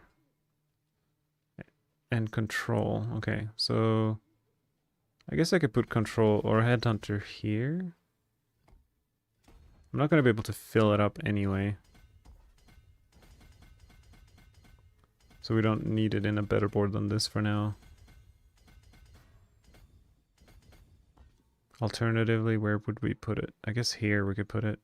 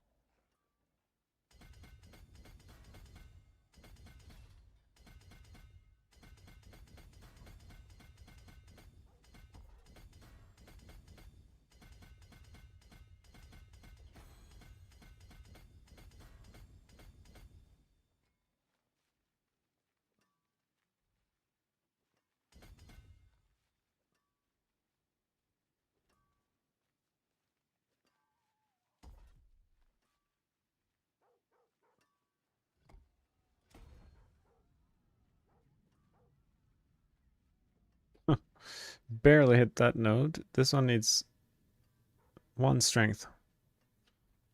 I can take this for 29 strength.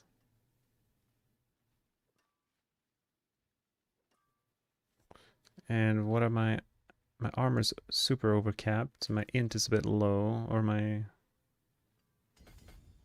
all res rather. Oh, I don't have enough dex. That's what's cutting this one short.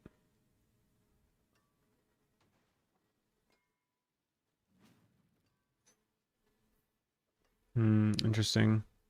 That would give me res cap kind of if I swap those two boards. I would not hit these probably. That don't matter.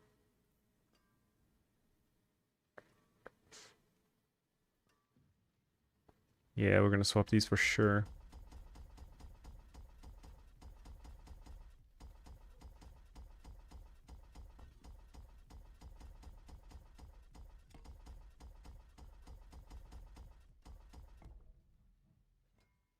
Eldritch Bounty first.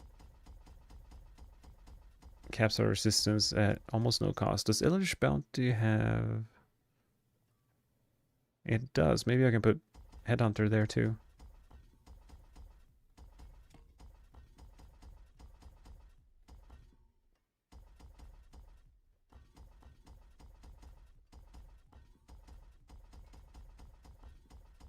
Be very curious to see if this can push 108, so then it will officially be higher than my Flurry. Which definitely can do 108 too.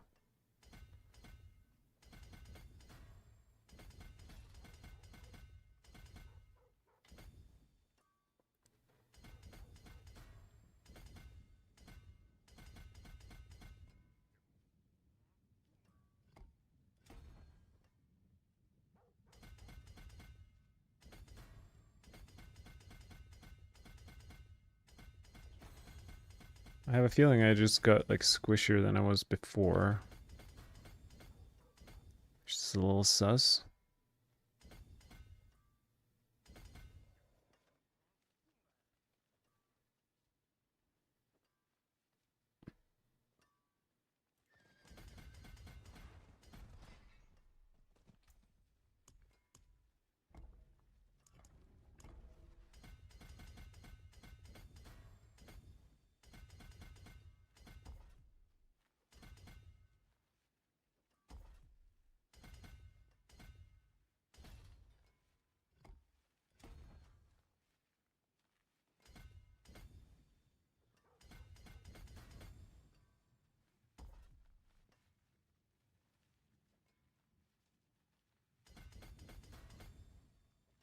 Okay, I don't know if I can afford all these nodes.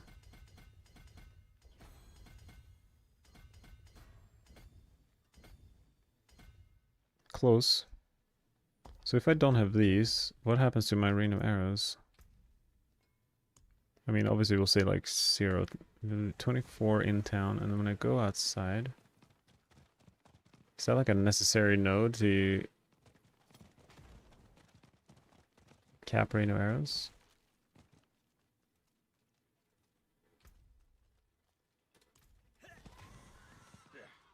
This town is so large. There we go. Oh, it is. Okay, so that's 83, and if I go here... 200%, okay. So that's all I need for that. So now basically I'm just short 3 nodes there, which I could definitely make up for. How about some crowd control damage, like these?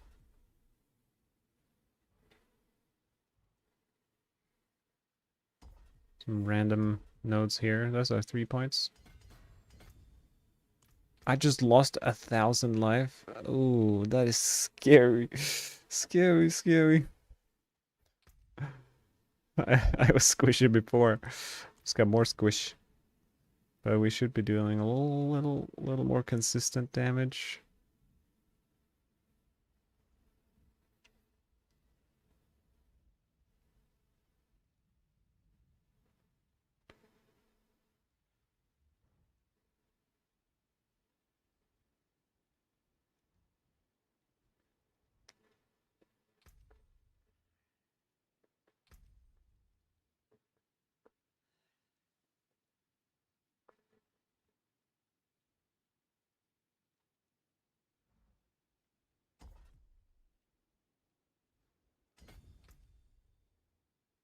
Basically, rest capped.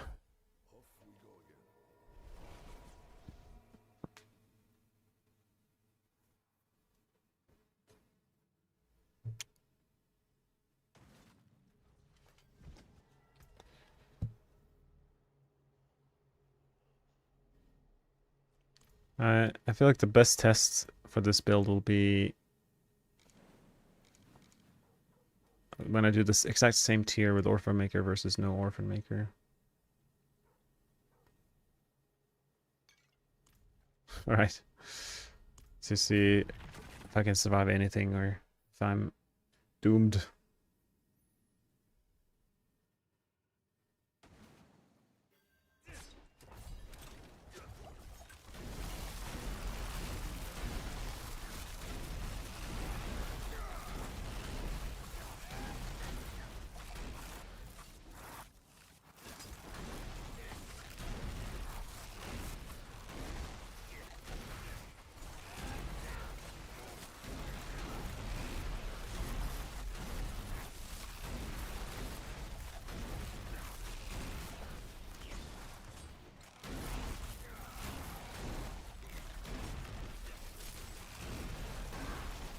Seems like a bit clunky without my elixir potion still.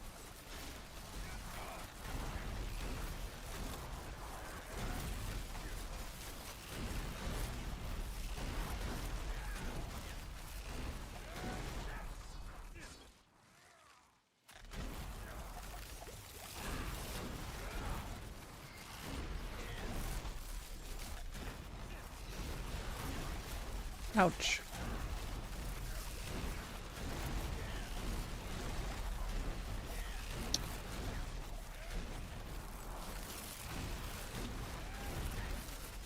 Well, I was worried about dying, but I guess this monster type is pretty safe as well.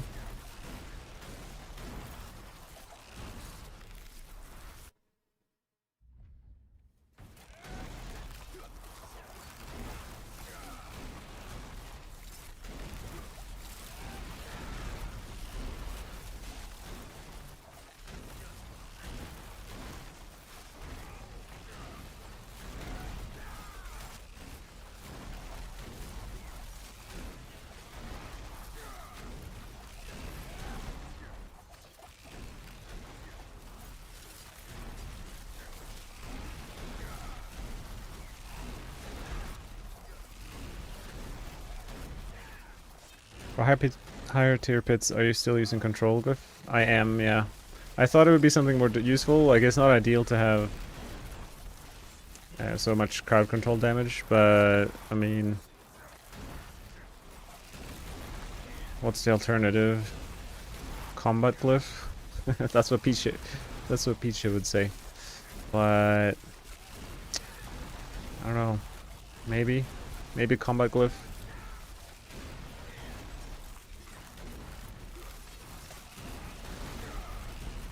Control is still a bunch of damage, and since like it is quite nice to help us like really burst things down during the frozen phase, like whether it's these DR aura monsters like champions or. This is probably the fastest 100 I've done. Open the portal in like 3 minutes-ish.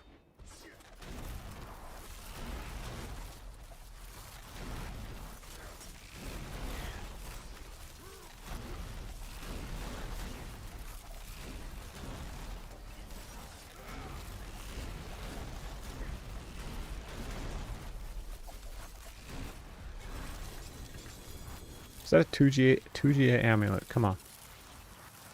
That's not it. Oh, I want GA maximum resource on this one, I think. But I didn't get it.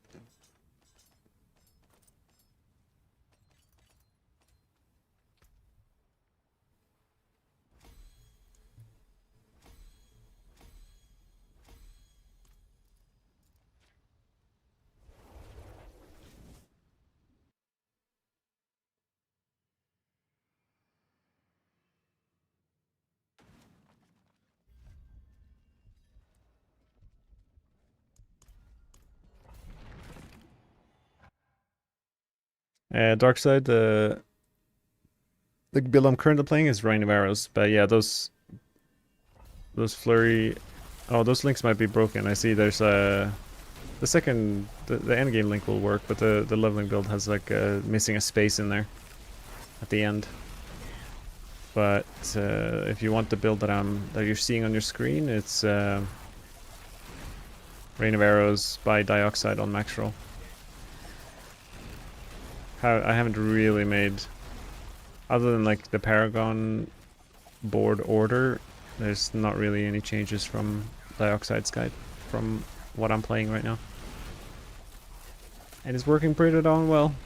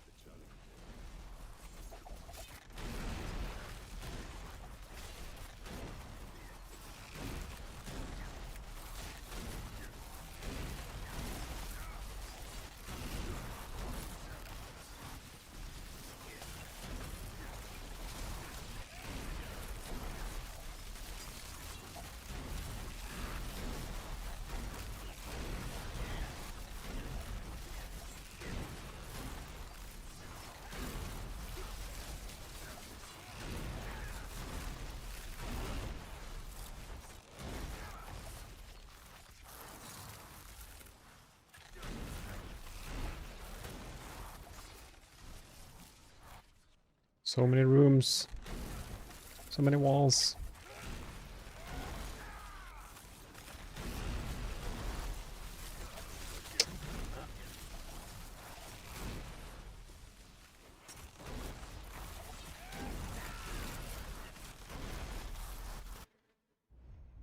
I'm so close to having 100 glyphs that I'm kind of like, well, might as well get the last bit done and then do a 108.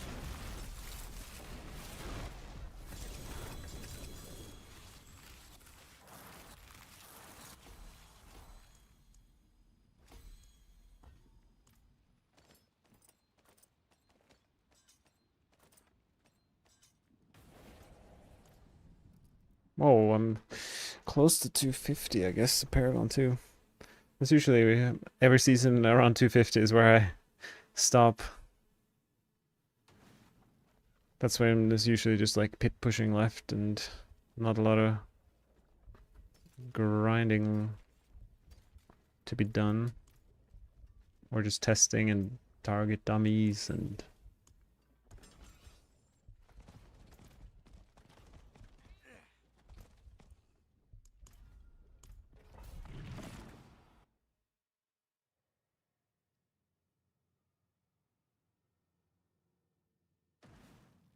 I think, I mean, it makes sense. Like the mythic version with Heartseeker, I would agree that that one feels better than the Puncture Orphan Maker version. And although it's been like an hour or two since I swapped, I didn't notice that much of a difference in damage.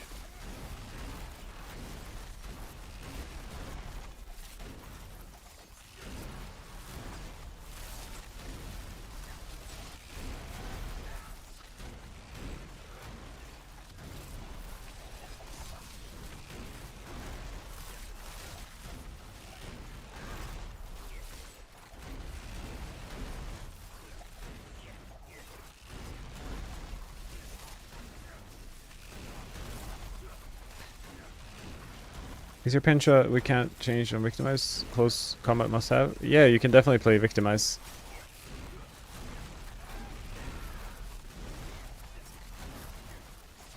I personally like close quarters combat just for the attack speed. It just feels nice to be able to fire quicker, everything's faster, the dashing is faster. But if you play Victimize, you can just keep your distance, and that's nice too.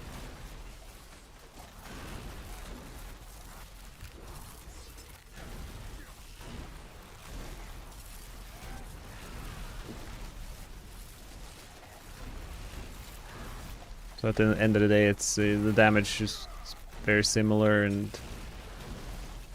personal choice. If you don't mind going up close.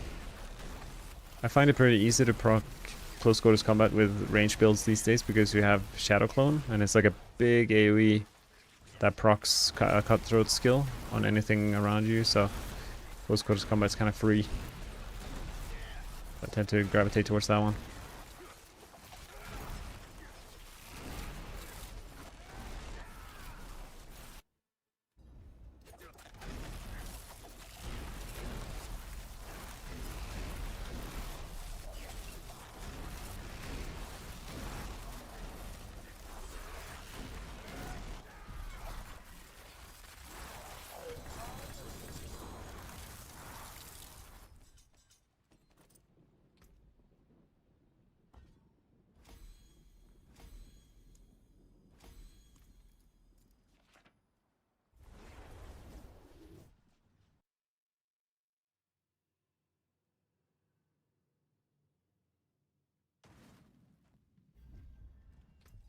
I think I'm gonna do the last few pits with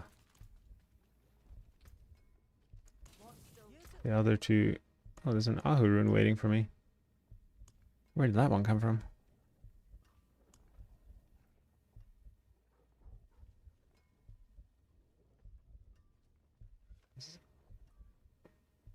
Okay. That one and this one. Swapperoonie. Cappuccini. I didn't really change anything else, right? But now my rain of arrows is sad level 7.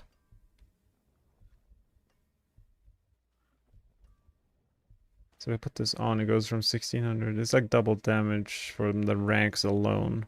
I guess that is pretty insane. And then the cost twice goes from 40. But if I had a Sky Hunter with GA cost twice, then surely I don't see how the Orphan Maker version could be better. No way. Maybe I'm just crazy. Because with Orphan Maker and this one, Rain of Arrows deal double damage is only 80% right now. Alright. Boop.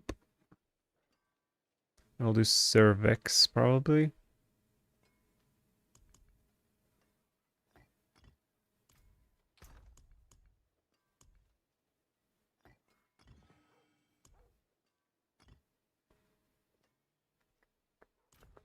Something like that.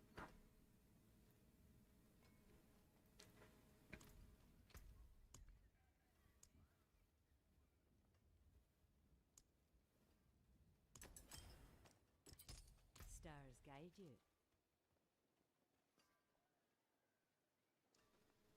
Alright, and then we just change puncture. What about running Forceful Arrow? Why does it have to be Heart Seeker? It doesn't. It gives some attack speed. I guess it is faster to attack with it. But this one...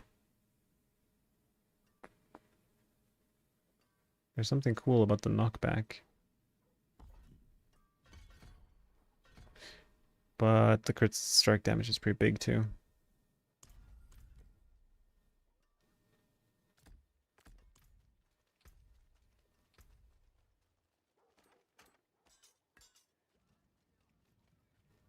Oh yeah, the aspects now change.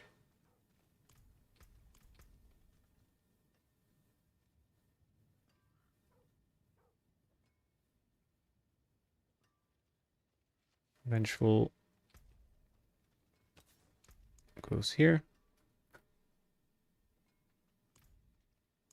Bada bing, bada bang. And this is Cold Clip really the best option here? Surely there's something more family friendly. I guess. What about Inner Calm?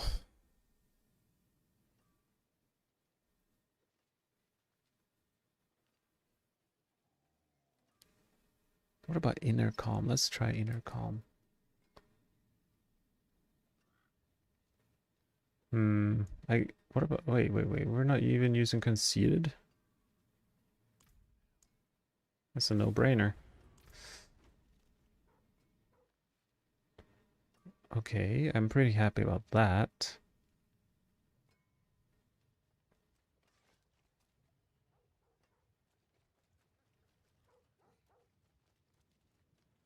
I like this setup.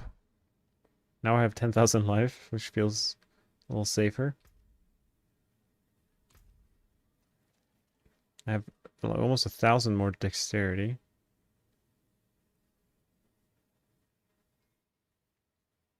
I mean, that alone. Alright, let's see.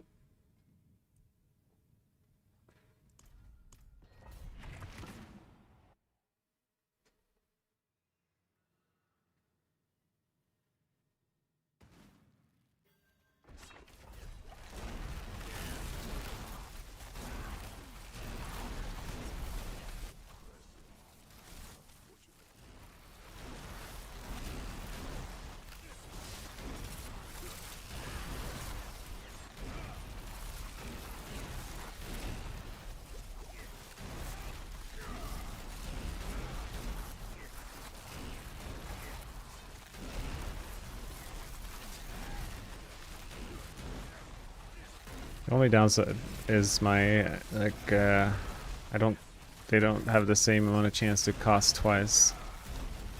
which is more my gear's fault than the actual build concept.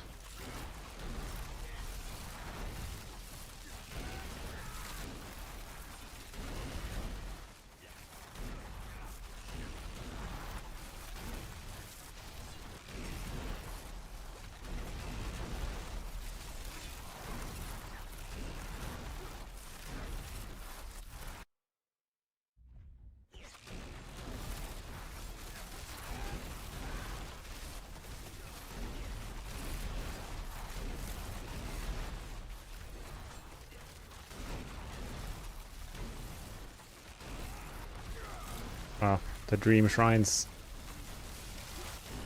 Pure speed.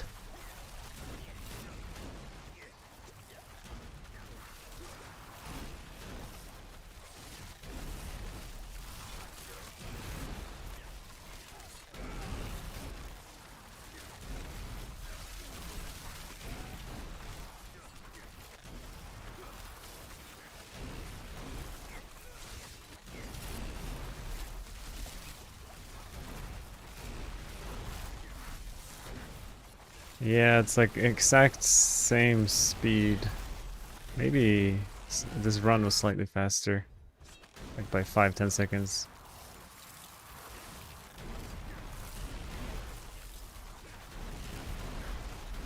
But it's much easier to keep the distance. Yeah, I must say, a little bit of a Heartseeker fan over puncture pit pushing.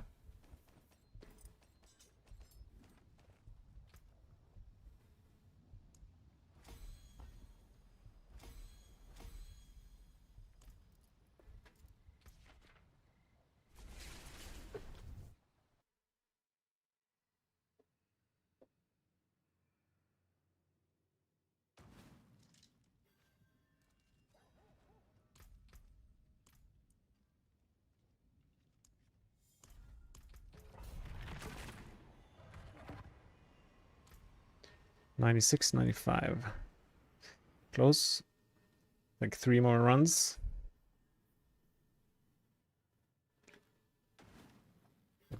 Should probably update my Twitch title.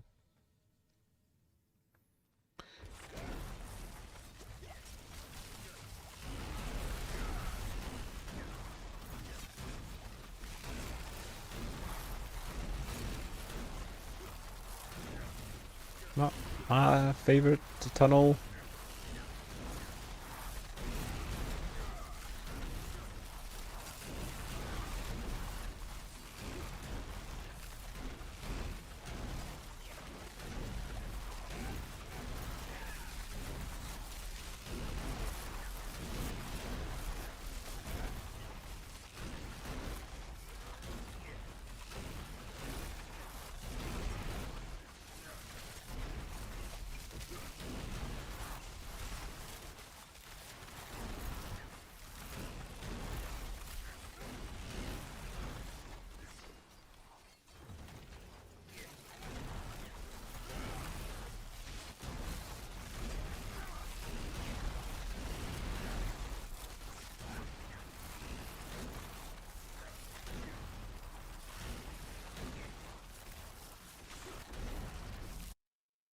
I'm not sure how I'm gonna play without dash in the pit pushing version with the poison trap for 20% more damage. I guess it is possible. But man, I don't know if it's it's worth it. Just the like the amount of time I would lose from not like just running would probably be close to the same thing of 20% damage from poison trap, but I guess on the boss maybe it's where it makes the most sense.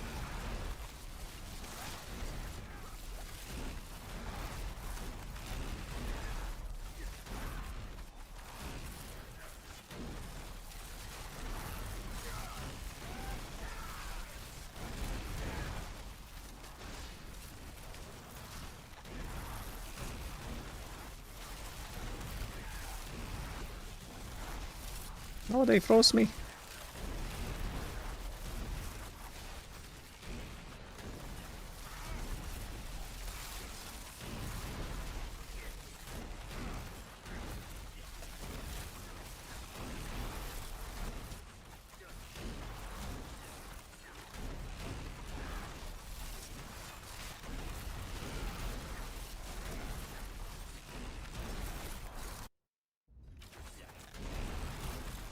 Thank you, Maddie McJugs, for the follow. Oh, I'm dead. I'm not dead. I was close to being asleep.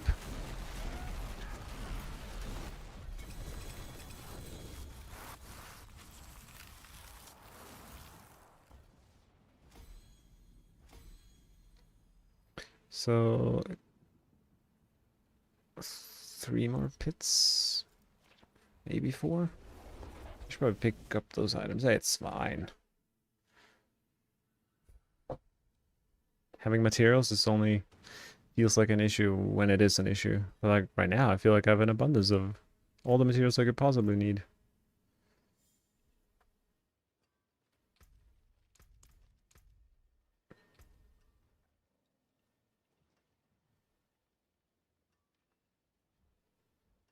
Wonder how many armor nodes I'm picking up that I don't need. Probably not too many, but there might be a few here or there.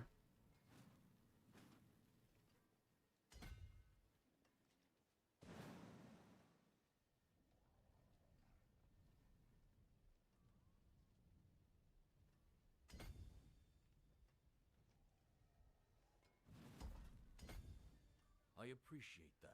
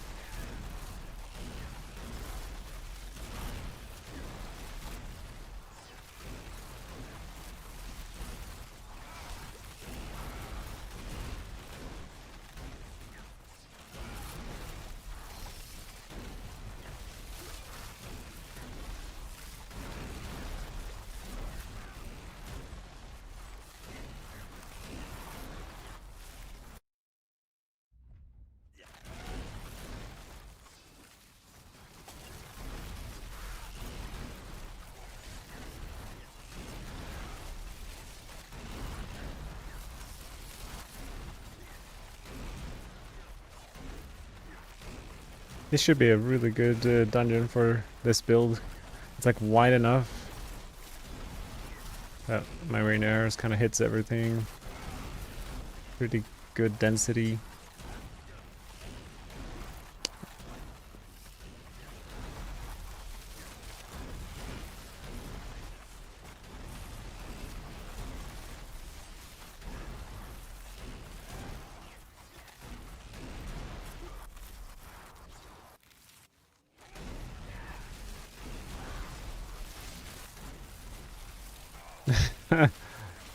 Mid dash frozen.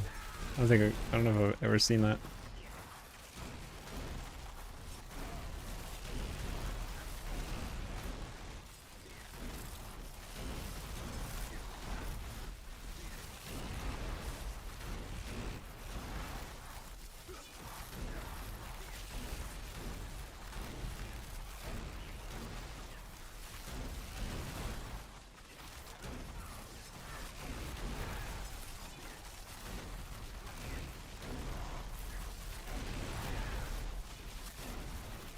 Oh yeah, I should try Starless guys, I suppose.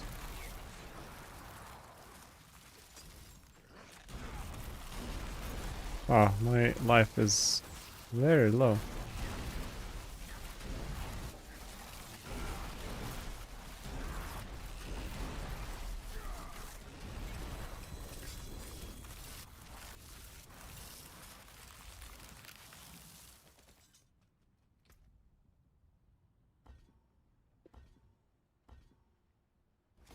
Wow. 3 fails at 70%, a little bit unlucky.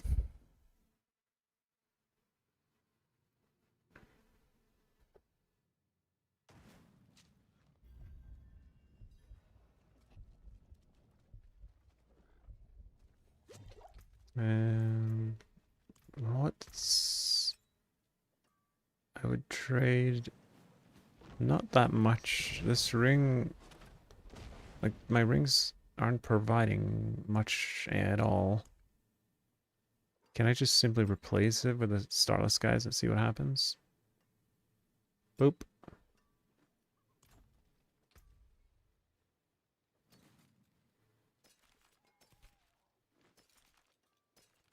A beep, boop. I forge more than horseshoes and nails. What do you need? My Starless guys is good masterwork for this build as well. What about my attack speed? Where are we at? 91%. Damn.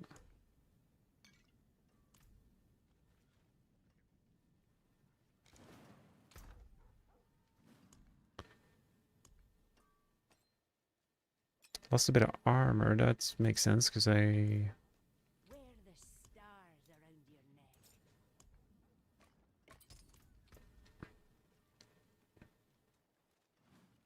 So what is the downside to this? I don't see why we wouldn't. The Access guy doesn't have Starless, but don't know why. I guess we'll find out. We will find out.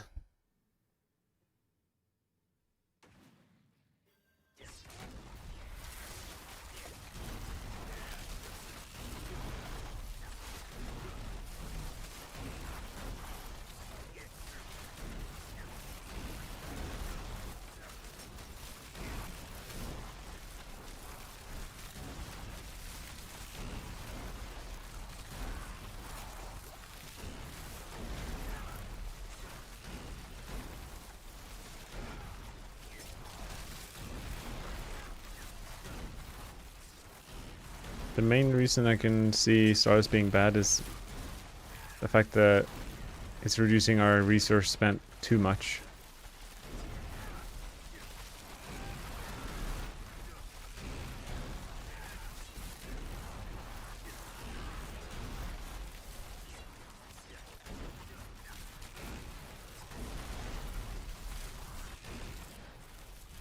And the damage gain, I guess, isn't much. Like, it's probably like 40% versus 50% multiplier. Don't benefit from the core ranks at all. Imagine if Rain of Arrows had a core skill tag. Then we would be cooking. With gas.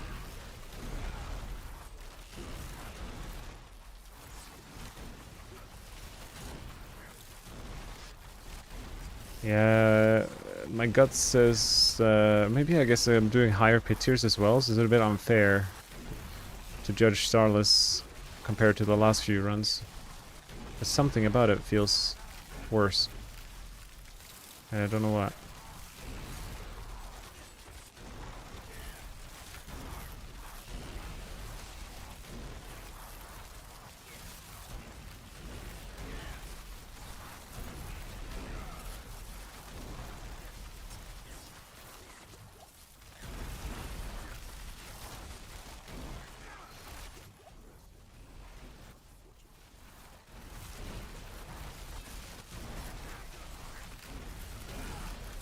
Like some of these elites, they survive. That didn't used to be the case.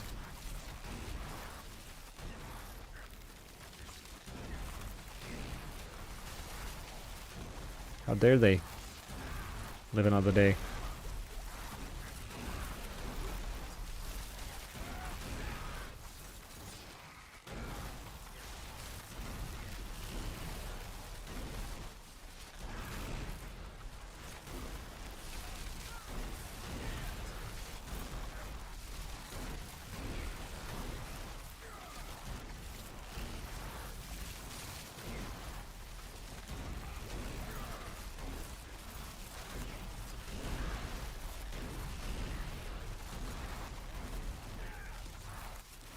I'd say this Rain of Arrows is way more like taxing to play than Flurry.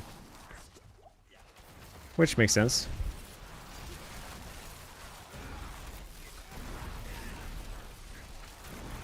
Requires more specific button pressing and positioning and yeah, all sorts of things.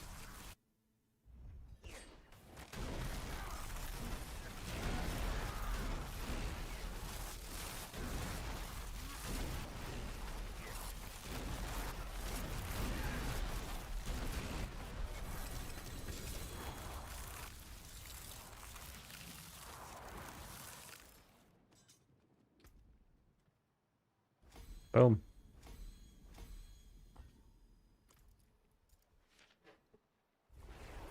Potentially one last pit left, and then all my glyphs are 100.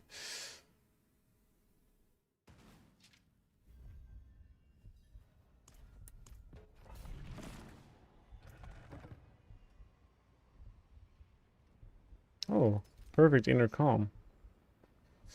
That's nice. Shame it was on an item that I would actually keep otherwise, but it's okay, it's worth to salvage.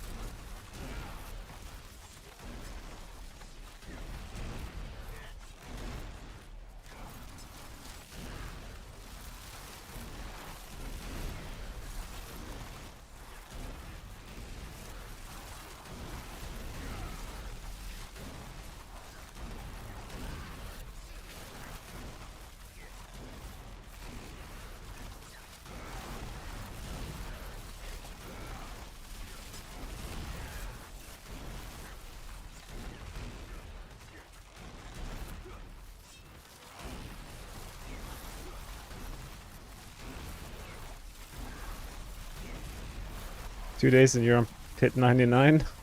I've cleared a pit 107 earlier on this stream with Flurry. I'm just leveling up my glyphs now. But yes, I have played the game a lot. That you're not wrong about that.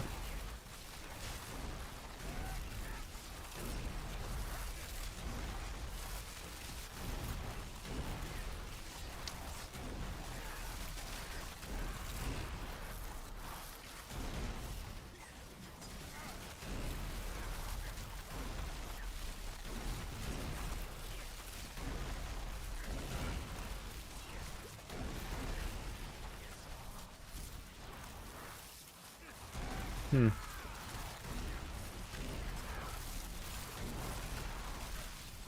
Yeah, I'm curious to see someone else's gameplay of this build because it feels like I get stuck on my Heartseeker or basic skill occasionally. Like I'm out of energy basically. And I wonder, like, the only thing different from the guide to my setup is like this Shard of Arathiel's GA is not attack speed focused, but rather resource.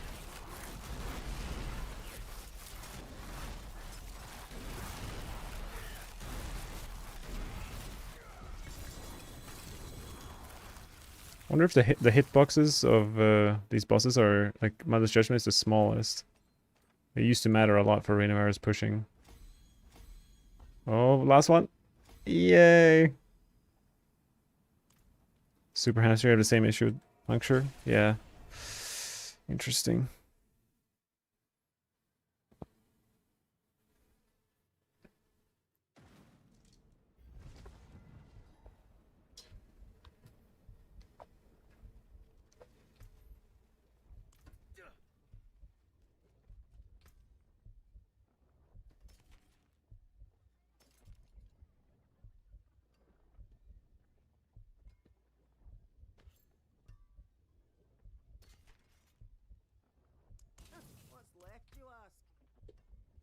It's funny how little I notice. I guess it is, if we're talking like 5-10% here or there. It's impossible to notice the difference just by playing, like swapping this ring for Starless or not.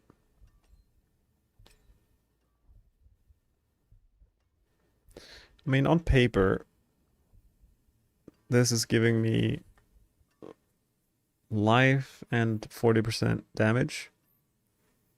This is giving me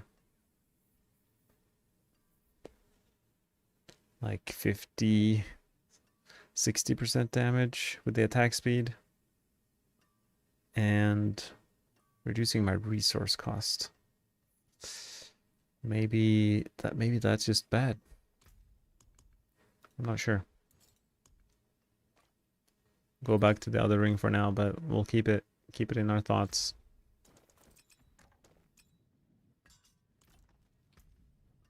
Maybe even our prayers too. I got a lot of obols to spend.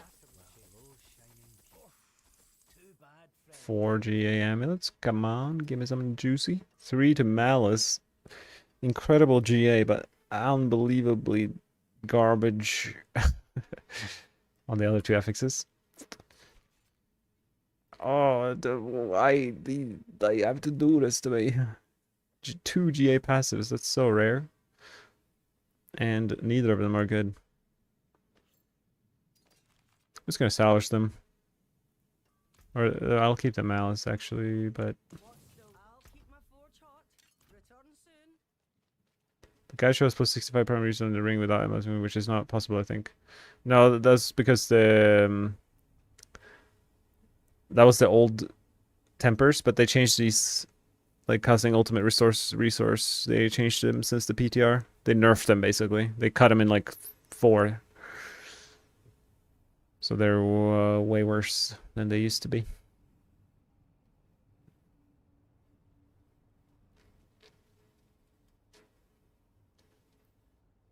Do I have another pair of Fists of Fate pants by any chance?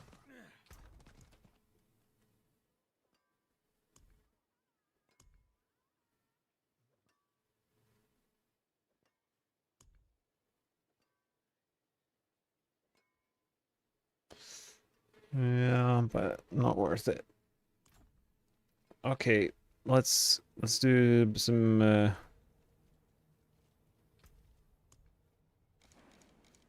pushing or something. See if we can clear 105.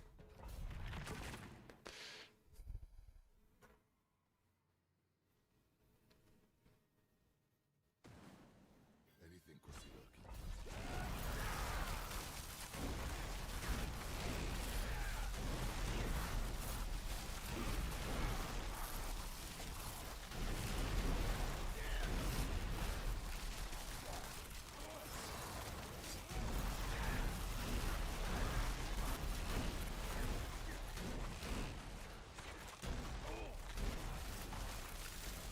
Well, looks like the damage is definitely there for this tier.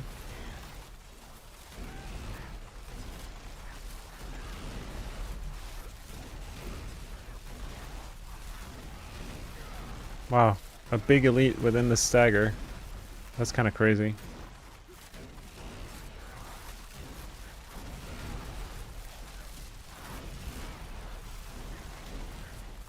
Holy, look at the progress.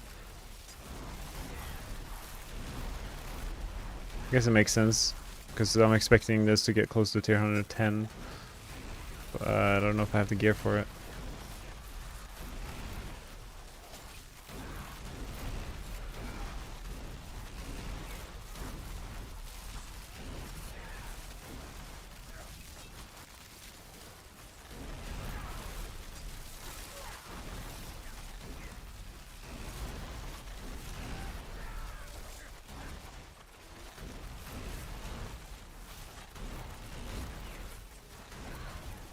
Yeah. I get stuck so often. I'm gonna try swapping elixir. Does that solve our issues? It'd be so nice if it could work like DT and just spam Roa while dashing around. Yeah, I think I guess a 1-to-1 rotation of that would be possible. Like a Roa plus a core skill, and then you dash every other. So it's like a... That's how I used to play these builds, like a little piano. Like there's 3 buttons.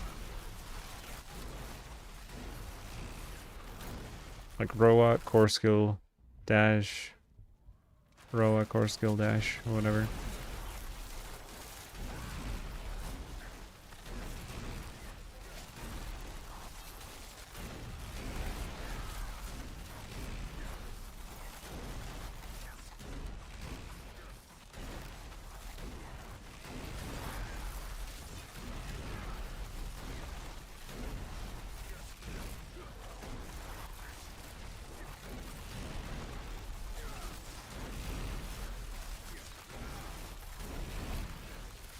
Okay, those didn't die.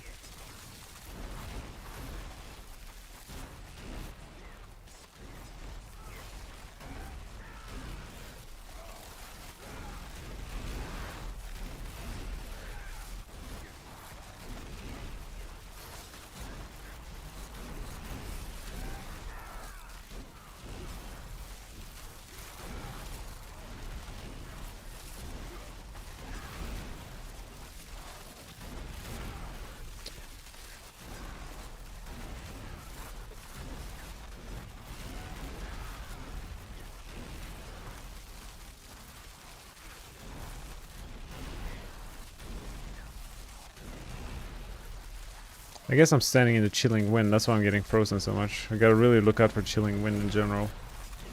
Whenever you don't have unstoppable, that's like one of the most dangerous affixes on these elites. It's like auto freeze. I'm not used to having to even think about it.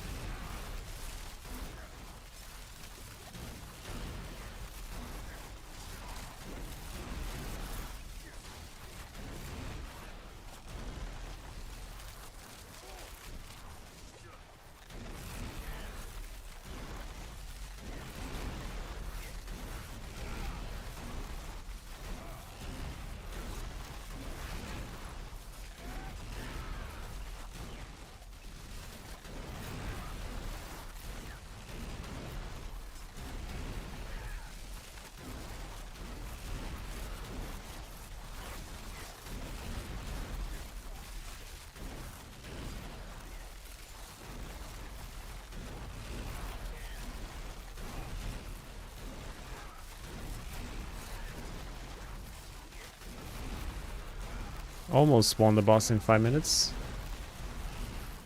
Oh, I did! With 2 seconds to spare. Mother's Judgment, the worst boss. Let's see. We can kill the worst boss.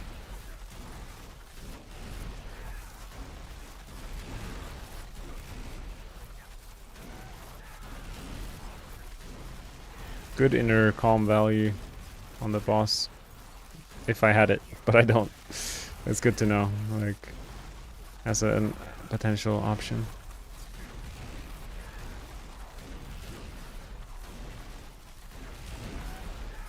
Two staggers almost killed the boss, so it's like a 6-minute.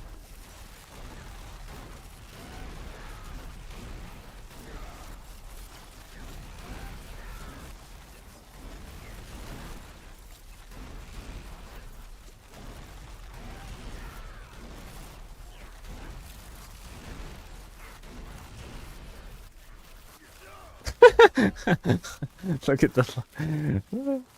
That's funny. That was clutch. Like, she stunned me when the thing... when the triple shadow attack thingy was just about to hit me. It's a very clutch Mother's Judgment, playing really well. Should join a pro team.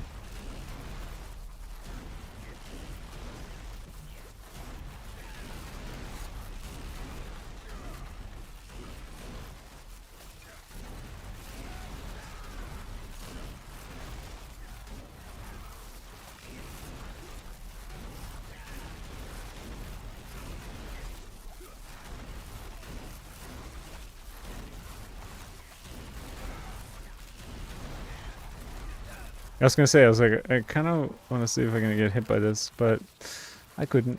So I have 10,000 life. I would have max Dark Shrouds. And what about my resistance? It's max too. I still can't tank a Lilith. Interesting. It's good to know. I mean, normally in a pit run you shouldn't really have to worry about a little Lilith engagement. You just dodge them all. Oh, that stagger was insane. I must have high rolled on... like, I would have high rolled on Fist of Fate so many times there.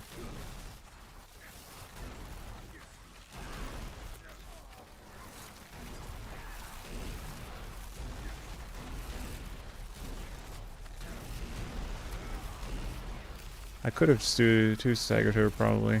I was a little more prepared for the stagger.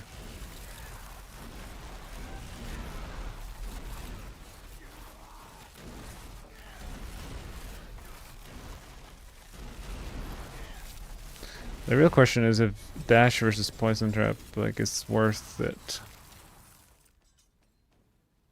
Probably, I guess. But the movement speed is so huge.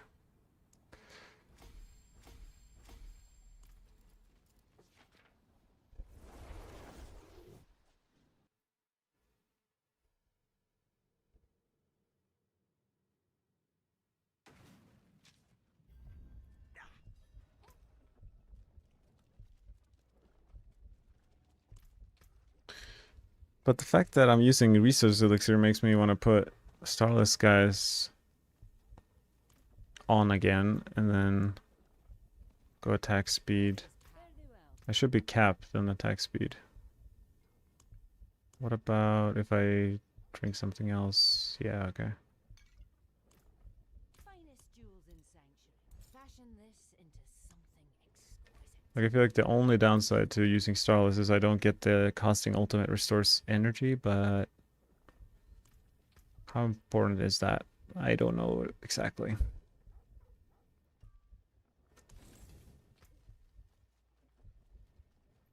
Seems like a 110 angle. We shall see. I did 107 with Flurry, so let's try 108.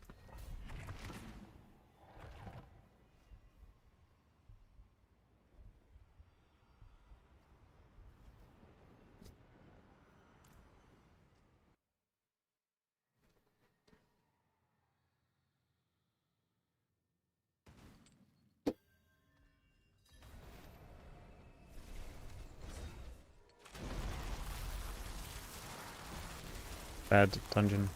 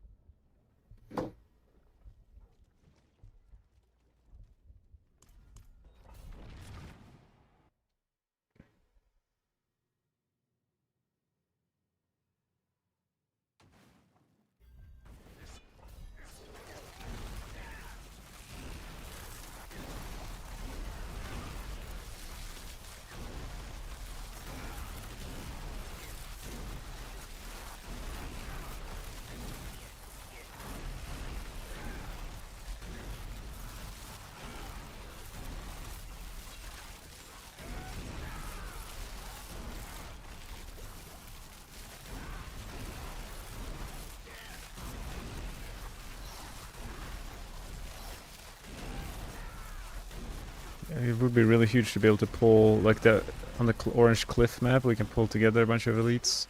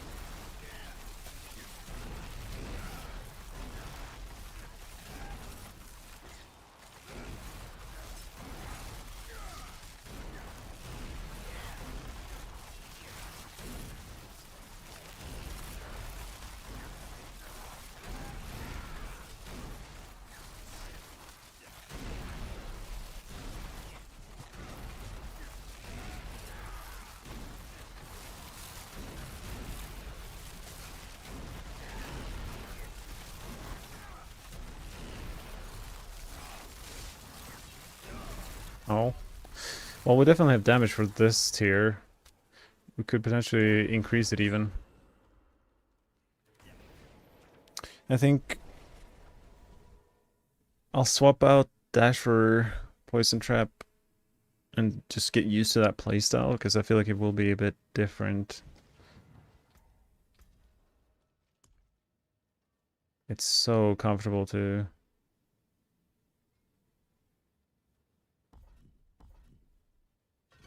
be able to move anywhere at any time.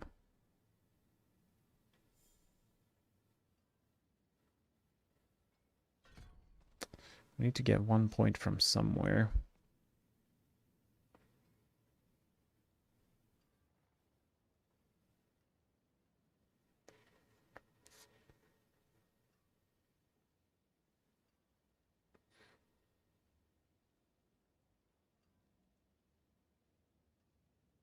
Impetus.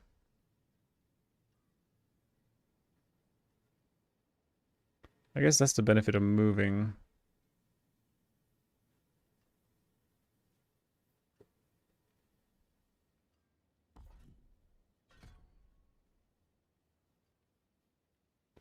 The fact that I only have one in Dark Shroud could be like I could make myself tankier there.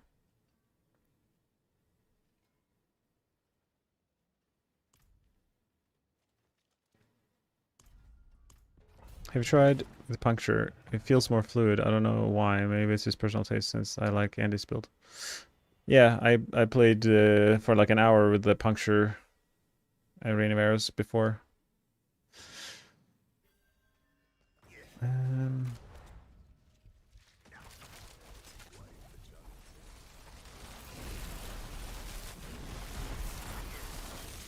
I can't really move. I guess evading is my one hope for...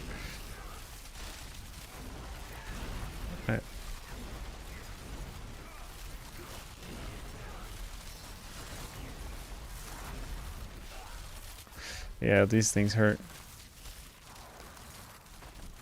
But yeah, it is. I'm just gonna try again here. Like, I need to like approach them, place my poison trap. Okay. Yeah. I'm not sure. I guess it's this Hellbinder thing that's just... Maybe I don't... Like, I don't worry about the poison trap too much. If they walk up to me for like the second stagger or something, then maybe.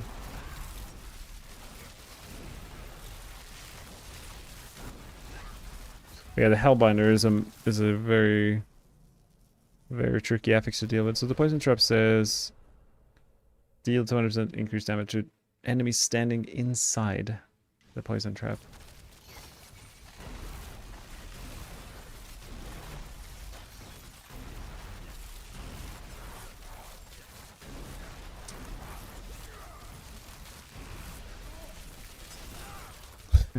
Okay. The shattering spider hosts, they beat me, that's for sure. Yeah, I think I'm gonna stick to dash.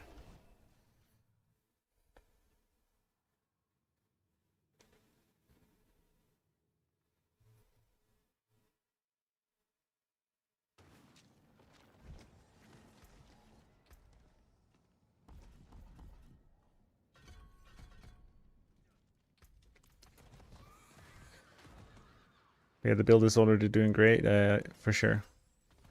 It is very strong.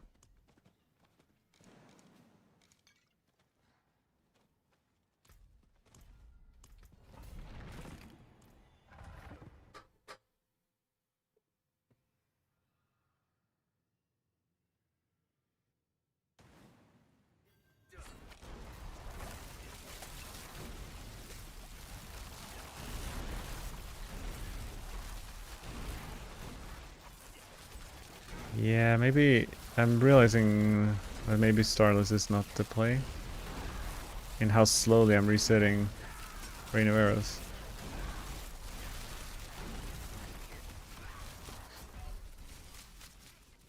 I think I'm gonna swap it out. Like my Rain Arrow is like every 5 Heartseeker attacks.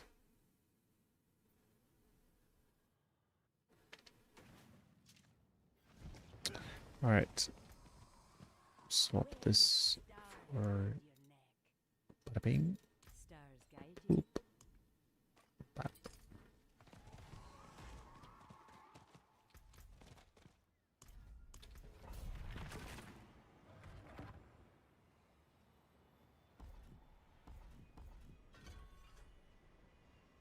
I guess I don't need the points in dash.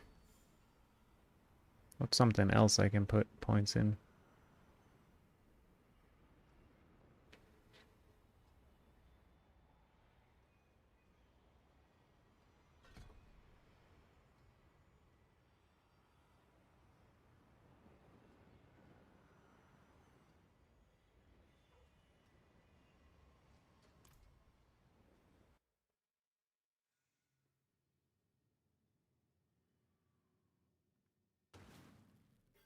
This is a pretty good map.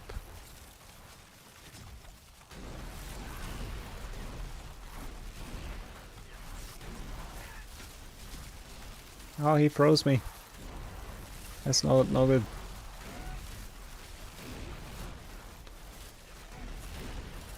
Yeah, the constant repositioning with dash is just such a good tool.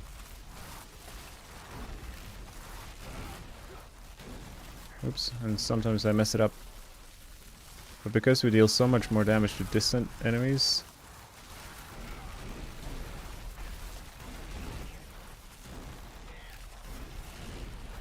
so now I have attack speed, so this is where I need this.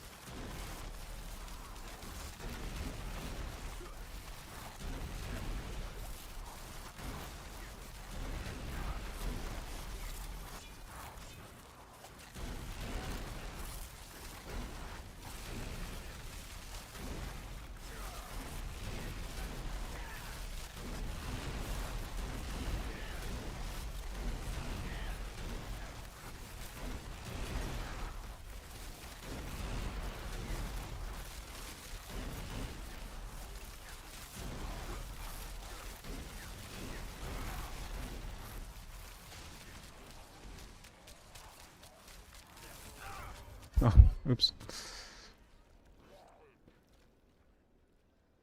But yeah, so far the way I've been able to make it work the best is the Legendary Ring and Resource Elixir, which I don't understand exactly why it works.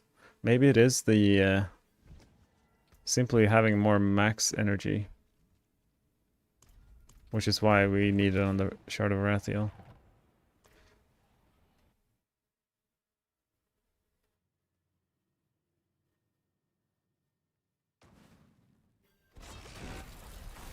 If anyone has a Shard of Rathiel with multiple GAs, let me know.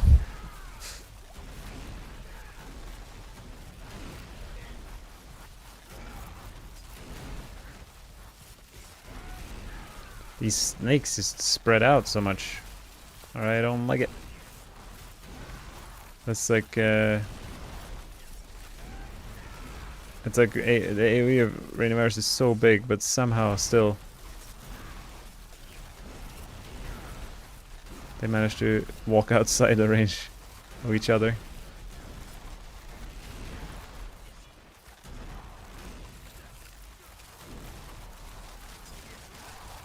Hmm.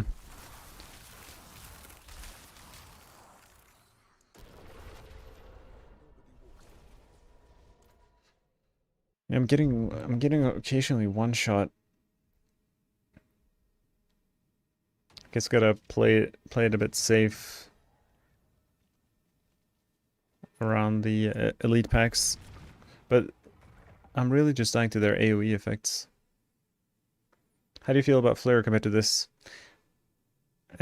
So I say Flare is better for everything in the game, except potentially that this might be able to push 1 or 2 hit tiers higher. And this is like a bit more complex than Flurry, and some people enjoy that playstyle, like higher APM and or not necessarily higher APM, but more intentional positioning and overall rotation, I guess. Flurry is kind of straightforward. But outside of this potentially pushing higher, I would definitely recommend Flurry over this. And this is hard to gear for too, and that's a big plus for Flurry. Nicholas, how does Flurry perform in hordes? I love Flurry in hordes. It has so much mobility. Can be anywhere for any of the, you know, if you have a soul spire at the bottom and then at the top you're there within half a second.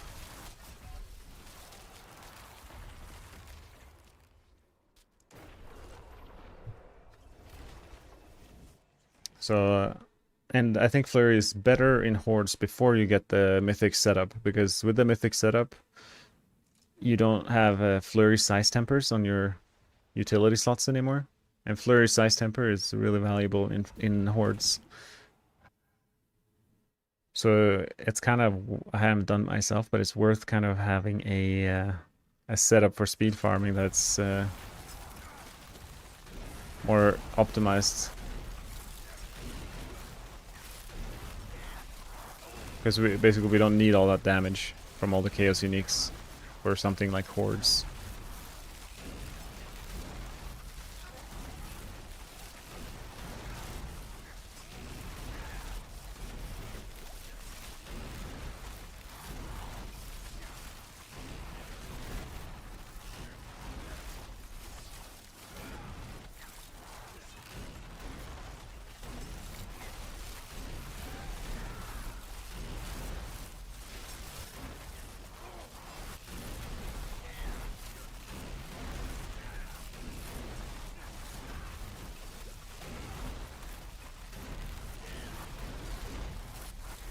Pretty good run so far. First two elite packs were not an issue. Let's see where we go from here.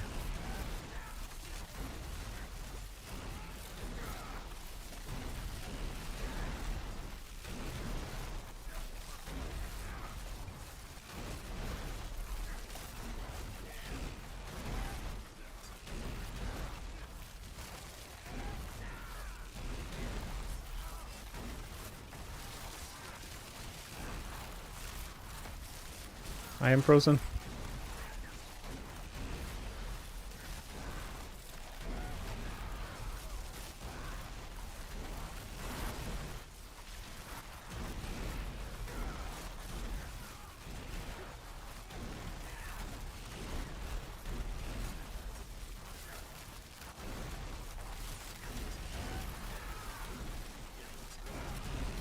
Thank you, Close Up, for the follow. Alright, we have good progress so far.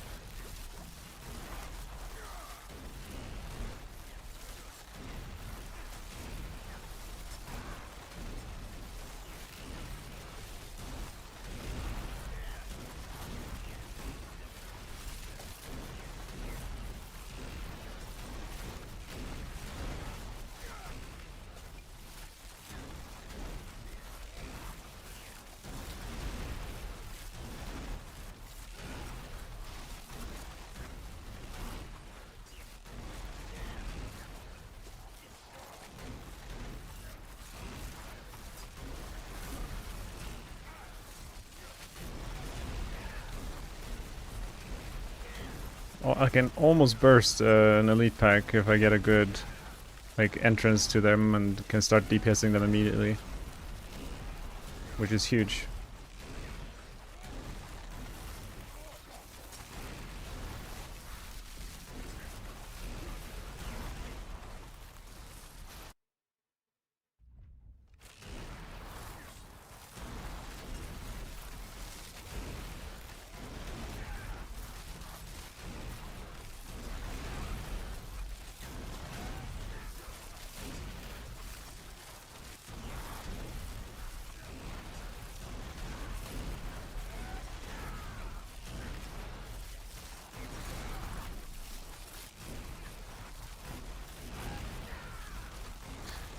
I want to kill these guys down here because there's a champion above them, and then maybe I can skip the champion pack by stunning them and running past them. So that's what I will try to do here.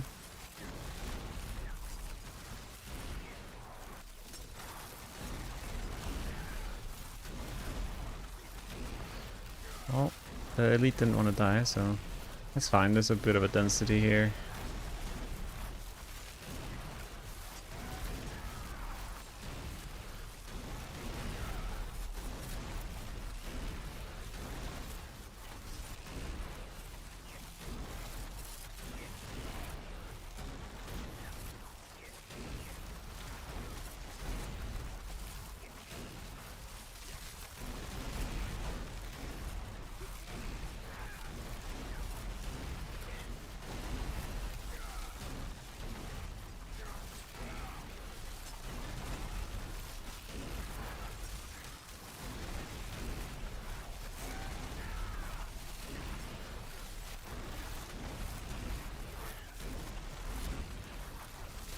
I feel like I could easily die to these guys.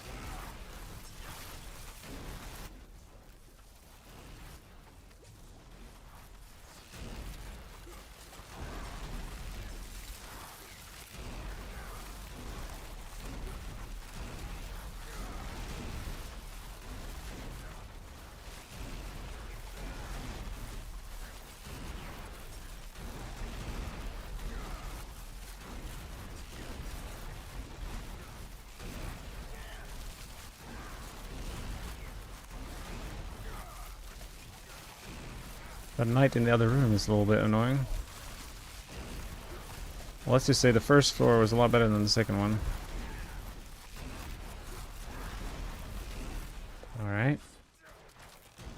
Slowly working our way.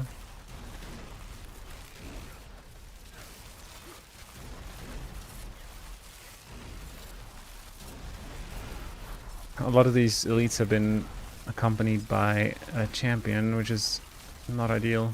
Then I get off sync with the CC and staggers, and like right now they are CC'd but I can't hurt them, and now I can DPS them, but they're...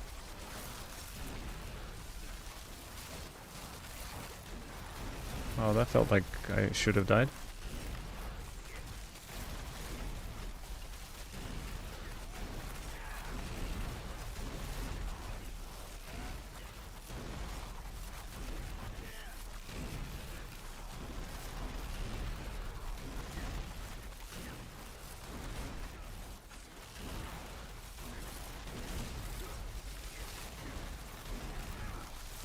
I tried PT before no arrows, but it was fun but a bit clunky. It's like playing budget season 2 Andy.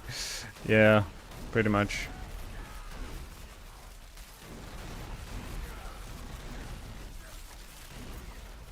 Glad you tried it out. I think with really good gear it's fun. It's hard to get that in this season. Alright, hopefully we can get to the boss without dying.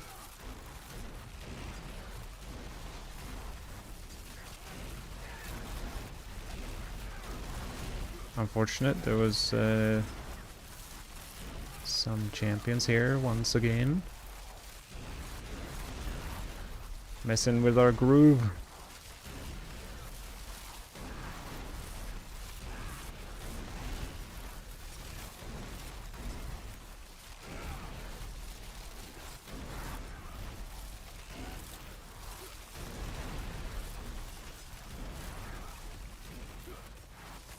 Whoa, I jumped into that.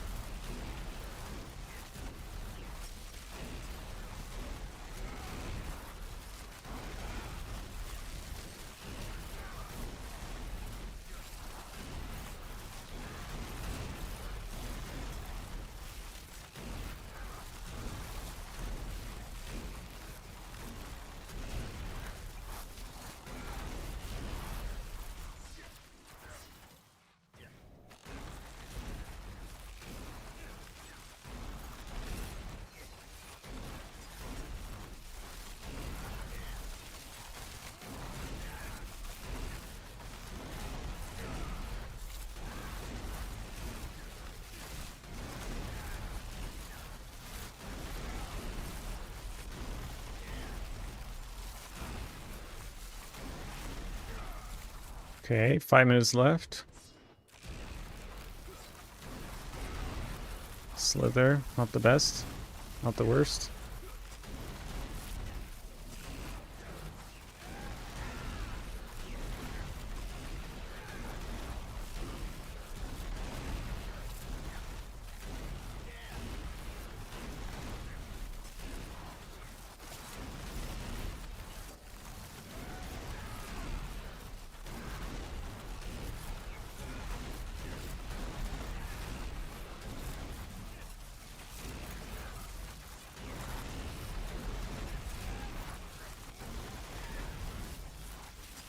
So they're scary, especially because I don't have any unstoppable.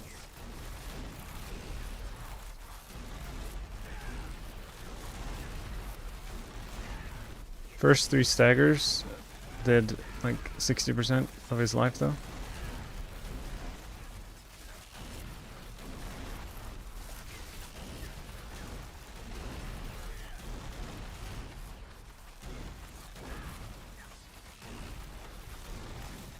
Whoa, what's this?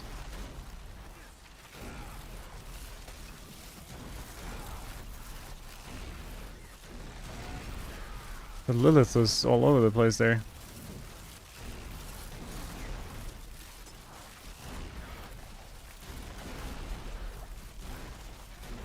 Yeah, without the staggers, a bit rough.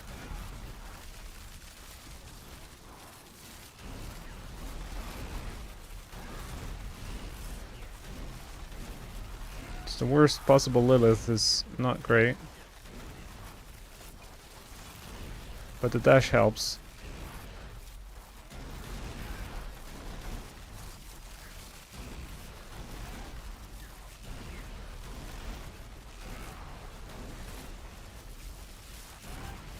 I wonder if we can get him in the next stagger.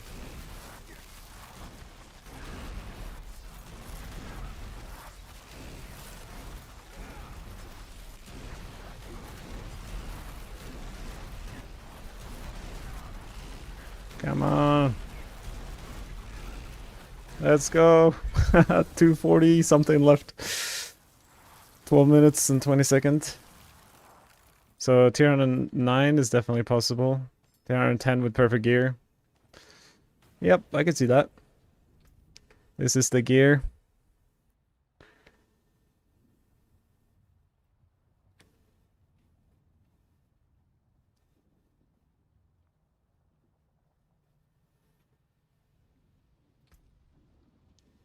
Thank you, thank you. Going through my skill tree real quick, and I didn't check my seasonal powers yet. We'll go through those. And finally, Paragon.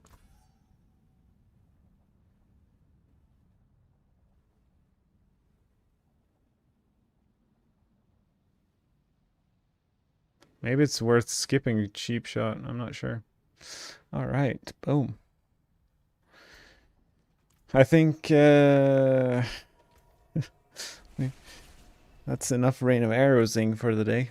Hi Matthias, this season I'm going with the Rogue, your favorite class. I'm using Dance of Knives Poison Trap. Which uber unique should I prioritize? I was thinking about the ring, because I'm struggling with resistance. Yeah, it does help with that, I guess.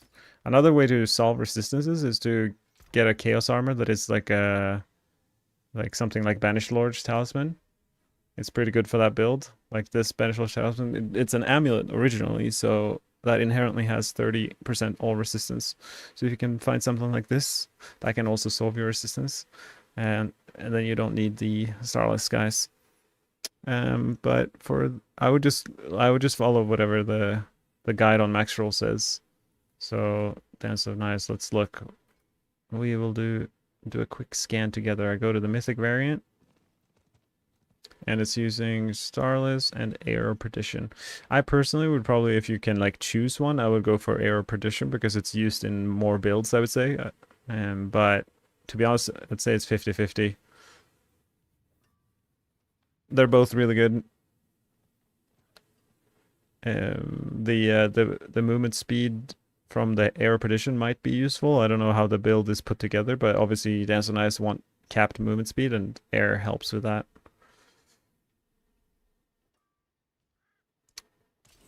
But yeah, I'd say it's a 50-50.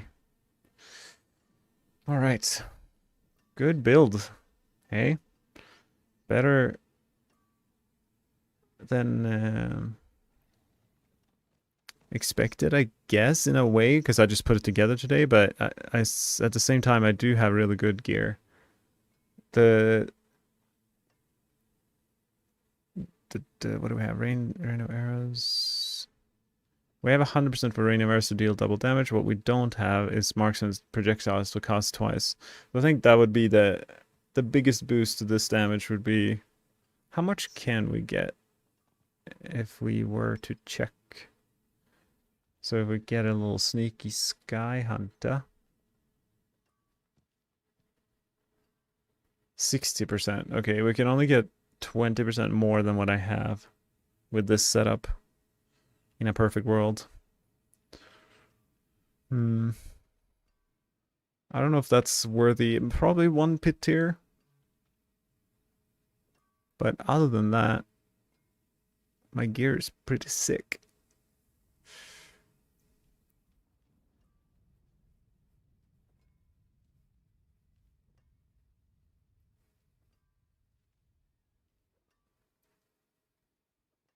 I'm trying to look through my gear to see where I have damage to gain.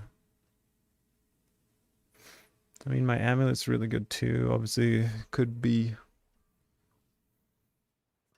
maybe more malice than frigid. I'm not sure though. Maybe frigid is the play. Just go all in on that CC damage.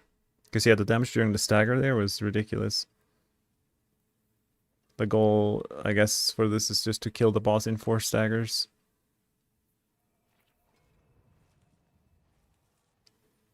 Shard of Varathiel? I'm confused about this. I'll talk to Dai about it. Alright, let's see if is Dai online.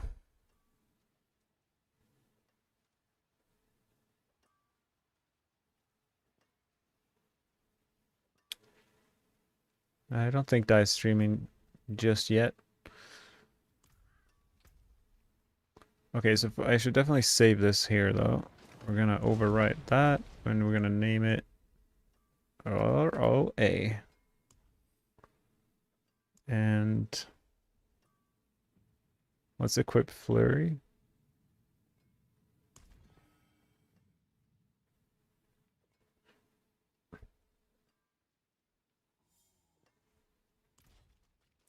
Got most of the threshold for the build like move speed, so I don't drop that so nice. I can blast T3 real fast, but I'm really one shot. That's what was getting me to knock it. Oh, okay, you're too squishy. Yeah, I guess getting air perdition won't help you with that. So maybe Starless is a good idea. Get more resistances and keep something more defensive as a helm. That's a good call. Trust your gut. You know your character the best in its current state. So in an ideal world, I could just like quickly swap to Flurry without having to change any of these sockets.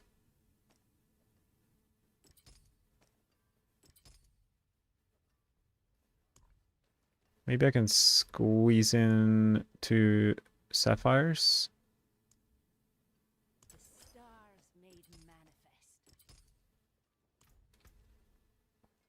Boom. Okay, so this setup is only missing 2 emeralds. And then I can, with 1 button press, go between Flurry and Rain of Arrows. Super Hamster says maybe Orphan Maker to make it the 16 ranks. Yeah, maybe. Maybe that is the play. Something about it didn't seem like it was as good when I played it for like 3 seconds. But I only had the 14 ranks too, but...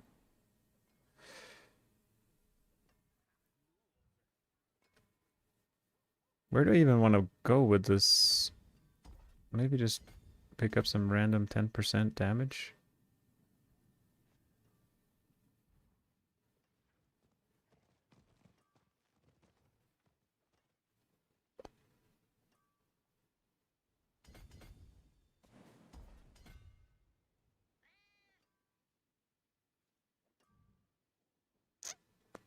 We'll swap this for that, and then we go save this, overwrite.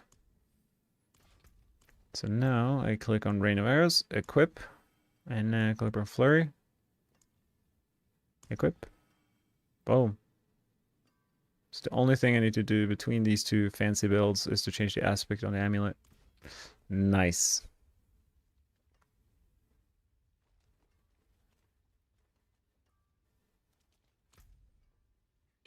Killing Belial with one Rain of Arrows feels nice. Yeah, the boss damage was pretty insane.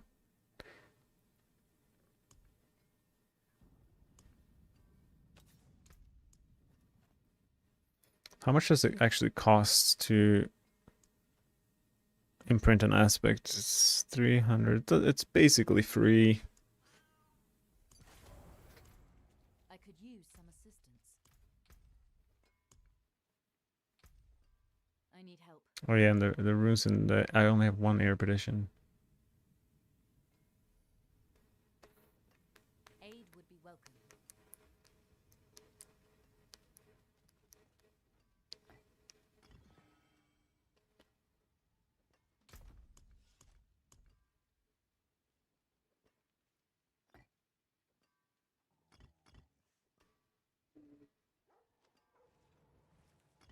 I could use some assistance. All right, I'm back in Flurry land. Probably Aid would be welcome. stay in Flurry land for a bit.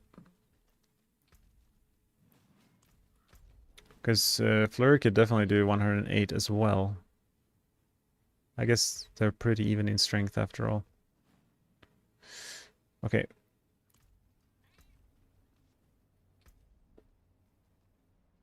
Aid would be welcome.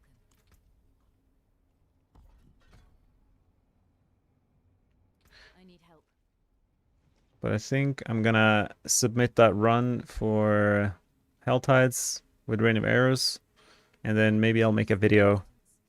I'm thinking of making like a bit of a more in-depth guide on Flurry to showcase the build a bit more and some more gameplay in terms of how to play it across different game modes. But other than that, thank you guys for watching. I don't think thanks to Woody's raid for blessing my stream today. Shout out to him. Those of you on YouTube, I hope you take care. And the rest of you on Twitch, I'll raid Panda. And thank you guys for watching. I hope you have a wonderful rest of your day, morning, evening, wherever you are. And I'll see you around. Thank you guys.